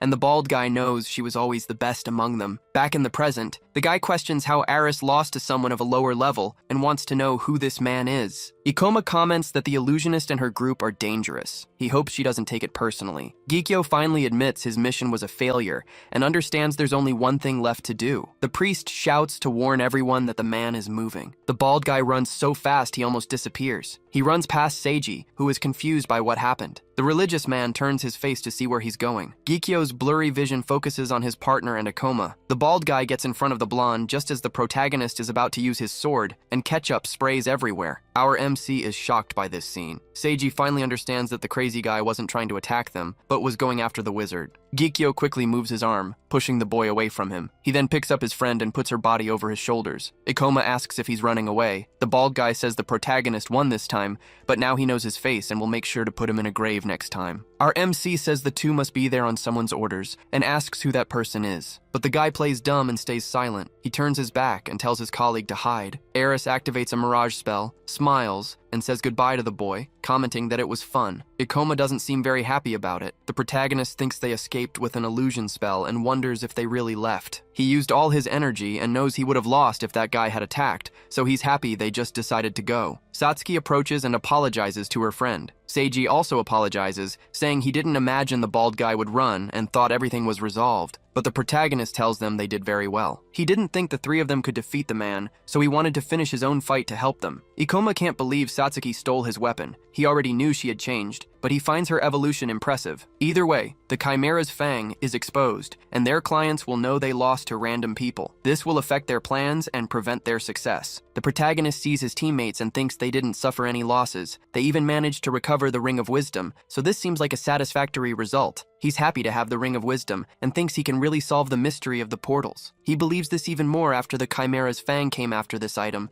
and he wants to take a look at it right there. In his past life, the Ministry of Monster Extermination's Research Institute got the ring, and the criminals probably weren't involved. Ikoma wonders if someone sent the two of them there on purpose this time, since that didn't happen in his past life. Suddenly, a voice calls out to the 4 members of the random team. Hiru asks them to do something, or he'll die in this place. He wants his old teammates to help him heal and get out. Cyan is upset and yells at the idiot not to tell them what to do. She says she might even send the rogue to hell instead of helping, but Seiji comments they don't need to get their hands dirty. Also, the priest says Hiru can't even run anymore even if he's healed, so they can just hand him over to the monster extermination forces. In another location, Gikyo holds Aris. She says she hasn't had this much fun in centuries and asks why he got involved, since he could have let her get dragged away. Aris comments that Mommy might get mad at them and wants to know why he ran. She says she could have finished off the boy if he hadn't decided to save her. The bald guy explains he wasn't sure if he could defeat the mage. He thought it was better to come back with information than end up in a coffin. As long as they know who has the ring, it will be easy to get the item back. Plus, they are with the former A-rank hunter. Eris pouts and seems a bit annoyed. She says she doesn't want to hand the guy over to that jerk. Ikoma reaches the gate exit, and Seiji helps Hiru walk. A guard asks if the four of them managed to explore the Library of Illusions. The priest is satisfied to realize that exploring a B-rank portal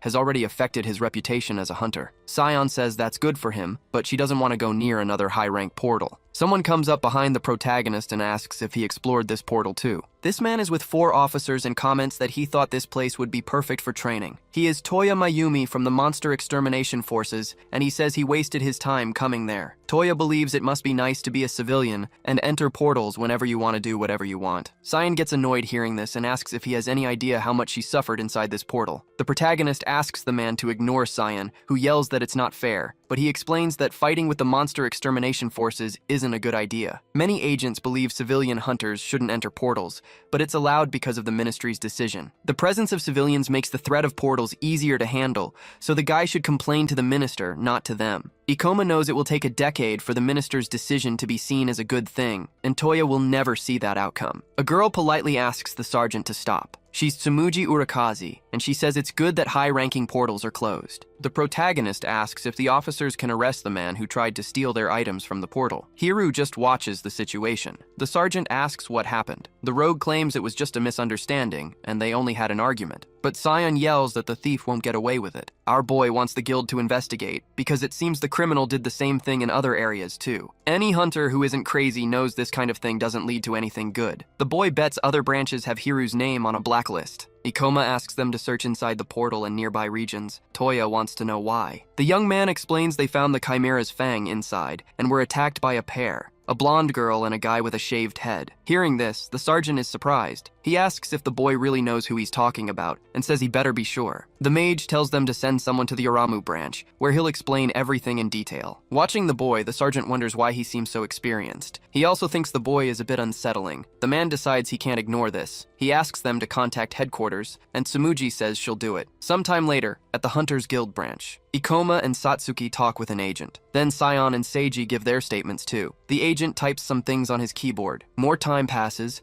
and the sun starts to set. The four walk through the streets, and the sorceress comments that the bureaucracy is finally over. Sion thinks it would have been much easier if that cursed rogue hadn't betrayed the team. The protagonist feels a bit bad, remembering he was also that class. The tough girl also says that character class influences a person's character, stating she'll never get close to a rogue again. The young man yells that class doesn't affect character. The gothic girl wants to know why he's so bothered by it. Seiji comments that everything is over now. They faced some problems but came out of it in one piece. The priest is happy, thinking they'll now get Hiru's share too. Cyan asks if he's a bit evil. The man asks if the young man is sure he only wants the ring. He replies yes. That was always the only thing he wanted from that place. Actually, Ikoma believes they got the best part in terms of value. Someone asks if he's not from this city and says the train station is in the other direction. Seiji says it was a great pleasure to meet the two young people. The protagonist and his friend are a bit surprised. At first, the priest only wanted to explore the Library of Illusions to get famous and make easy money, but that doesn't mean anything to him anymore. His new companions made the priest want to challenge himself. One day,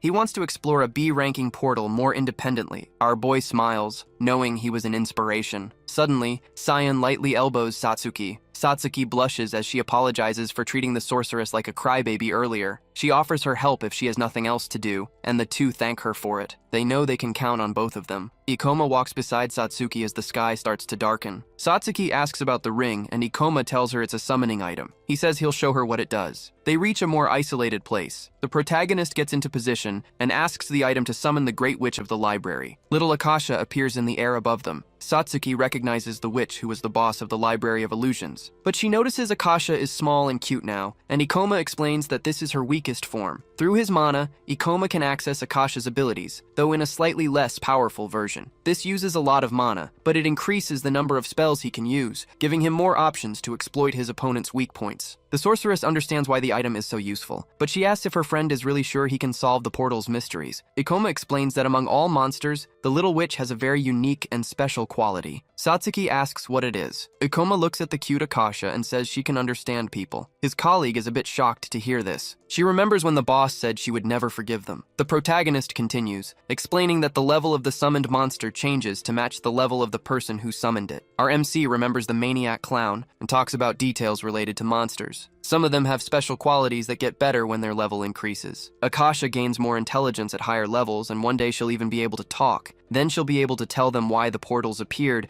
and what secrets the monsters are hiding. Ikoma bends down to get closer to the little witch. Then she starts making small noises, which surprises Satsuki. The sorceress thinks the cute little one is trying to say something and even asks her to say daddy or mommy, but Ikoma didn't even know it was possible for her to speak at this level. At that moment, Akasha opens her mouth to say that the end is coming. The little witch comments that in the near future, this world will come to an end, and that it's already decided. Ikoma and his friend are shocked to hear these words. The color of the sky shows it's already night. Now it's the next day, in that same luxurious building. A man looks angry as he throws his phone against the wall. He says the Chimera's fang failed its mission. Behind the angry man, a laptop screen glows. The gray-haired man then types something. The old man thinks that wizard took down several boss-type monsters. He broke a record by getting promoted to B rank faster than anyone before him, and he controlled a portal disaster practically by himself. The boy even managed to defeat the Chimera's fang. He also got the Ring of Wisdom, but the man thinks he doesn't deserve that item. The minister realizes that Ikoma Ichinos is this phenomenon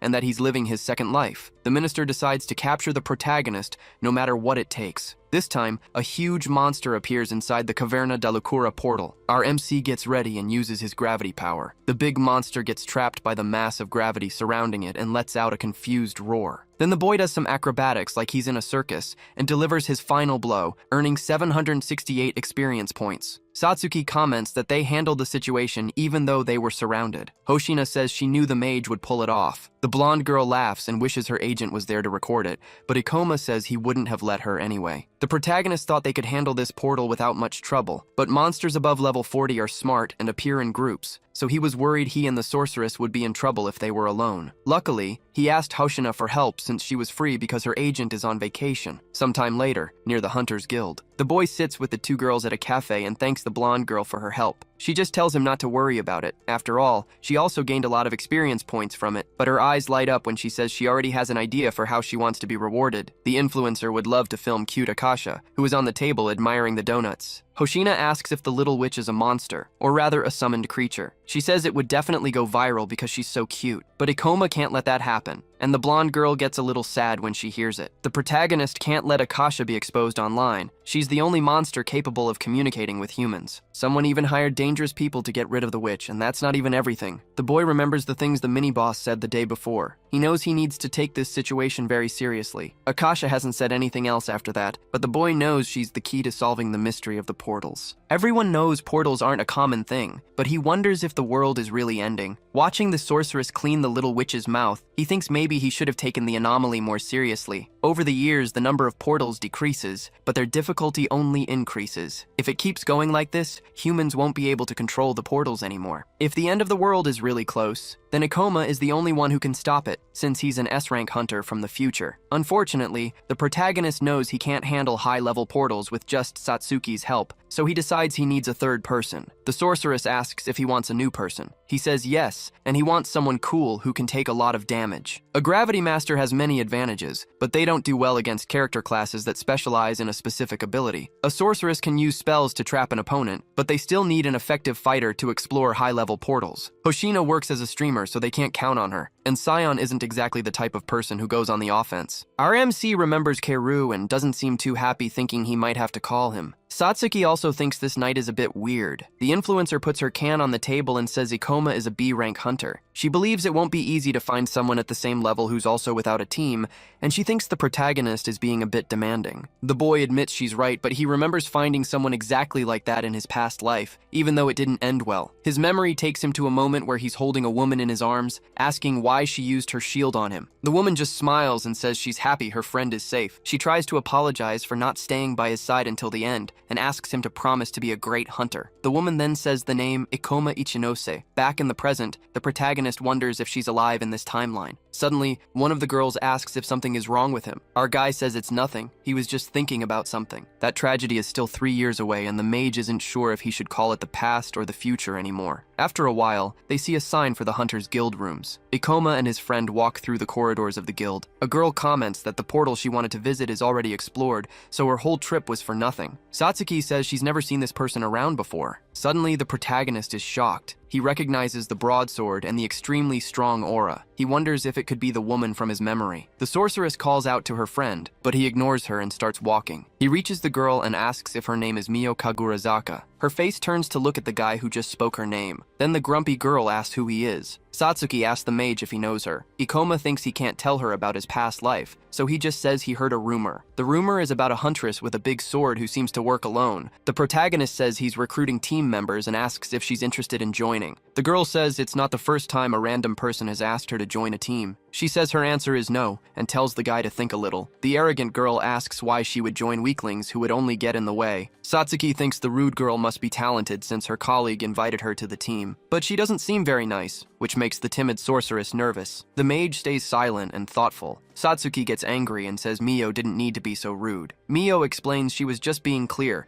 because sometimes people don't give up and keep insisting. Ikoma says he and his friend are almost level 50, and they've also explored B-rank portals. He comments that it wouldn't be so bad, but the rude girl doesn't seem very impressed. The girl looks to the side and seems to scoff at their achievements. She says their levels aren't proof they're actually good, and the protagonist understands that she hates the idea of someone getting in the way. Mio stays silent, but seems frustrated. Then the guy has an idea and tells her to find out if they'll get in the way or not. Our boy suggests they have a test battle in the training hall. The mage understands she doesn't want to rely on someone incapable, but he asks her to test him to find out if his skills are as high as his level. Mio glares at the guy with an angry expression. Then she tells him to stop provoking her, pushing him away. She says he's not interesting at all and walks past Ikoma. The protagonist is surprised to realize the arrogant girl didn't fall for his provocation. Mio just keeps walking away. Satsuki asks if Ikoma was serious about the test battle. She points out he could get hurt fighting someone at his own level. Most test battles are for high-level hunters to train beginners. Plus, the guild might not even allow him to fight someone he doesn't know. But Ikoma insists he wasn't serious. He just wanted to figure out why Mio didn't want to join his team. Satsuki reminds him that Mio didn't want anyone getting in her way. Ikoma agrees that's true. Meanwhile, Mio watches two friends talk about places they want to visit. Ikoma thinks there must be another reason for her behavior. Satsuki asks if they really need Mio. Ikoma explains that Mio Kagurazaka has a rare character class, End Knight. End Knights use dark attacks and focus only on hitting the opponent, even when they're in danger. This makes them the best at offense. Beyond her class, Mio is talented enough to become one of the country's best hunters, but only if she survives. Satsuki says Ikoma wants someone he can rely on. She admits she might not get along with Mio, but Ikoma tells her not to worry. He assures her that Mio is very reliable, and Satsuki decides to trust him. Later that night, in a residential building, only one light is on. Ikoma is on his computer. Akasha is next to him just watching as he uses his mouse. Ikoma remembers that in his past life, Mio Kagurazaka entered dangerous, undeveloped portals as if she didn't care about her life. She was aggressive and didn't like being with others, so she worked alone even after getting invitations from many teams. Then Ikoma thinks about the most important detail. Mio sacrificed herself to save his life. Exploring high-rank portals without a team is crazy. Things might change in the future, but if she keeps going like this, she'll end up with the same fate. Ikoma knows Mio needs company, and it doesn't even have to be him. He asks Akasha how he can convince the stubborn girl, but Akasha doesn't answer, and Ikoma calls her name. Then her eyes glow in a strange way. She looks curious as she says someone is moving the clock's hands. Ikoma asks what clock she means and what she's talking about, but Akasha stays in the same position. When she turns her face, she's back to her cute, innocent self. Ikoma smiles and says he needs to level up quickly, but he seems worried about what he just heard. Sometime later, Ikoma is back in the past. A man comments that they need a close combat class to move forward. The then rogue says he has someone in mind, but she's very stubborn, so he needs some time. He finds Mio at the guild and tries to say hello, but she just ignores him and turns her back. Ikoma is visibly frustrated by the rejection. Later, a bookstore sign is visible under a blue sky. Ikoma offers a book to the sword girl. Now it's snowing at some kind of station. The guy doesn't give up and offers her a transit card. Some time passes and now it's raining at a portal entrance. Mio asks what the cattle is doing there again, hoping he won't try to say it's just a coincidence. Our Ladino stands with his arms crossed, not looking surprised by her comment. He looks at his friends and says it's common to find many people at the mission point. Several teams are there to explore the Cave of Solitary Curses, and Ikoma wonders if it's a good chance to observe their skills. The rain continues to fall heavily outside. Inside the portal, people are breathing heavily, like they're exhausted. Something red glows in the darkness. The protagonist looks scared, and Mio is next to him with a determined expression. Suddenly, the guy wakes up from his dream with a start. He thinks he must have fallen asleep, wondering why he had to dream about that specific thing. His computer reports a portal disaster in Saitama, and he wants to know if any monsters escaped. Security was increased for anomalies after 2 monsters escaped a high-level portal, and now there's an emergency mission. It doesn't seem like a very serious issue,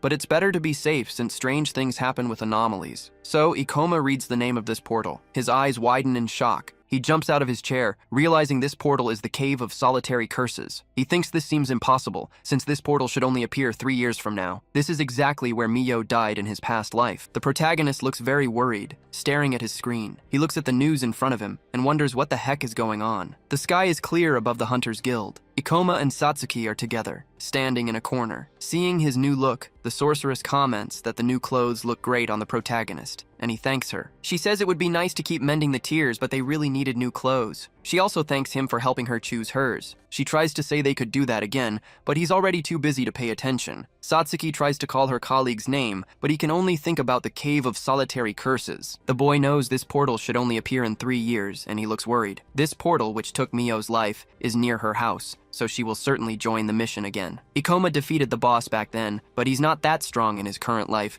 even though he's evolving as fast as possible. The protagonist doesn't have the necessary strength for this right now. He remembers that stubborn girl and is sure of one thing. He won't be able to stop her from entering the portal. He knows it won't be easy, but he needs to participate in this mission too. But it will be too risky, so he can't involve Satsuki in this. The sorceress stares at her friend with a confused expression, not understanding what's happening. She asks if something is bothering the mage, who thinks for a bit before answering. The girl looks at Ikoma expectantly, but it seems the protagonist doesn't quite know what to say. Satsuki clenches her fist and calls his name again. Then she holds his hands and tells him he can tell her anything. The protagonist is surprised by his partner's actions. She reminds him that he once said he needed her help, and she was really happy about that. She wants to be there for him during tough times too. Our MC is speechless and grips his phone tightly. Satsuki looks at the mage and says she doesn't know what's going on, but she promises Ikoma he can always count on her. The protagonist closes his eyes and thanks her. Sometime later they are at a nearby cafe. Our MC explains there's a mission he wants to join. The sorceress understands there's an anomaly in Saitama and asks why he wants to help. He then asks if she remembers the hunter they met before. The mage explains her name is Mio Kagurazaka, and she's going on this mission, but she won't make it out alive. Satsuki is shocked to hear the girl is going to die. Ikoma says Mio is very stubborn and won't listen to his advice. So, the only way to convince her is to join the mission himself. Satsuki asks if the protagonist really thinks Mio will join the mission, and what he means by her ending up in a coffin. The protagonist realizes he has to tell his friend the truth. The sorceress is confused and asks what he's talking about. Our MC reminds her that he once told her about an item that gives information about portals, but he says that was a lie. The truth is, he can see the future. Satsuki tries to understand how he can know the future. The mage says he would understand if she didn't believe him. Satsuki is frozen for a few seconds as a plane flies overhead. Ikoma stays silent, waiting for a response or comment. Then the sorceress says she actually believes him. This explains how the protagonist knew so much about the 2 undeveloped portals they explored. And more importantly, this means he trusts her, so she will trust him too, even if he says the world is ending tomorrow. The protagonist chuckles at his teammate's response. He's grateful for her trust, but he also knows a little distrust isn't bad. He's even a bit worried about her trusting him so blindly. More time passes, and now they are at a station. Ikoma and Satsuki are standing inside a train. The protagonist tells his friend that this mission will be the most dangerous battle they've faced so far. He warns her to be alert, but the ministry says the boss should be level 65, so the sorceress thinks it won't be much worse than Akasha. However, the protagonist explains that because the monster has evolved, it's probably level 80. This means they won't be able to defeat it. Satsuki is shocked to hear this. Our MC says they must avoid fighting at all costs. Their goal is just to investigate the portal, convince Mayo, and get out of there as fast as possible. Many teams will work together on this mission, so they might find a chance to leave after convincing the Knight of the End. The sorceress is thoughtful for a moment. She understands that he wants to save the other hunter because she might end up dead, but she also notices the mage seems more worried than usual. Ikoma comments that Mio certainly doesn't remember him. The protagonist remembers the knight's last moments. He explains that she saved his life once. Satsuki is surprised to hear that girl saved her teammate. A train passes through the city, making a loud noise. The two arrive at the entrance, saying they're there to help with the mission. The official thanks them for traveling all this way. She mentions they really need a lot of help. She then says they need to wait for 5 other teams, which makes Ikoma realize there are 7 teams in total. Mio appears with an unfriendly vibe, immediately catching the protagonist's attention. The knight asks what he's doing there. She asks if he's some kind of weird stalker. The protagonist repeats his line from his past life with a smile, saying it's common to find many people at the mission point. Mio doesn't buy his story and says she'll avoid missions in this area from now on. Satsuki thinks about how aggressive this hunter is and wonders if she really saved Ikoma's life. But then Mio asks why Satsuki is staring, and Satsuki tries to say she wasn't. Suddenly a man appears and asks if the 3 are joining the mission. This new tough guy comments that he only sees a beta and 2 chicks, and it's even worse than he imagined. Satsuki notices these guys are wearing uniforms, but they don't look like agents from the monster extermination forces. A logo on their jacket arm shows the letter N in 2 colors. The protagonist looks at this logo and tries to figure out if they're part of a corporate hunter team. After a while, corporations start training hunters to show their contributions to society and create businesses based on some hunters' skills. But it should still be a testing period for most companies, who probably don't even have many people on their teams. A man with light hair asks Mr. Hanagasaki not to say things like that, so he doesn't hurt the reputation of the Novo Poder company. The guy apologizes to the team captain, who seems like a calm young man and is known as Shiraki. He apologizes to Satsuki and promises to train his team better. She's surprised but says it's okay. Satsuki feels good about it and thinks this captain seems like a decent person. Ikoma hears a voice saying they'll count on him during the mission. The man hands him his card and explains his name is Ryo Shiraki, part of Novo Poder, the hunter unit of Kokure Construction. Our protagonist thinks about all his experience as a hunter. He feels like something is wrong with this captain, so it's better to keep an eye on him. Shiraki says he respects young and talented hunters like the protagonist. He then gives a suspicious smile as he tells them to do their best on this mission. Inside the Cave of Solitary Curses, 3 spider-like monsters known as cursed spiders come running and make high-pitched sounds. Suddenly, a blade quickly cuts through the air, leaving a red trail. Hanagasaki holds his weapon as he fights the big monster. He comments on the crowd of monsters, calling it quite the welcome party. Ryo remembers an anomaly happened here despite the small size of this portal, and maybe the number of monsters is part of that phenomenon. But since there are 7 hunters, he believes they can handle this situation without problems. The captain shouts for everyone else to stay calm right now. Hanagasaki uses his weapon destruction ability, delivering a powerful blow with his axe. The other team members also get ready to act. The braided girl activates her critical point power and moves onto the battlefield. Meanwhile, Ikoma notices how well these guys work as a team. It looks like the 2 strongest focus on reducing the number of monsters. Another one is positioned to handle any enemies coming from the other side. Their leader is ready to take care of anything the others might miss. He thinks the best part is that everyone fits their roles, and they all trust the leader. Then, Satsuki casts a shadow ball. The spell causes an explosion inside the cave, and one of the monsters screams. Ikoma uses his sword to make a precise diagonal cut. The life-sucker just makes another noise. The sorceress thinks these creatures aren't even bosses, but they have incredibly high health. She comments that her partner should maybe use his gravity powers, but he thinks it's better to defeat them one by one since they have the advantage. He also says they should save energy because a disaster could happen at any moment, and his friend understands his point of view. Mio is enveloped by her energy as she activates her red blade power and charges towards the enemy. A huge, powerful explosion lights up the entire area with a reddish glow. The Knight of the End lands perfectly, her hair falling over her face as she holds her large sword. Ikoma thinks about how powerful the girl is and believes she's always been like this, even though he met her much later in his past life. Looking at the stubborn girl, the protagonist wonders what her current level must be. In terms of skills, she's definitely stronger than other B-rank hunters. A little later, a big monster makes a loud noise. These monsters have very high health points, but they aren't that dangerous. Our MC asks Satsuki if he can steal mana from one of the creatures, and she says he can. But then someone suddenly pushes the girl, telling her to get out of the way, which scares her. Hanagasaki is just rude and uses his axe to activate the puzzle skill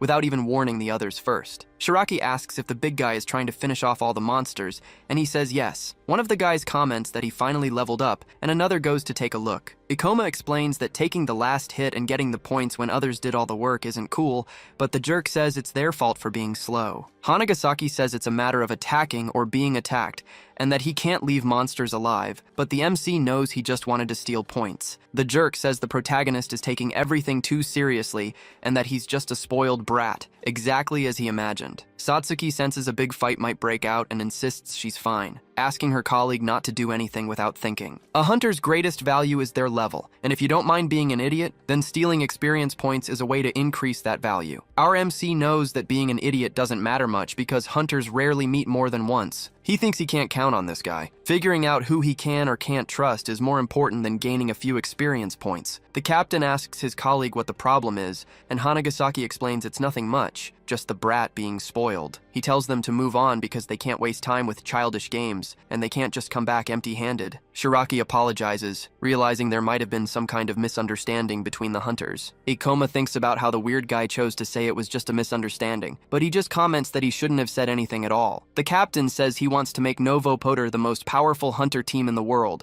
criticizing the ministry's current methods for not focusing on the collective. He believes Novo Poder will serve as an example for corporate hunter teams, and that soon they'll be able to control portals efficiently. Satsuki smiles when she hears this, commenting that his plan is very ambitious, but the weird guy says it's not easy to make all team members level up, and that's why only 4 of them were chosen to enter this portal. The protagonist knows that if training B-rank hunters was easy, the ministry wouldn't struggle, but he thinks it's good that they already have 4 here. Shiraki explains his team doesn't obey his orders and apologizes for Hanagasaki's behavior once again. Our sorceress is pretty innocent and falls for his nice guy act. She says it seems hard and hopes things get better in the future. The captain believes the ministry hasn't reached this point in the portal yet. They need to explore and update the map, so he wants to follow a specific path. Ikoma and Satsuki walk a few steps away from the other hunters, who are now ahead of them. The protagonist thinks something is wrong with this situation. Shiraki showed all his leadership during the battle. The others clearly follow his orders, which means they respect him. In other words, this guy could have easily punished any bad behavior. Our MC stares at the weird guy, knowing his whole attitude is just an act. Someone comments that they felt nervous about portal anomalies, but now they think they worried for nothing. The hunters are positioned in pairs in the cave,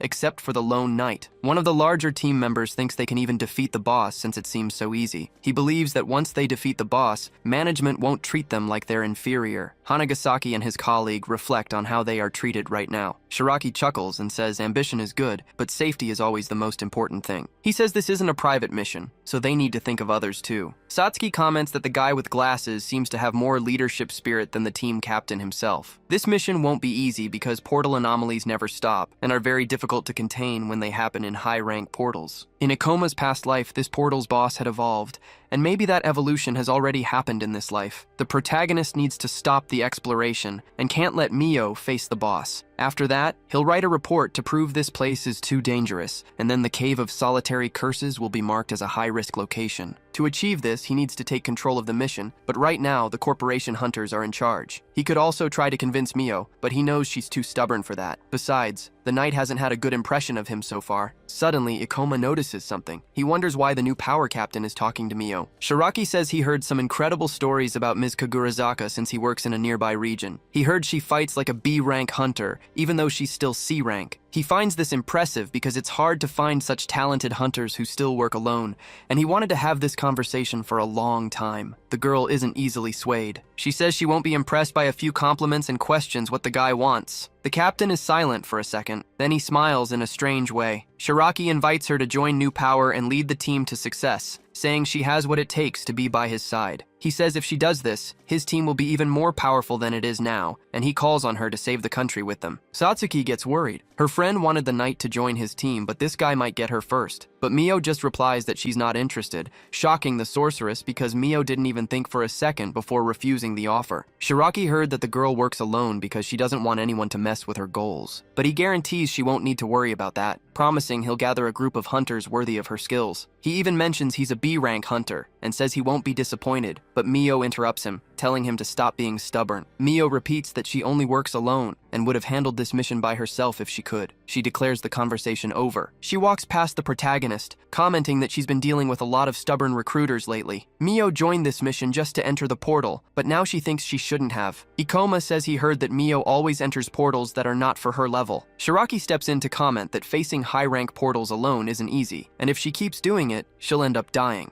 Mio doesn't want to hear it, and just replies that it doesn't matter, since she doesn't care anyway. The protagonist watches her reaction in silence. Satsuki notices things are very tense, but she thinks Mio didn't need to be so rude. Suddenly, the tough guy calls out to the brats he hates. He explains that he doesn't go easy like his captain, but he figures they already knew that. With that, he warns them not to get in his way. Ikoma and Satsuki just watch for a few seconds. Then the protagonist says they came to a media-covered portal just to show off, and then they start recruiting every talented hunter they find. Our MC comments that New Power must be desperate to prove their team's worth to management, which makes Hanagasaki furious. The man questions what he knows about his team. The sorceress asks her colleague not to make the guy angry, and she thinks it might be better to complain to Shiraki. But the mage says that wouldn't help, explaining that the tough guy is acting like an idiot so his captain can play the good guy and win people over. The boy realizes this is all a sham, and the two are shocked by what he said. Shiraki doesn't look very happy, noticing he's been found out. Satsuki is surprised and questions if the weirdo is really just acting to gain other people's sympathy. Ikoma says yes,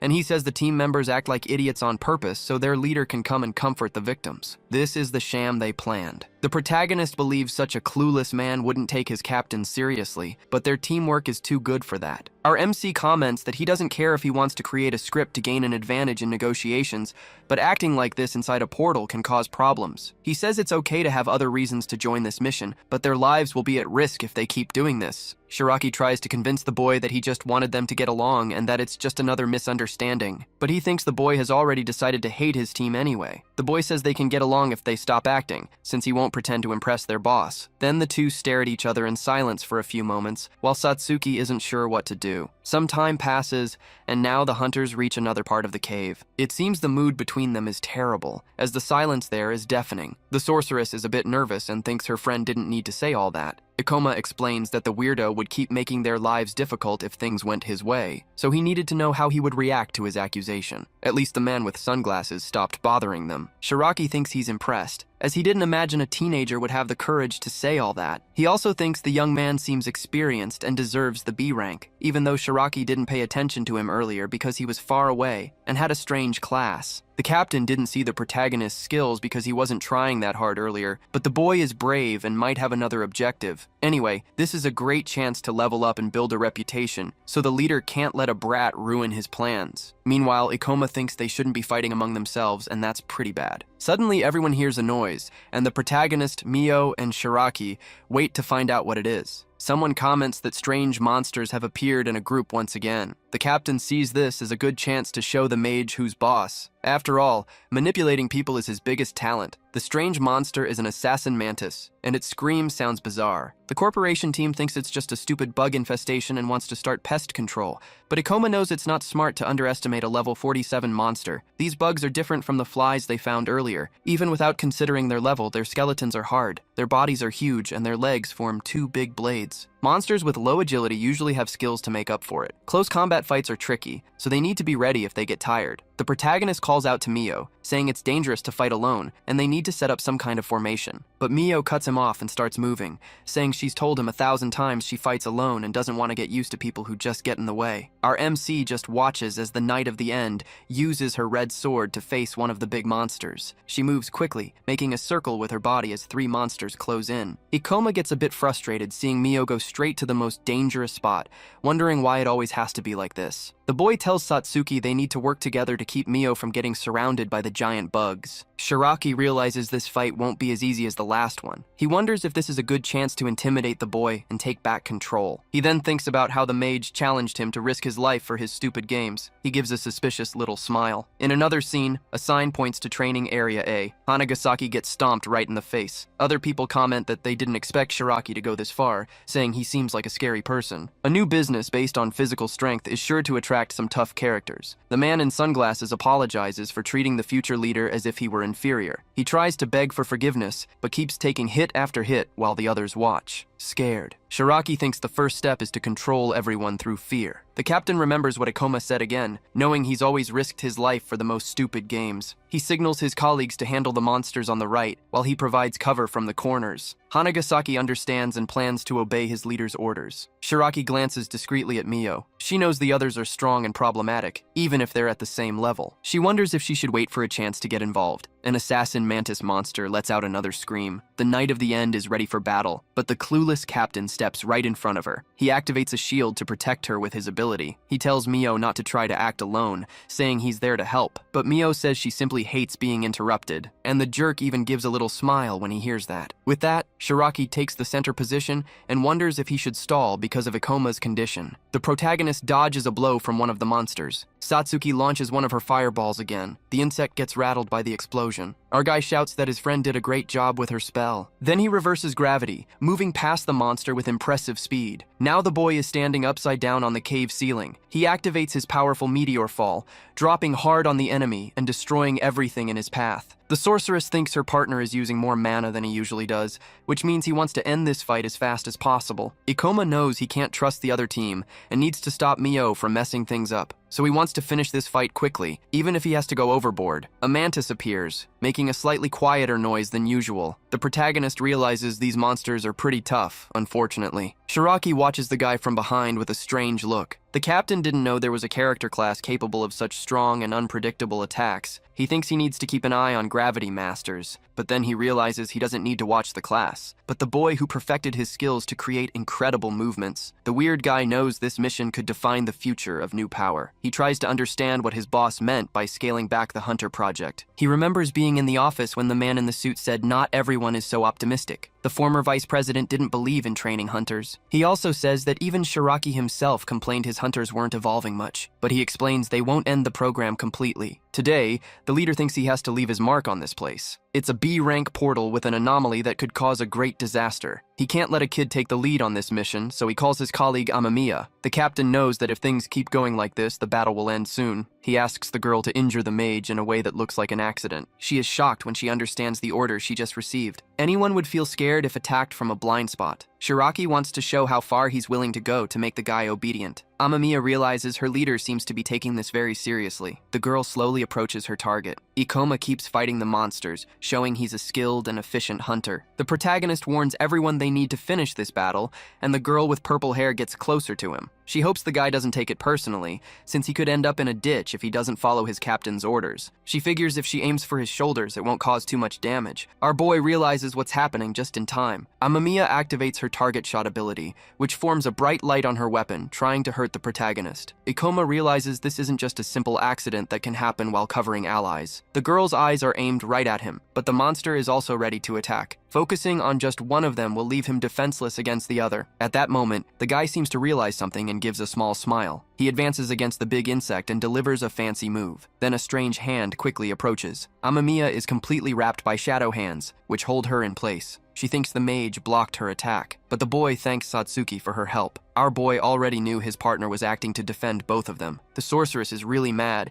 and asks the braided hunter what's going on. The girl tries to explain she still had a chance to dodge the mage and was just trying to help. Shiraki wonders how that's possible, since the two reacted instantly without even thinking twice. He can't even imagine what kind of hell they went through to get to this point at such a young age. Then one of the monsters starts moving. Ikoma calls out the hunter who just tried to hit him. He tells her not to drop her guard in the middle of a fight, which makes the girl a bit embarrassed. The creature's paws glow with blue energy. The monster activates an ice needle ability. Amamiya gets hit and drops her sword. Shiraki gets frustrated, realizing he underestimated underestimated these monsters because he didn't know they could use magic too. He thinks he made a big mistake by getting the other hunter involved in this mess. The leader tells Sawai to use white magic to heal Amamiya and asks Hanagasaki for support, but the guy with sunglasses is already busy fighting other monsters. Suddenly, Ikoma jumps into the fight and blocks an insect's attack in front of the guy. The protagonist tells them to save their surprise attacks for later, saying he'll handle this monster. Then he tells the guy to hurry up. The guy doesn't question it and runs off to try and fix things. Shiraki watches all of this from nearby. He doesn't look happy with how things are going. Sawai's sword glows as he uses his white magic over Amamiya. Our MC announces he's finished everything there, and he's now leveled up from 49 to 50. Meanwhile, Mio uses her glowing red sword to strike an opponent. She finishes off another bizarre monster. Ikoma notices the night is also done, and Satsuki comments that he didn't need to save those idiots. The sorceress questions how they dare to do something like that in the middle of a battle, since just one wrong move could be disastrous. She says her friend could have ended up dead, and the two members of the other team get a bit awkward hearing that. Shiraki tries to blame it on a misunderstanding again,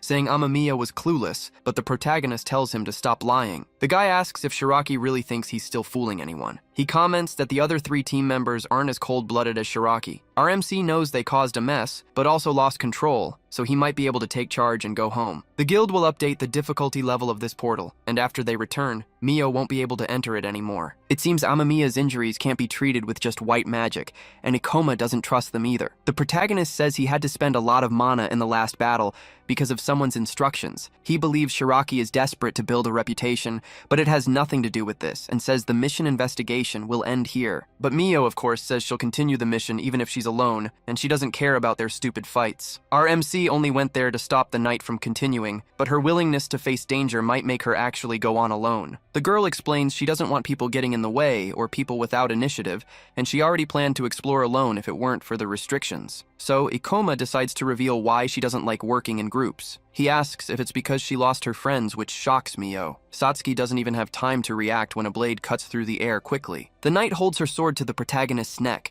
clearly affected by what she just heard. She asks where he heard that, her voice full of anger. The protagonist stays silent, waiting for the hunter's next move. Then she makes a sound of frustration and lowers her sword. She tells the others they can leave if they think it's best, but she'll do what she wants, and the alliance is over. Ikoma tries to get the Knight of the End's attention, but she ignores him and keeps walking alone. Shiraki is upset to see her go on alone, especially since they're already at a disadvantage. In his past life, the protagonist heard a rumor about Mio after she left. He knows it's useless to convince her, but he can at least protect her. He tells his teammate they'll keep following the Knight of the End for now. If things continue like this, what happened in the past will repeat. Suddenly, Shiraki interrupts them, looking like he wants to say something. He explains they shouldn't separate, because Amamiya won't be able to move soon. With everything that's happened, if they split into groups, the investigation mission will collapse. But the mage believes they have a chance if he can keep this fake guy under control. Despite this, Shiraki can only think about how that crazy girl might die alone if she wants to. This is a problematic situation, as it's a huge conflict of interest. Shiraki gestures to Ikoma and Satsuki. He thinks if he abandons Amamiya, his team members will lose respect for him, so they need to wait until she can move. If the mage and the sorceress go after Kagurazaka, the mission group will split. To impress the corporation executives, they need to do well on this mission, but they're completely exhausted, so they won't get good results. With this, the captain tells the protagonist and his friend that he can't let them go after the Night of the End. He's worried about the girl being alone in a dangerous portal, but he thinks it's her fault. Shiraki believes they shouldn't make other people risk their lives because of her. Ikoma says those words don't suit someone who planned a betrayal in the middle of a battle,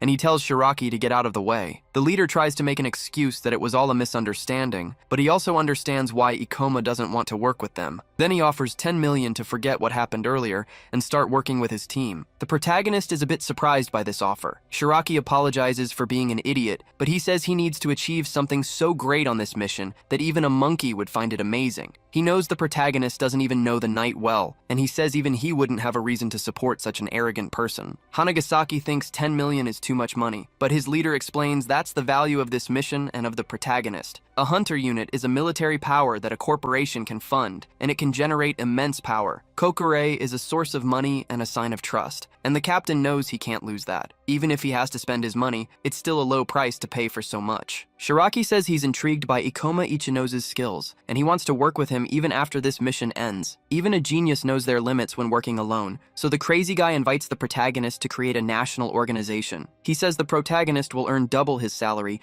and up to 10 times more if it works out, but he's interrupted when the protagonist refuses. Our mage comments that he's not interested in him or in being part of a corporate team. Shiraki is confused and shocked by his answer. Ikoma tells him to get out of the way again, because he's going after Mio. He suggests the team return after Amamiya fully recovers. The captain repeats that the protagonist would get 10 million just for obeying him on this mission. He asks if that amount isn't enough, offering double or even triple the money. The protagonist explains he just wants to test how far he can go on his own, and he's not interested in money or corporations. Our MC doesn't want to waste any more time, and he's ready to use force if needed to keep moving. Shiraki smiles and says he'll just leave him alone then, but he asks if the girl in the back would be able to fight him. He says the protagonist can go ahead if he doesn't mind going alone and leaving the sorceress with him. Shiraki comments that it's time to end this useless argument. Ikoma gets angry, but can't think of a reply yet. Shiraki has the nerve to say his priority is the mission's success for the city's safety, and he wouldn't want to force anyone to do anything. Satsuki thinks about how this man is full of lies and manipulation. The lying captain asks the protagonist's level. He replies he's level 50 and wants to know why Shiraki's asking. Shiraki then comments that it's a big coincidence, since his level is exactly the same. He wonders what he should do now. He thinks about settling who leads the mission with a duel. Hanagasaki tries to argue, saying it's not a good idea to have a duel in the middle of a portal exploration.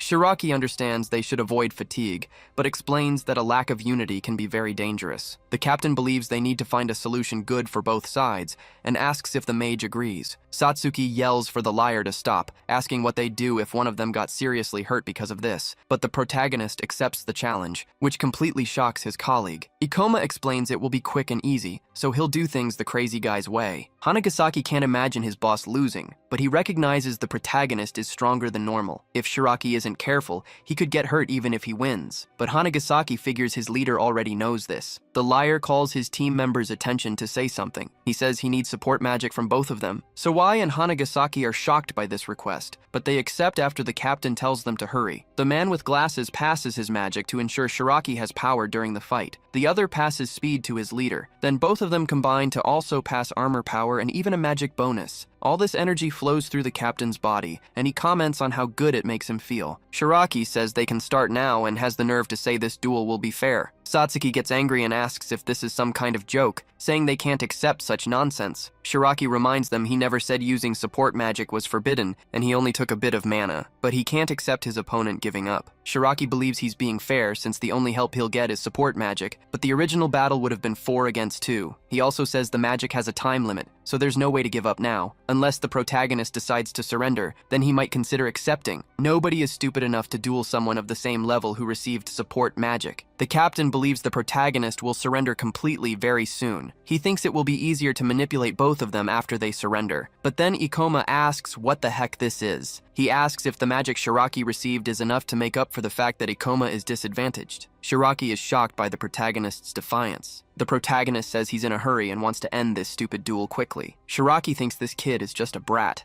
Hanagasaki tries to figure out what the protagonist is thinking, wondering if he believes the captain will give up if he acts so confident. He knows that provoking his leader by acting superior will make him relentless. Ikoma understands his opponent's class from his abilities, realizing he's a paladin. This class suits a leader who can fight and defend at the same time, with strengths and stable foundations and various offensive and defensive spells. But these class characteristics aren't present in him right now. Shiraki says he'll ask one more time if the protagonist really won't surrender. Shiraki smiles, knowing it's better to surrender than to end up completely beaten. But the protagonist just asks them to start fighting, which surprises Shiraki. Our MC comments that Shiraki doesn't want to lose his support magic, and he doesn't want to hear any excuses after the duel. Shiraki is silent for a moment, then he calls his opponent an idiot. He runs like a maniac towards the protagonist, filled with rage. Satsuki notices that Shiraki is even faster than he imagined. The captain raises his sword and prepares to deliver a powerful blow. Suddenly there's a big explosion, creating a dust cloud that prevents others from seeing what's happening. Ikoma slides across the ground from the impact of the attack,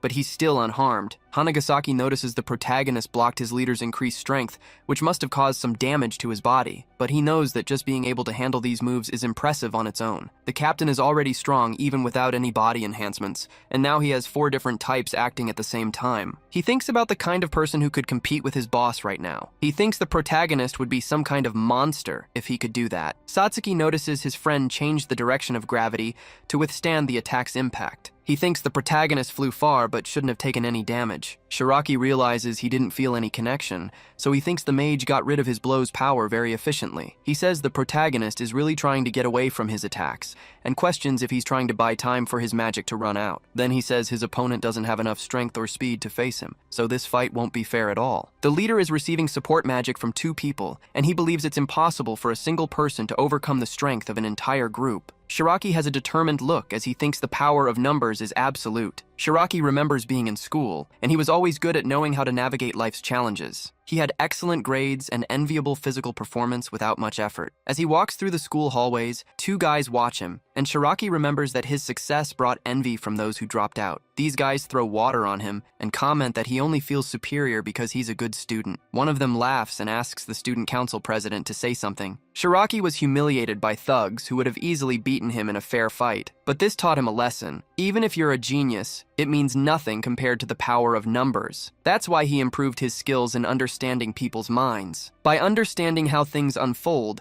the captain gained experience as a hunter, and he proposed the idea of a corporate hunter unit for Kokure. Shiraki thinks he'll take control of this chaotic era to gain absolute power. The team leader starts to say something. He wants to finish the battle with just 1 sword strike, but Ikoma comments that his opponent is very irresponsible. He uses his gravity master skills to land a powerful blow. Shiraki puts his hands on his stomach, trying to recover from the impact. He's still on the ground, trying to understand what happened, wondering if he was hit. The protagonist tells him not to worry because he used the blunt side of the blade, so no cut was made. Hanagasaki thinks this is impossible since the guy seemed to be at a disadvantage, and he wonders what kind of sorcery this is. The captain doesn't understand how he can fall behind his opponent when he has so many more enhancements. Our MC looks down at the liar. Then he explains that the other guy can't handle his altered body, even if he's faster or stronger. Ikoma says he could never win this battle with such bad movements. The protagonist knew this from the first attack, and just used the excess enhancements against his enemy. He only needed to wait for the right moment. Hanagasaki thinks the guy even makes all this movement analysis seem simple, and Satsuki seems happy with her partner's intelligence. The man with glasses imagines that if his boss lost control of his movements, then his opponent must be a big threat now. Shiraki laughs and says he wasn't prepared, but his defenses are still high even after the hit. He yells that his enemy made a mistake by not using the sharp side of the blade,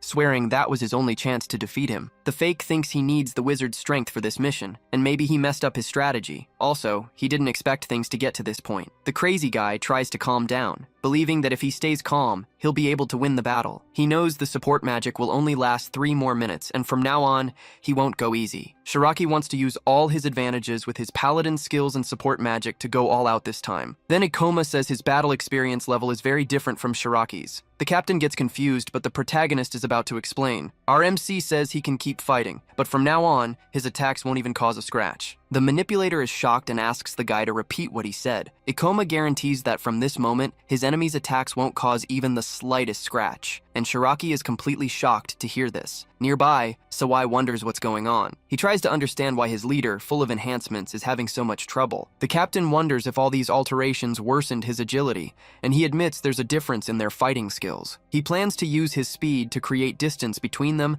and then attack his enemy with magic. The fake wants to unleash all his enhanced magic ability on the protagonist, and he just wants to see if the protagonist can escape the maximum power he's about to use. Shiraki makes a move with his sword and activates his divine punishment power, emitting a blue light energy. Hanagasaki realizes this is a large-scale attack with a lot of mana involved, so he believes the guy won't be able to dodge it. Ikoma could avoid this attack by using his gravity inversion skill, but he doesn't want to spend too much mana in this battle. The protagonist sees something next to him. Our MC lowers gravity to lift part of a monster that was already defeated. Then he positions himself right behind the object, escaping the spell coming his way. Shiraki can't believe the boy was creative enough to use a monster's armor as a shield. When his opponent lost in close combat, it was clear he'd try to use magic to compensate. That's why the protagonist chose to fight near the monster remains. The guy freaks out and starts yelling for the boy to stay away from him. He doesn't even notice when Ikoma uses his ability to go up to the ceiling again. The protagonist lands right behind the captain, who looks a bit confused. Then the boy approaches at full speed,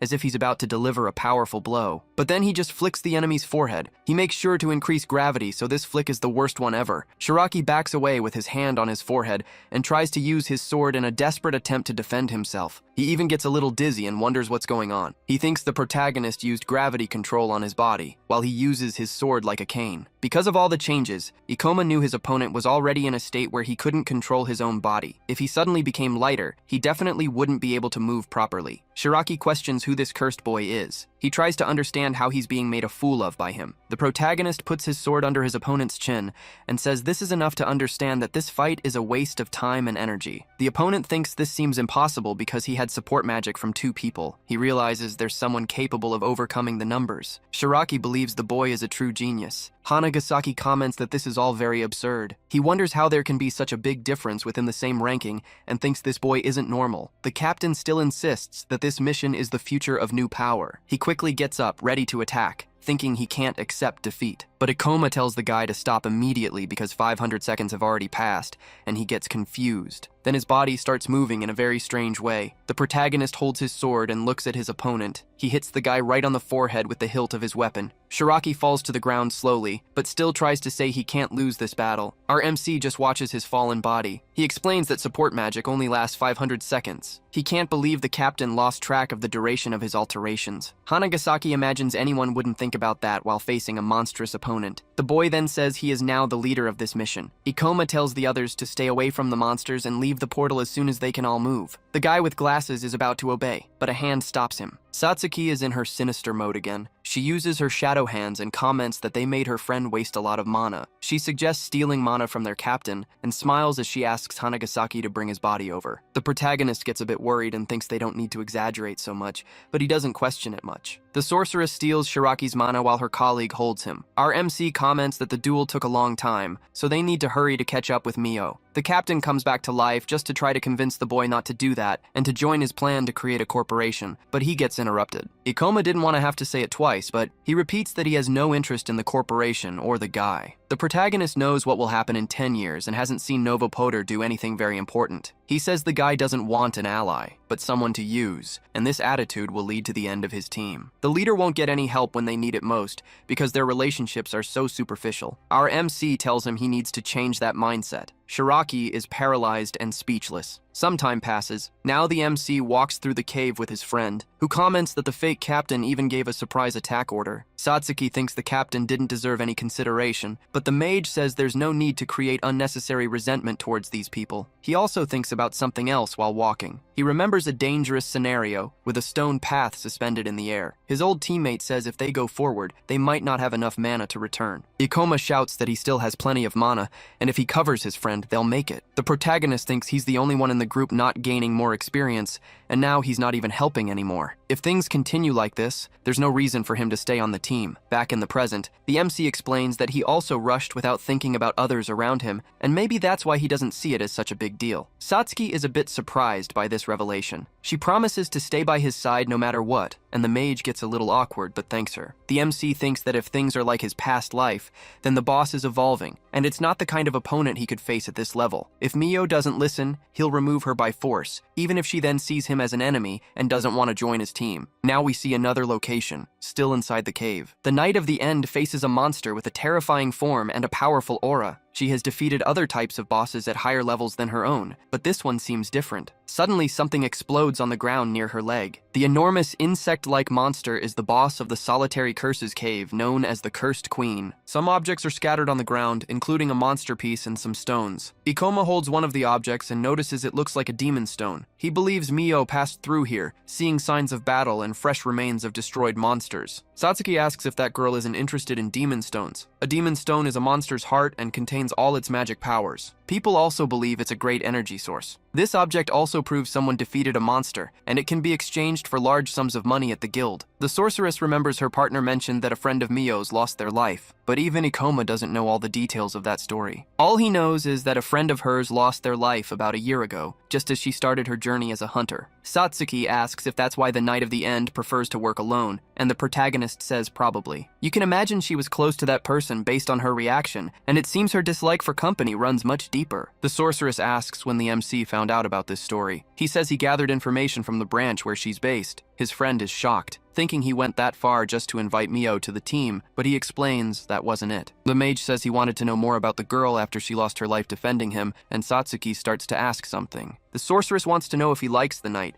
and the MC thinks this misunderstanding will be very hard to clear up. The two keep walking and realize it's hard to catch up to Mio. Ikoma thinks at this rate she really will find the boss, and tells Satsuki to walk faster. Meanwhile, the boss makes a deafening noise, and its red eyes glow in the dark. The Knight of the End is level 46, and didn't expect her opponent to have already evolved. The giant insect charges at her. Mio drops to the ground to dodge the monster's attack. She realizes the creature is incredibly strong and fast, understanding this is how a level 80 boss fights. The level difference between this monster and others is so high that it must have evolved. This information is important, but she's not sure if she can defeat it. If she runs, the boss will just fly after her. So, the best thing to do is ask for help from the other mission members. But Mio doesn't want to involve them, even if they are annoying. The knight feels she has no choice but to sacrifice herself to stop the monster from leaving. Her class has great skills for defeating strong opponents. Still, she's not sure if she can actually win with such a huge level difference. She imagines her friend asking if she's finally coming back. Mio stays silent for a few seconds. Then she closes her eyes, thinking about the person she lost, but she knows she needs to focus on the enemy right in front of her. The cursed Queen Amal raises several strange balls around her using only telekinesis. She throws these poison balls with all her strength, making the knight run quickly to save herself. Mio notices the attacks are very powerful, and dealing with 4 projectiles at once is tough. Even so, she believes the boss isn't that fast. The girl jumps and grabs her sword, ready to counter the attack. She looks at the enemy, thinking she can do it. The girl sees an opening and takes the chance to use her skill, causing a big explosion, but she realizes it didn't work. She's confused because even though her level is lower,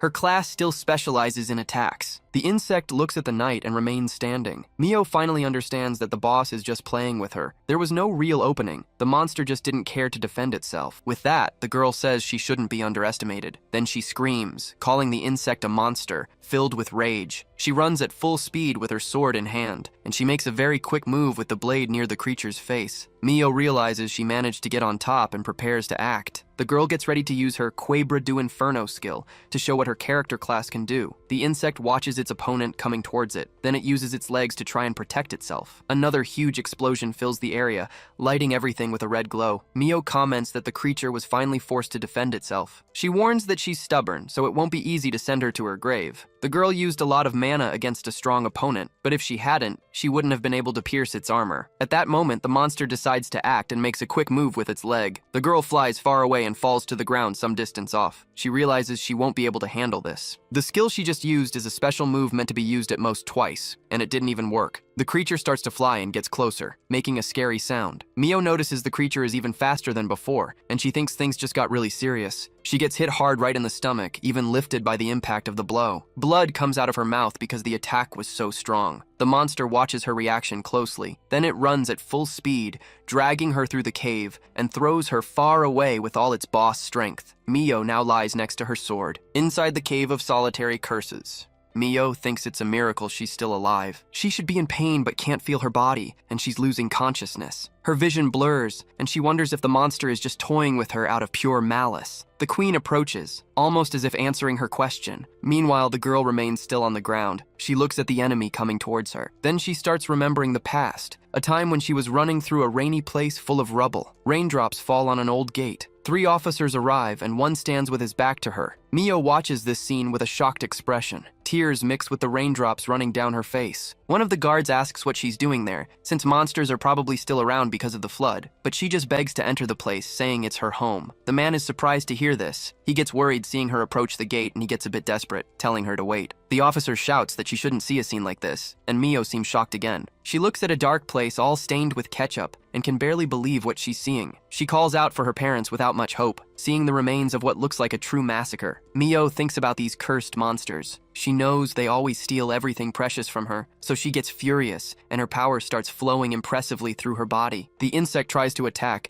and then something big explodes right in front of it. The Knight of the End now stands, and she says the monster dropped its guard because she wasn't moving. Her eyes are black because of her demonic aura ability, which lets her move freely by replacing low energy with mana. Mio explains that a Knight of the End can keep fighting as long as they have mana thanks to this ability. She also mentions she's really stubborn. She shouts that she hates all monsters. She knows the creature will recover its energy, but it can't regenerate a body part without using an ability. Even if this is her end, she wants to take at least one of the insect's limbs with her. The blade of the knight's sword hits one of the cursed cursed queen's tough legs. At this moment, the boss prepares for another attack. The creature moves its legs so fast it creates a tornado, pushing her body away. She uses her weapon to protect herself. Mio knows she can't stop now and needs to keep attacking. The queen summons her poison balls again, and now there are 6 of them. Doing her best to dodge, the knight thinks the number of balls doubled this time, which means the boss was really holding back before. Suddenly, one of the spheres circles around and heads for her from behind. Mio knows she won't be able to dodge this one, so she runs right into the explosion,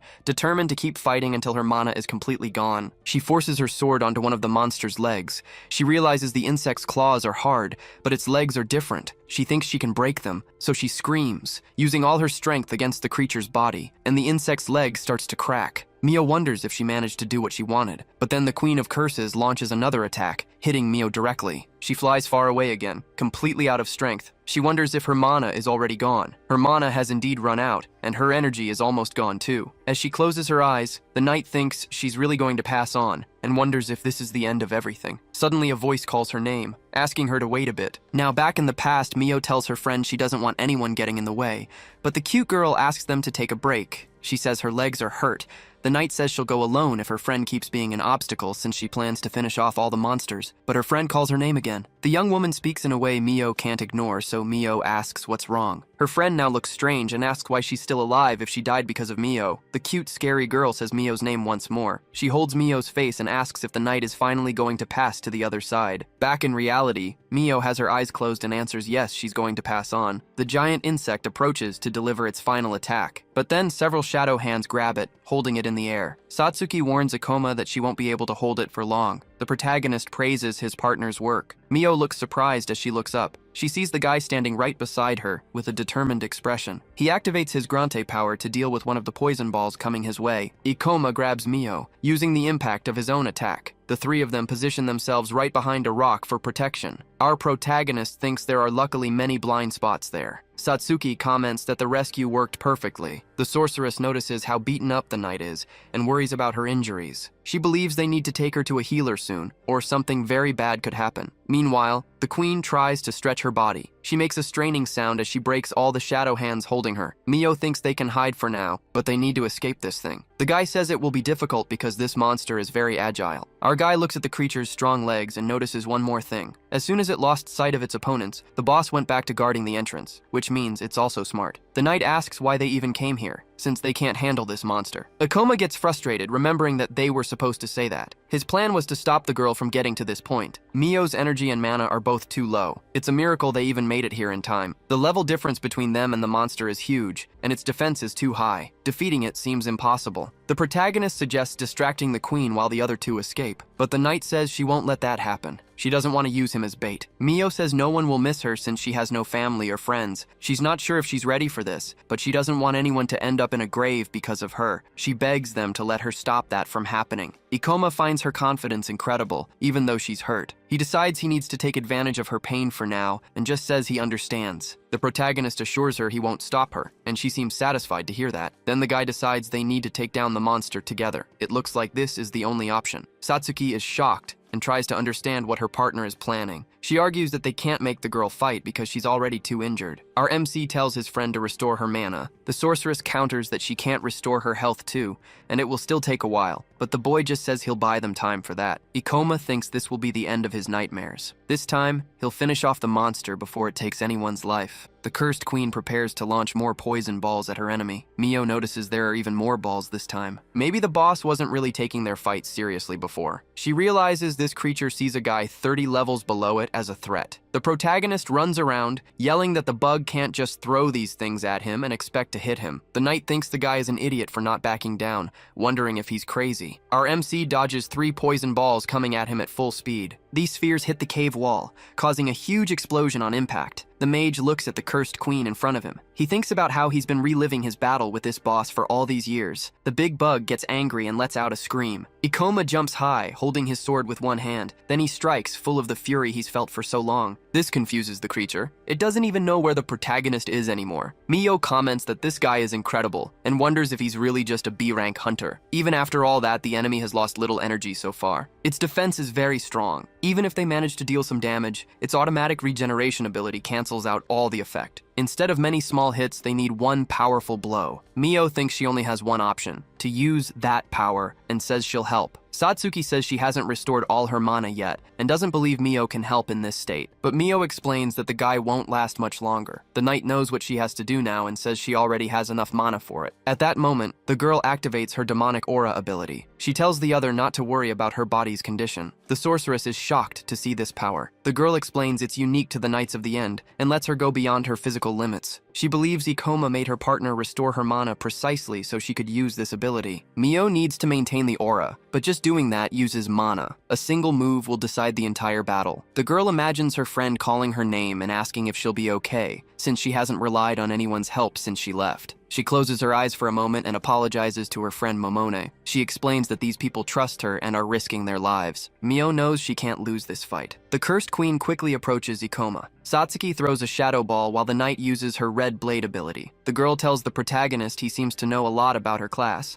and it's interesting that he also knows about her demonic aura ability. Our guy says he does, and he also knows the Knights of the End's big trump card. Mio says the ability is too slow and won't hit the boss. The monster prepares more poison balls to throw, but the boy promises he'll get her a few seconds. The knight says that's impossible against this kind of monster. Mio moves quickly and with determination. She sees a ball coming her way and thinks there's no way to dodge it, but Ikoma puts his hand on her shoulder. The two fly through the air with gravity inversion, getting out of the way just in time. Satsuki watches the explosion right in front of her. Meanwhile, the protagonist is upside down next to the knight. Mio tries to understand what ability can invert gravity. The guy returns to the ground, saying he'll leave the final blow to the girl. At this moment, the queen makes another strange sound. Then Satsuki's shadow hands trap her. Our guy appears, doing acrobatics with his sword. Mio watches the scene, unsure how to react. Ikoma descends towards the enemy, using his meteor fall power. The knight realizes the cursed queen is now trapped. She launches herself from the ceiling, knowing she can hit her with the Knights of the End's big trump card. It's a lethal sword ability that gets more powerful when her energy is very low. This power stops her movements, but she can use it in this situation since she's falling towards the opponent. The queen looks up, seeming a bit confused by all this. The guy yells for Mio to strike. With that, the girl activates her red vengeance ability and goes all out against the huge insect. An explosion fills this part of the cave. The huge insect is on the ground and looks like it's wounded in the belly. The knight tries to get up with great difficulty. She can't move anymore because she used all her energy on her last strike. The queen is down, and the girl wonders if they really won the battle. But its insect eye starts to glow, because the boss also has a big hidden trump card. When attacked, it usually strikes back the moment its opponent lets their guard down,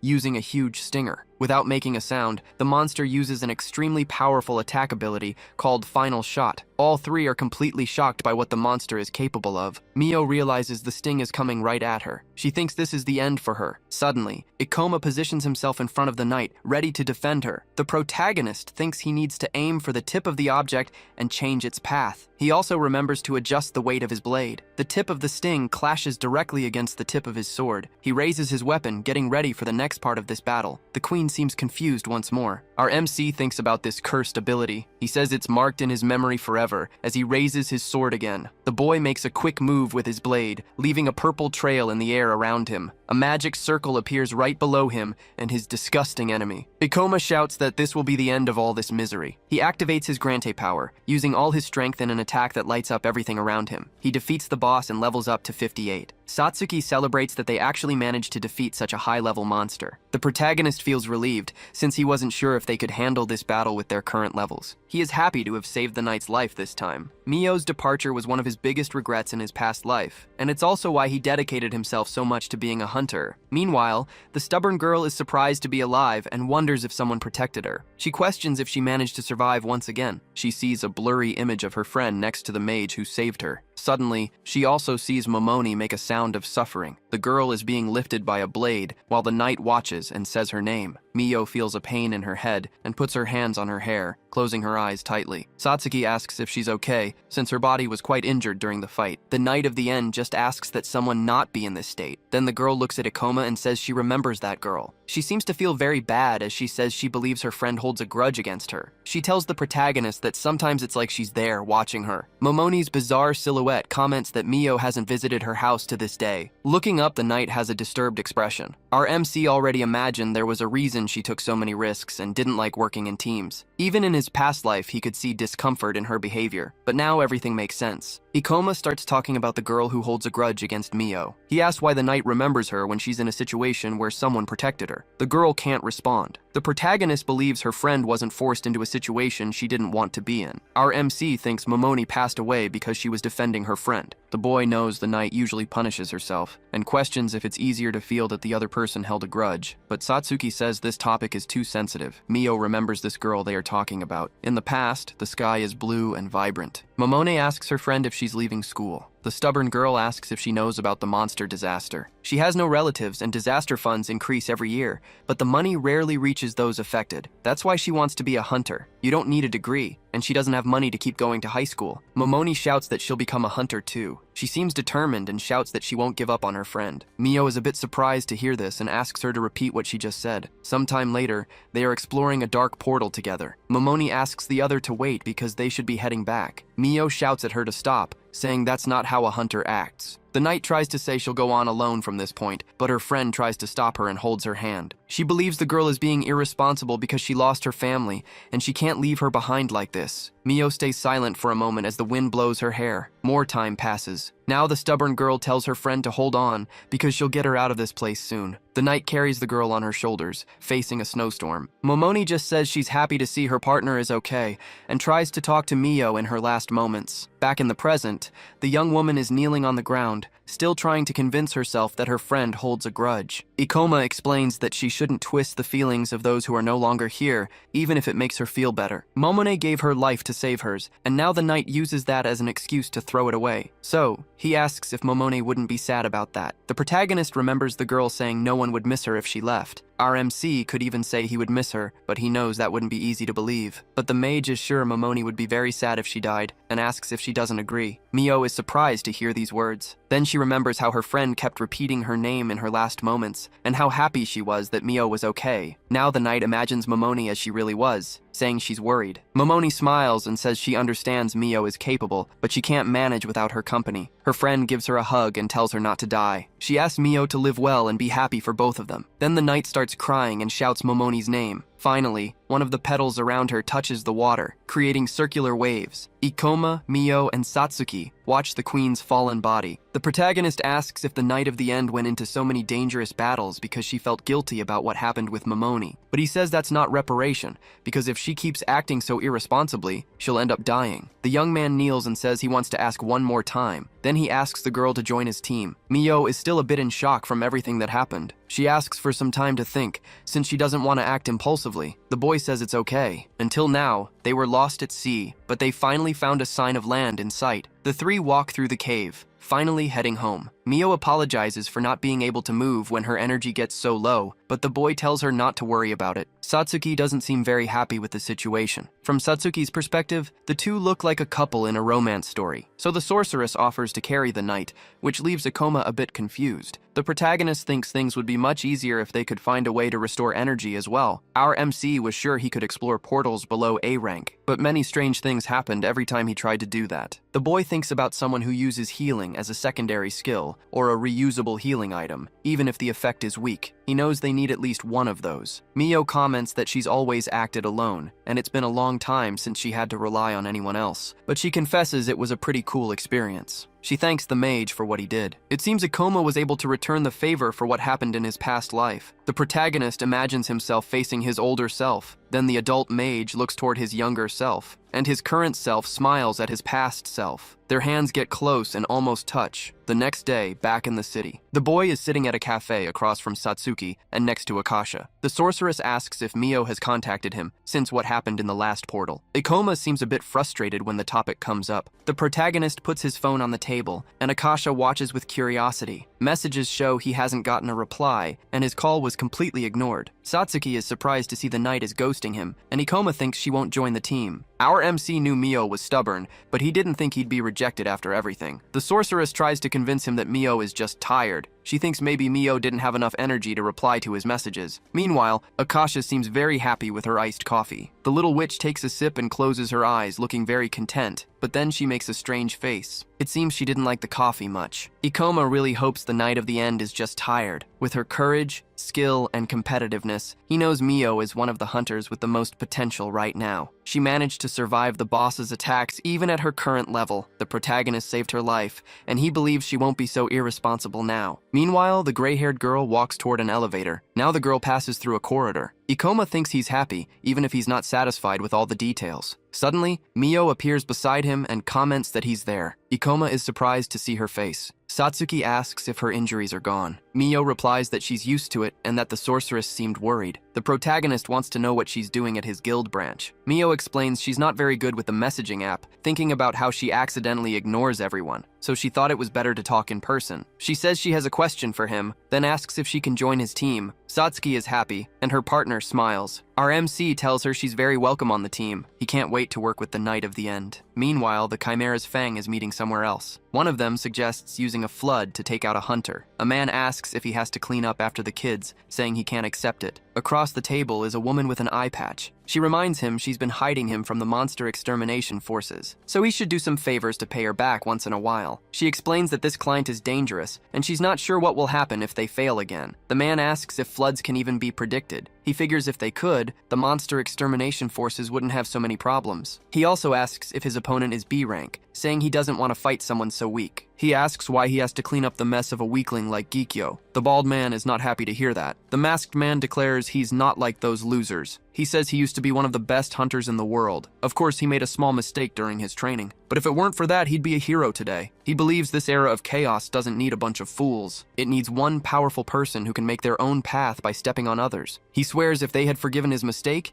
he'd be risking his life to protect the country. Eris thinks to herself that she hates this idiot. The masked man says he has his own standards and isn't like those sewer rats. If they're leaving this task to him, he doesn't want anyone else getting involved. The man points to Ikoma's picture on the paper. He says he first needs to figure out if he can really take out this kid. Only after that can he finish him off. Back at the Kirinami Guild branch, someone congratulates Satsuki. The receptionist says her results are in, and her promotion to B rank is approved. Our sorceress is thrilled to find out she's been promoted. Even with some regional variations, B rank hunters are in the top 1%. She can't believe she's now part of this special group. Ikoma also congratulates her, praising his partner for doing so well. Her teammates might be ahead, but she feels like she's moved forward at least a little bit. She remembers when the protagonist carried the other girl. She thinks she needs to improve because she can't lose the competition for his heart. Mio comments that it was obvious her colleague would get promoted, so there's no need to make such a big deal about it. Satsuki's level surpassed her class average a long time ago. The knight says she only had to surpass the weaklings of Kirinami, so it would be hard to fail since evaluations are regional. This makes the sorceress apologize for getting so emotional. She thinks the other girl is really harsh. Our MC says Mio doesn't need to put her friend down. Mio explains it would be a problem if Satsuki got too carried away. But then the tough girl admits this achievement is actually very important. She asks Satsuki to come with her somewhere, which leaves Satsuki a bit confused. Ikoma comments that the knight prepared a gift for the sorceress. He finds it funny that Mio criticized Satsuki's reaction after working so hard on the gift, but Mio explains that celebrating friends' achievements is important. The protagonist thinks the knight is very thoughtful, and he didn't even prepare anything. Mio says this is just for saving her life earlier. Despite her tough attitude, Mio really wanted to thank Satsuki. Mio comments that Momoni always told her to pay more attention to people around her. Satsuki gets a bit emotional about this. The knight says it's nothing too grand, but it's the kind of thing you can never have enough of and asks her to accept the gift. The witch realizes she's been seeing her colleague as a rival this whole time for no reason. She thinks it was all a big misunderstanding and smiles as she thanks her new partner. Ikoma notices the cabinet is big, and since they're talking about Mio, he wonders if it's some kind of weapon, but it's actually a huge teddy bear. The knight explains that this bear is from a German brand, a limited edition to celebrate the company's 5th anniversary. Satsuki thinks she really had the wrong impression of the girl. Our guy is a bit shocked to hear Mio describe the bear as something you can never have enough of, and he wonders how many of these she has at home. The witch thanks her for the gift while hugging the huge bear, but she needs to figure out how to get it home. Suddenly, the protagonist gets a notification on his phone. Another monster disaster has happened in Morima, and this time it's C rank. Satsuki comments that this has been happening quite frequently lately. The source of the disaster is in Misunagi, which is outside the city but fortunately not too far from there. So Mio tells them to go to the location. Ikoma says that if it's a disaster compatible with level 40 hunters,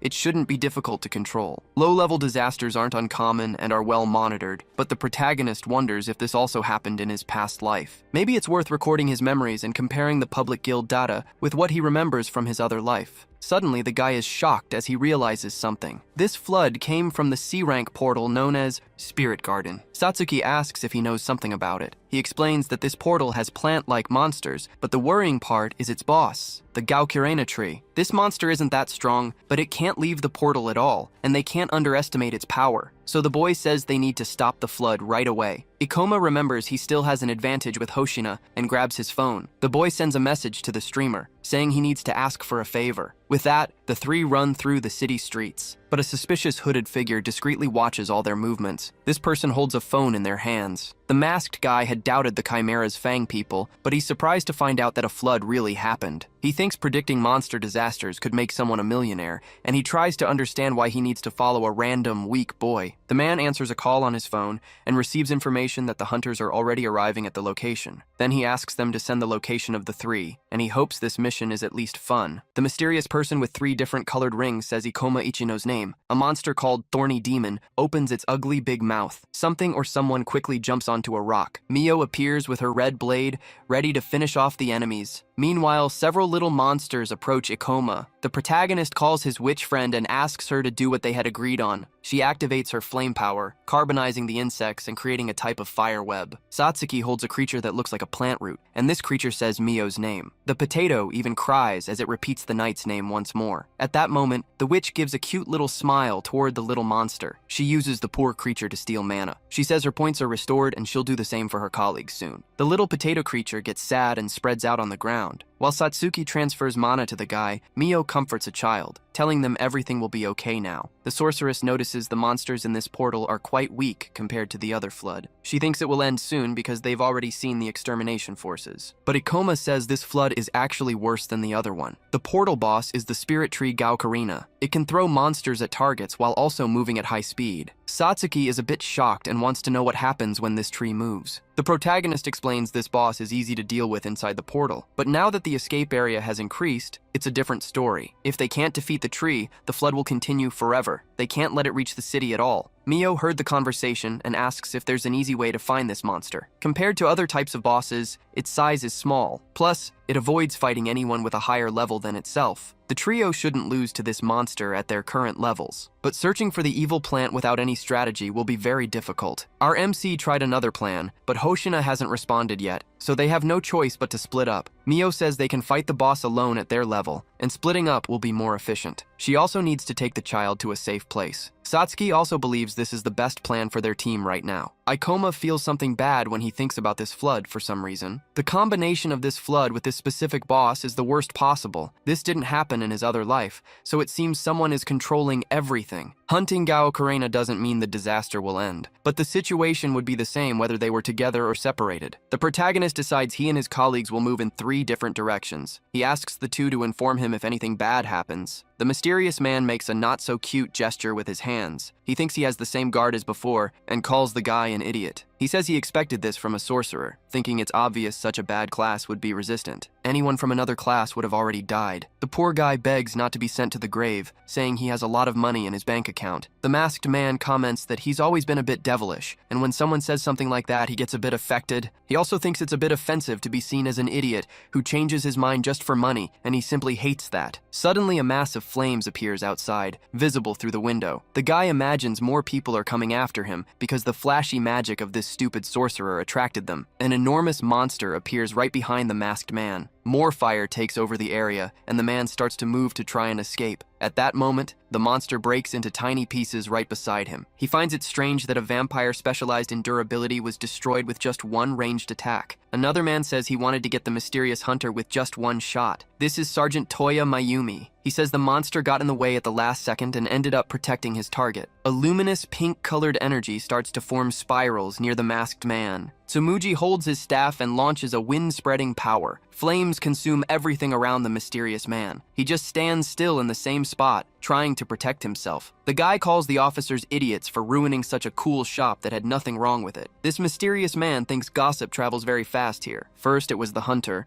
and now the monster extermination forces have also appeared. The sorcerer is on the ground and doesn't seem to be doing very well. Toya makes a hand signal, which makes the other officers run through the area. The man thinks they moved him away to rescue the sorcerer. Because of this, he thinks they aren't just common officers. He realizes he recognized this sergeant from somewhere. People in the extermination forces evolve slowly because they use traditional methods, and it's rare for talented hunters to come from there due to the rules and restrictions. But this officer is an exception. He's one of the best hunters in the monster extermination forces. He recognizes Toya's skills and feels compelled to deal with powerful people this way. Even so, if he fights them head-on, his chances of winning are 50%. Plus, there are 3 more people there. The place is on fire, his vampire familiar isn't with him, and he's a mid-range fighter who wouldn't do well in close combat. If the masked man acts now, he'll have to separate the sergeant from the rest of his team. But if he spends too much time in mana here, he risks losing the other mission. The guy decides to let it go for now, since he's the type of person who saves his favorite food for last. Suddenly, the man jumps through a window, shattering the glass. The officers realize that the A-rank criminal known as Colator has finally appeared. Toya gets ready to shoot a fire arrow. He fires his shot, activating his fire strike ability, which makes the flames consuming the shop even bigger. Tsumuji is happy, believing they got him, but the sergeant says that's not quite right. It's just a familiar made of slime that the criminal used as bait to escape. They see the guy running across a rooftop and wonder if they should go after him. But Toya says their priority is to contain the disaster. The man might be dangerous, but they shouldn't chase just one person right now. The sergeant tells the girl to use her magic to put out the fire, and she obeys his order. Once they finish questioning the sorcerer, the officers will return to deal with the monster disaster. Meanwhile, Miyo chases Gao Karena, the level 38 boss from the portal known as Spirit Garden. She didn't think she would be the one to find the evil tree. The monster uses its garden nightmare power, launching several plants at its opponent. These plants are actually other monsters, and they arrive in large numbers, but Miyo just yells that they're in her way and uses her red blade ability. More cursed plants remain standing and watch the girl in a somewhat sinister way. The knight realizes this won't end, and she needs to attack with everything she has, because if she keeps going like this, the boss will escape. She activates her Hellbreak power with a shout, which lets her use her own life energy as dark magic for her attacks. The little potatoes panic with all this commotion. Miyo launches herself into the air and sees Gao Karena right below her, believing she can finish the boss with this one hit. But suddenly something happens on the evil tree's leafy back. A large green creature emerges from there and heads towards the knight. She's surprised to realize the boss created a monster to use as a shield. The girl ends up right next to the weird lizard's huge mouth and seems a bit frustrated with the whole situation. Her power causes a big red explosion,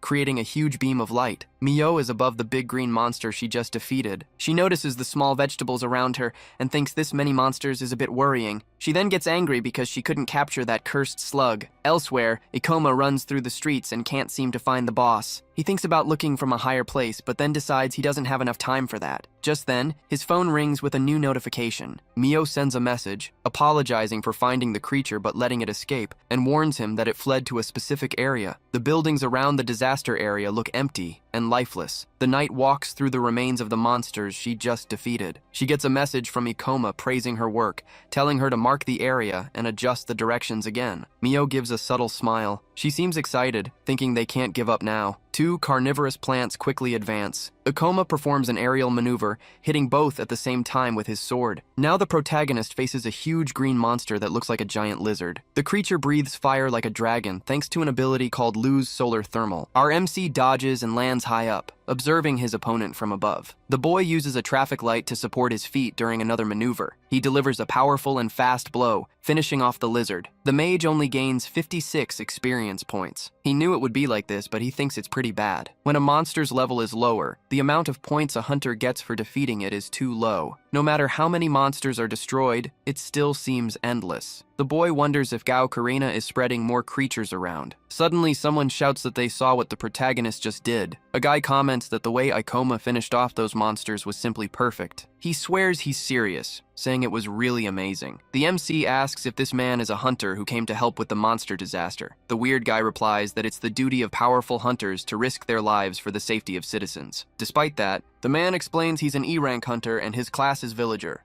so he doesn't consider himself a powerful hunter. The boy finds this rare. When a hunter reaches level 10, they have the option to choose from several character classes. Their options depend on how they spent their skill points until then, and also how they distributed their points at the start. The villager class will always be an option for a character class.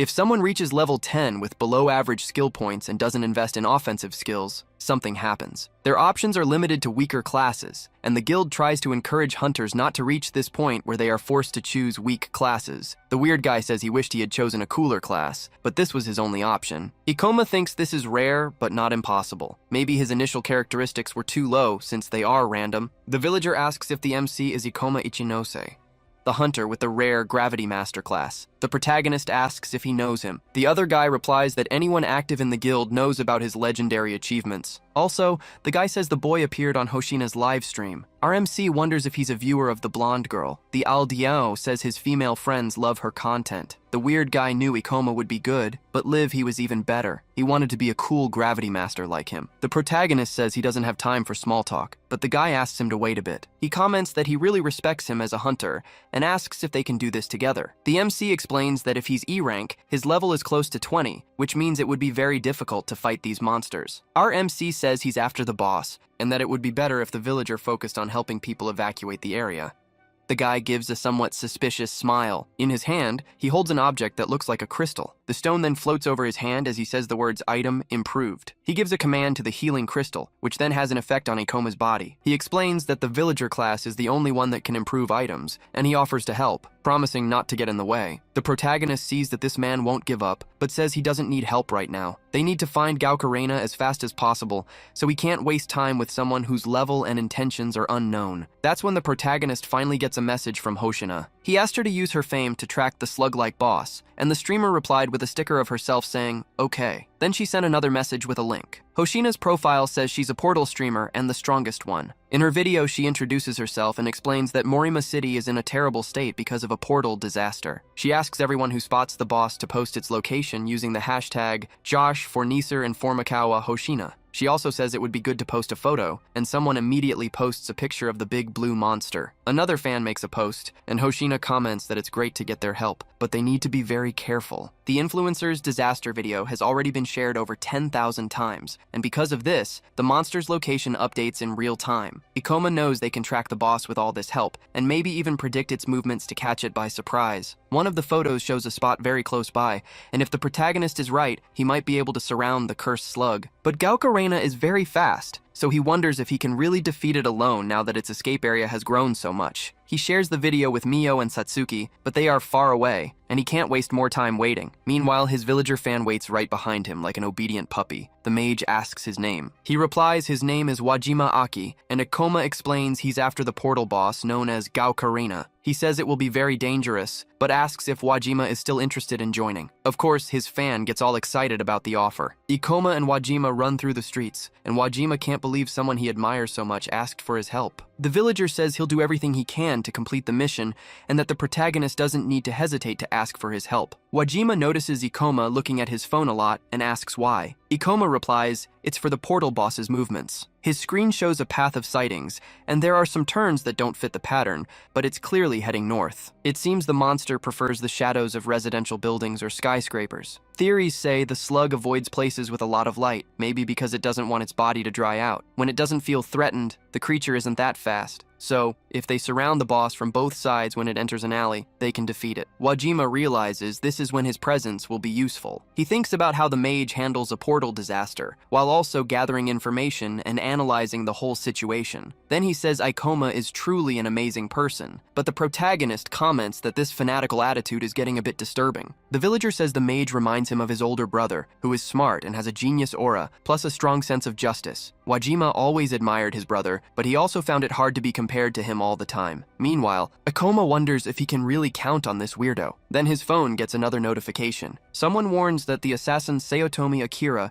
caused problems for the extermination forces. This isn't related to the portal, but Hoshina should be careful. Sayotomi Akira is also called O-Colator, and he's a criminal known for going after high-level hunters to rob and finish them off. This guy has a rare battle style that focuses on using familiars in combat. There are so few images of him that Ikoma doesn't even recognize his face. In his past life, forces attacked Sayotomi Akira's hideout with over 20 people and took him down, but more than 10 of them also died. Ikoma wonders if the criminal being in Morima is just another coincidence, but then he realizes these coincidences are getting out of hand. Even at the illusion library, the 2 Chimera Fang members showed up. Thinking about Akasha, the protagonist figures their target was probably the Ring of Wisdom. He tries to figure out if someone knows more about portals than him, and if that person is behind all these events using their influence. Suddenly, Wajima asks what's wrong, since Ikoma looks so serious out of nowhere. Our MC replies that it's nothing, thinking he's probably just being paranoid for no reason. Now they need to deal with the disaster. Ikoma tells Wajima they've spotted an assassin, and this makes the villager panic. The protagonist warns that the restaurant where the criminal was seen fighting is close by, and it's better not to get near him. Ikoma tells Wajima he can't face this assassin, so if they find him, Wajima should just run away immediately. Ikoma's phone rings again, and his #1 fan is trembling with fear just thinking about the dangerous bandit. More posts pop up, reporting other sightings of Gao Karina. Someone posts that they were too shocked to take a photo, but gives the location. The mage realizes it's close and he can fight now. It's still a bit early, but Ikoma shares this information with Satsuki and Mio. Wajima remains scared in the corner. Ikoma tells Wajima he's created a plan to defeat the Spirit Garden boss. They need to separate to surround the monster from 2 different directions. The protagonist tells them to defeat this slug quickly. The villager takes a second to recover from his fear of the assassin, but then he clenches his fist tightly and agrees to be part of the plan, looking very determined. Our MC comments that it's not hard to guide the big monster if they use the fact that it doesn't like very bright light. Ikoma decides he'll take a detour and lead Galkarina to a specific alley in that same area. When the boss reaches the opposite side, he wants his fan to block the other exit from the other direction. Ikoma says he can scare the slug enough so it won't want to escape his way, but he asks if Wajima can do the same. The eccentric guy assures him he has many items that boost the advantages of the villager class, and he has many tricks up his sleeve. Then the dramatic guy strikes another elaborate pose and promises he won't let Galkarina pass. The protagonist tells them to split up. Ikoma tells Wajima to run if anything unusual happens, but Wajima wants to ask something before they separate. Wajima asks why the mage decided to become a hunter. He comments that the boss level for this portal isn't that high, so he wants to know if it's not boring for a high-ranking hunter like him to take a job without many rewards. Ikoma immediately tells him to stop being so weird, but then he decides to explain his reason for being a hunter anyway. The protagonist wants to know how much his powers can help people, and that's probably his main reason. Our MC is even willing to die for this. The mage believes that right now there are things only he can do, and things only he can save. So he thinks it's more about a sense of responsibility than just a desire to stop the portal disaster. Ikoma looks back and sees Wajima is frozen. He then asks if his answer was good enough, and reminds Wajima he can't talk about this with other people. The villager says it was good enough, but he needs to make a comment. He smiles happily and thanks Ikoma, and he even says he loves the protagonist even more than before, much to Ikoma's dismay. Our MC says they're out of time and need to separate. Then we see the big city of Morima. Galkarina moves quickly through the streets. Something jumps fast over the vehicles. Ikoma runs next to the creature, thinking he finally found it. The protagonist looks at his opponent with determination. He uses the power of Grante to make sure it doesn't escape. The monster makes a desperate sound as broken pieces of stone surround it. It tries to escape, but it's already reaching the hunter's meeting point. Our MC thinks he managed to lead the boss to the route they planned earlier. Now he hopes Wajima can do his part. The villager looks ahead, seeming ready to take the next step.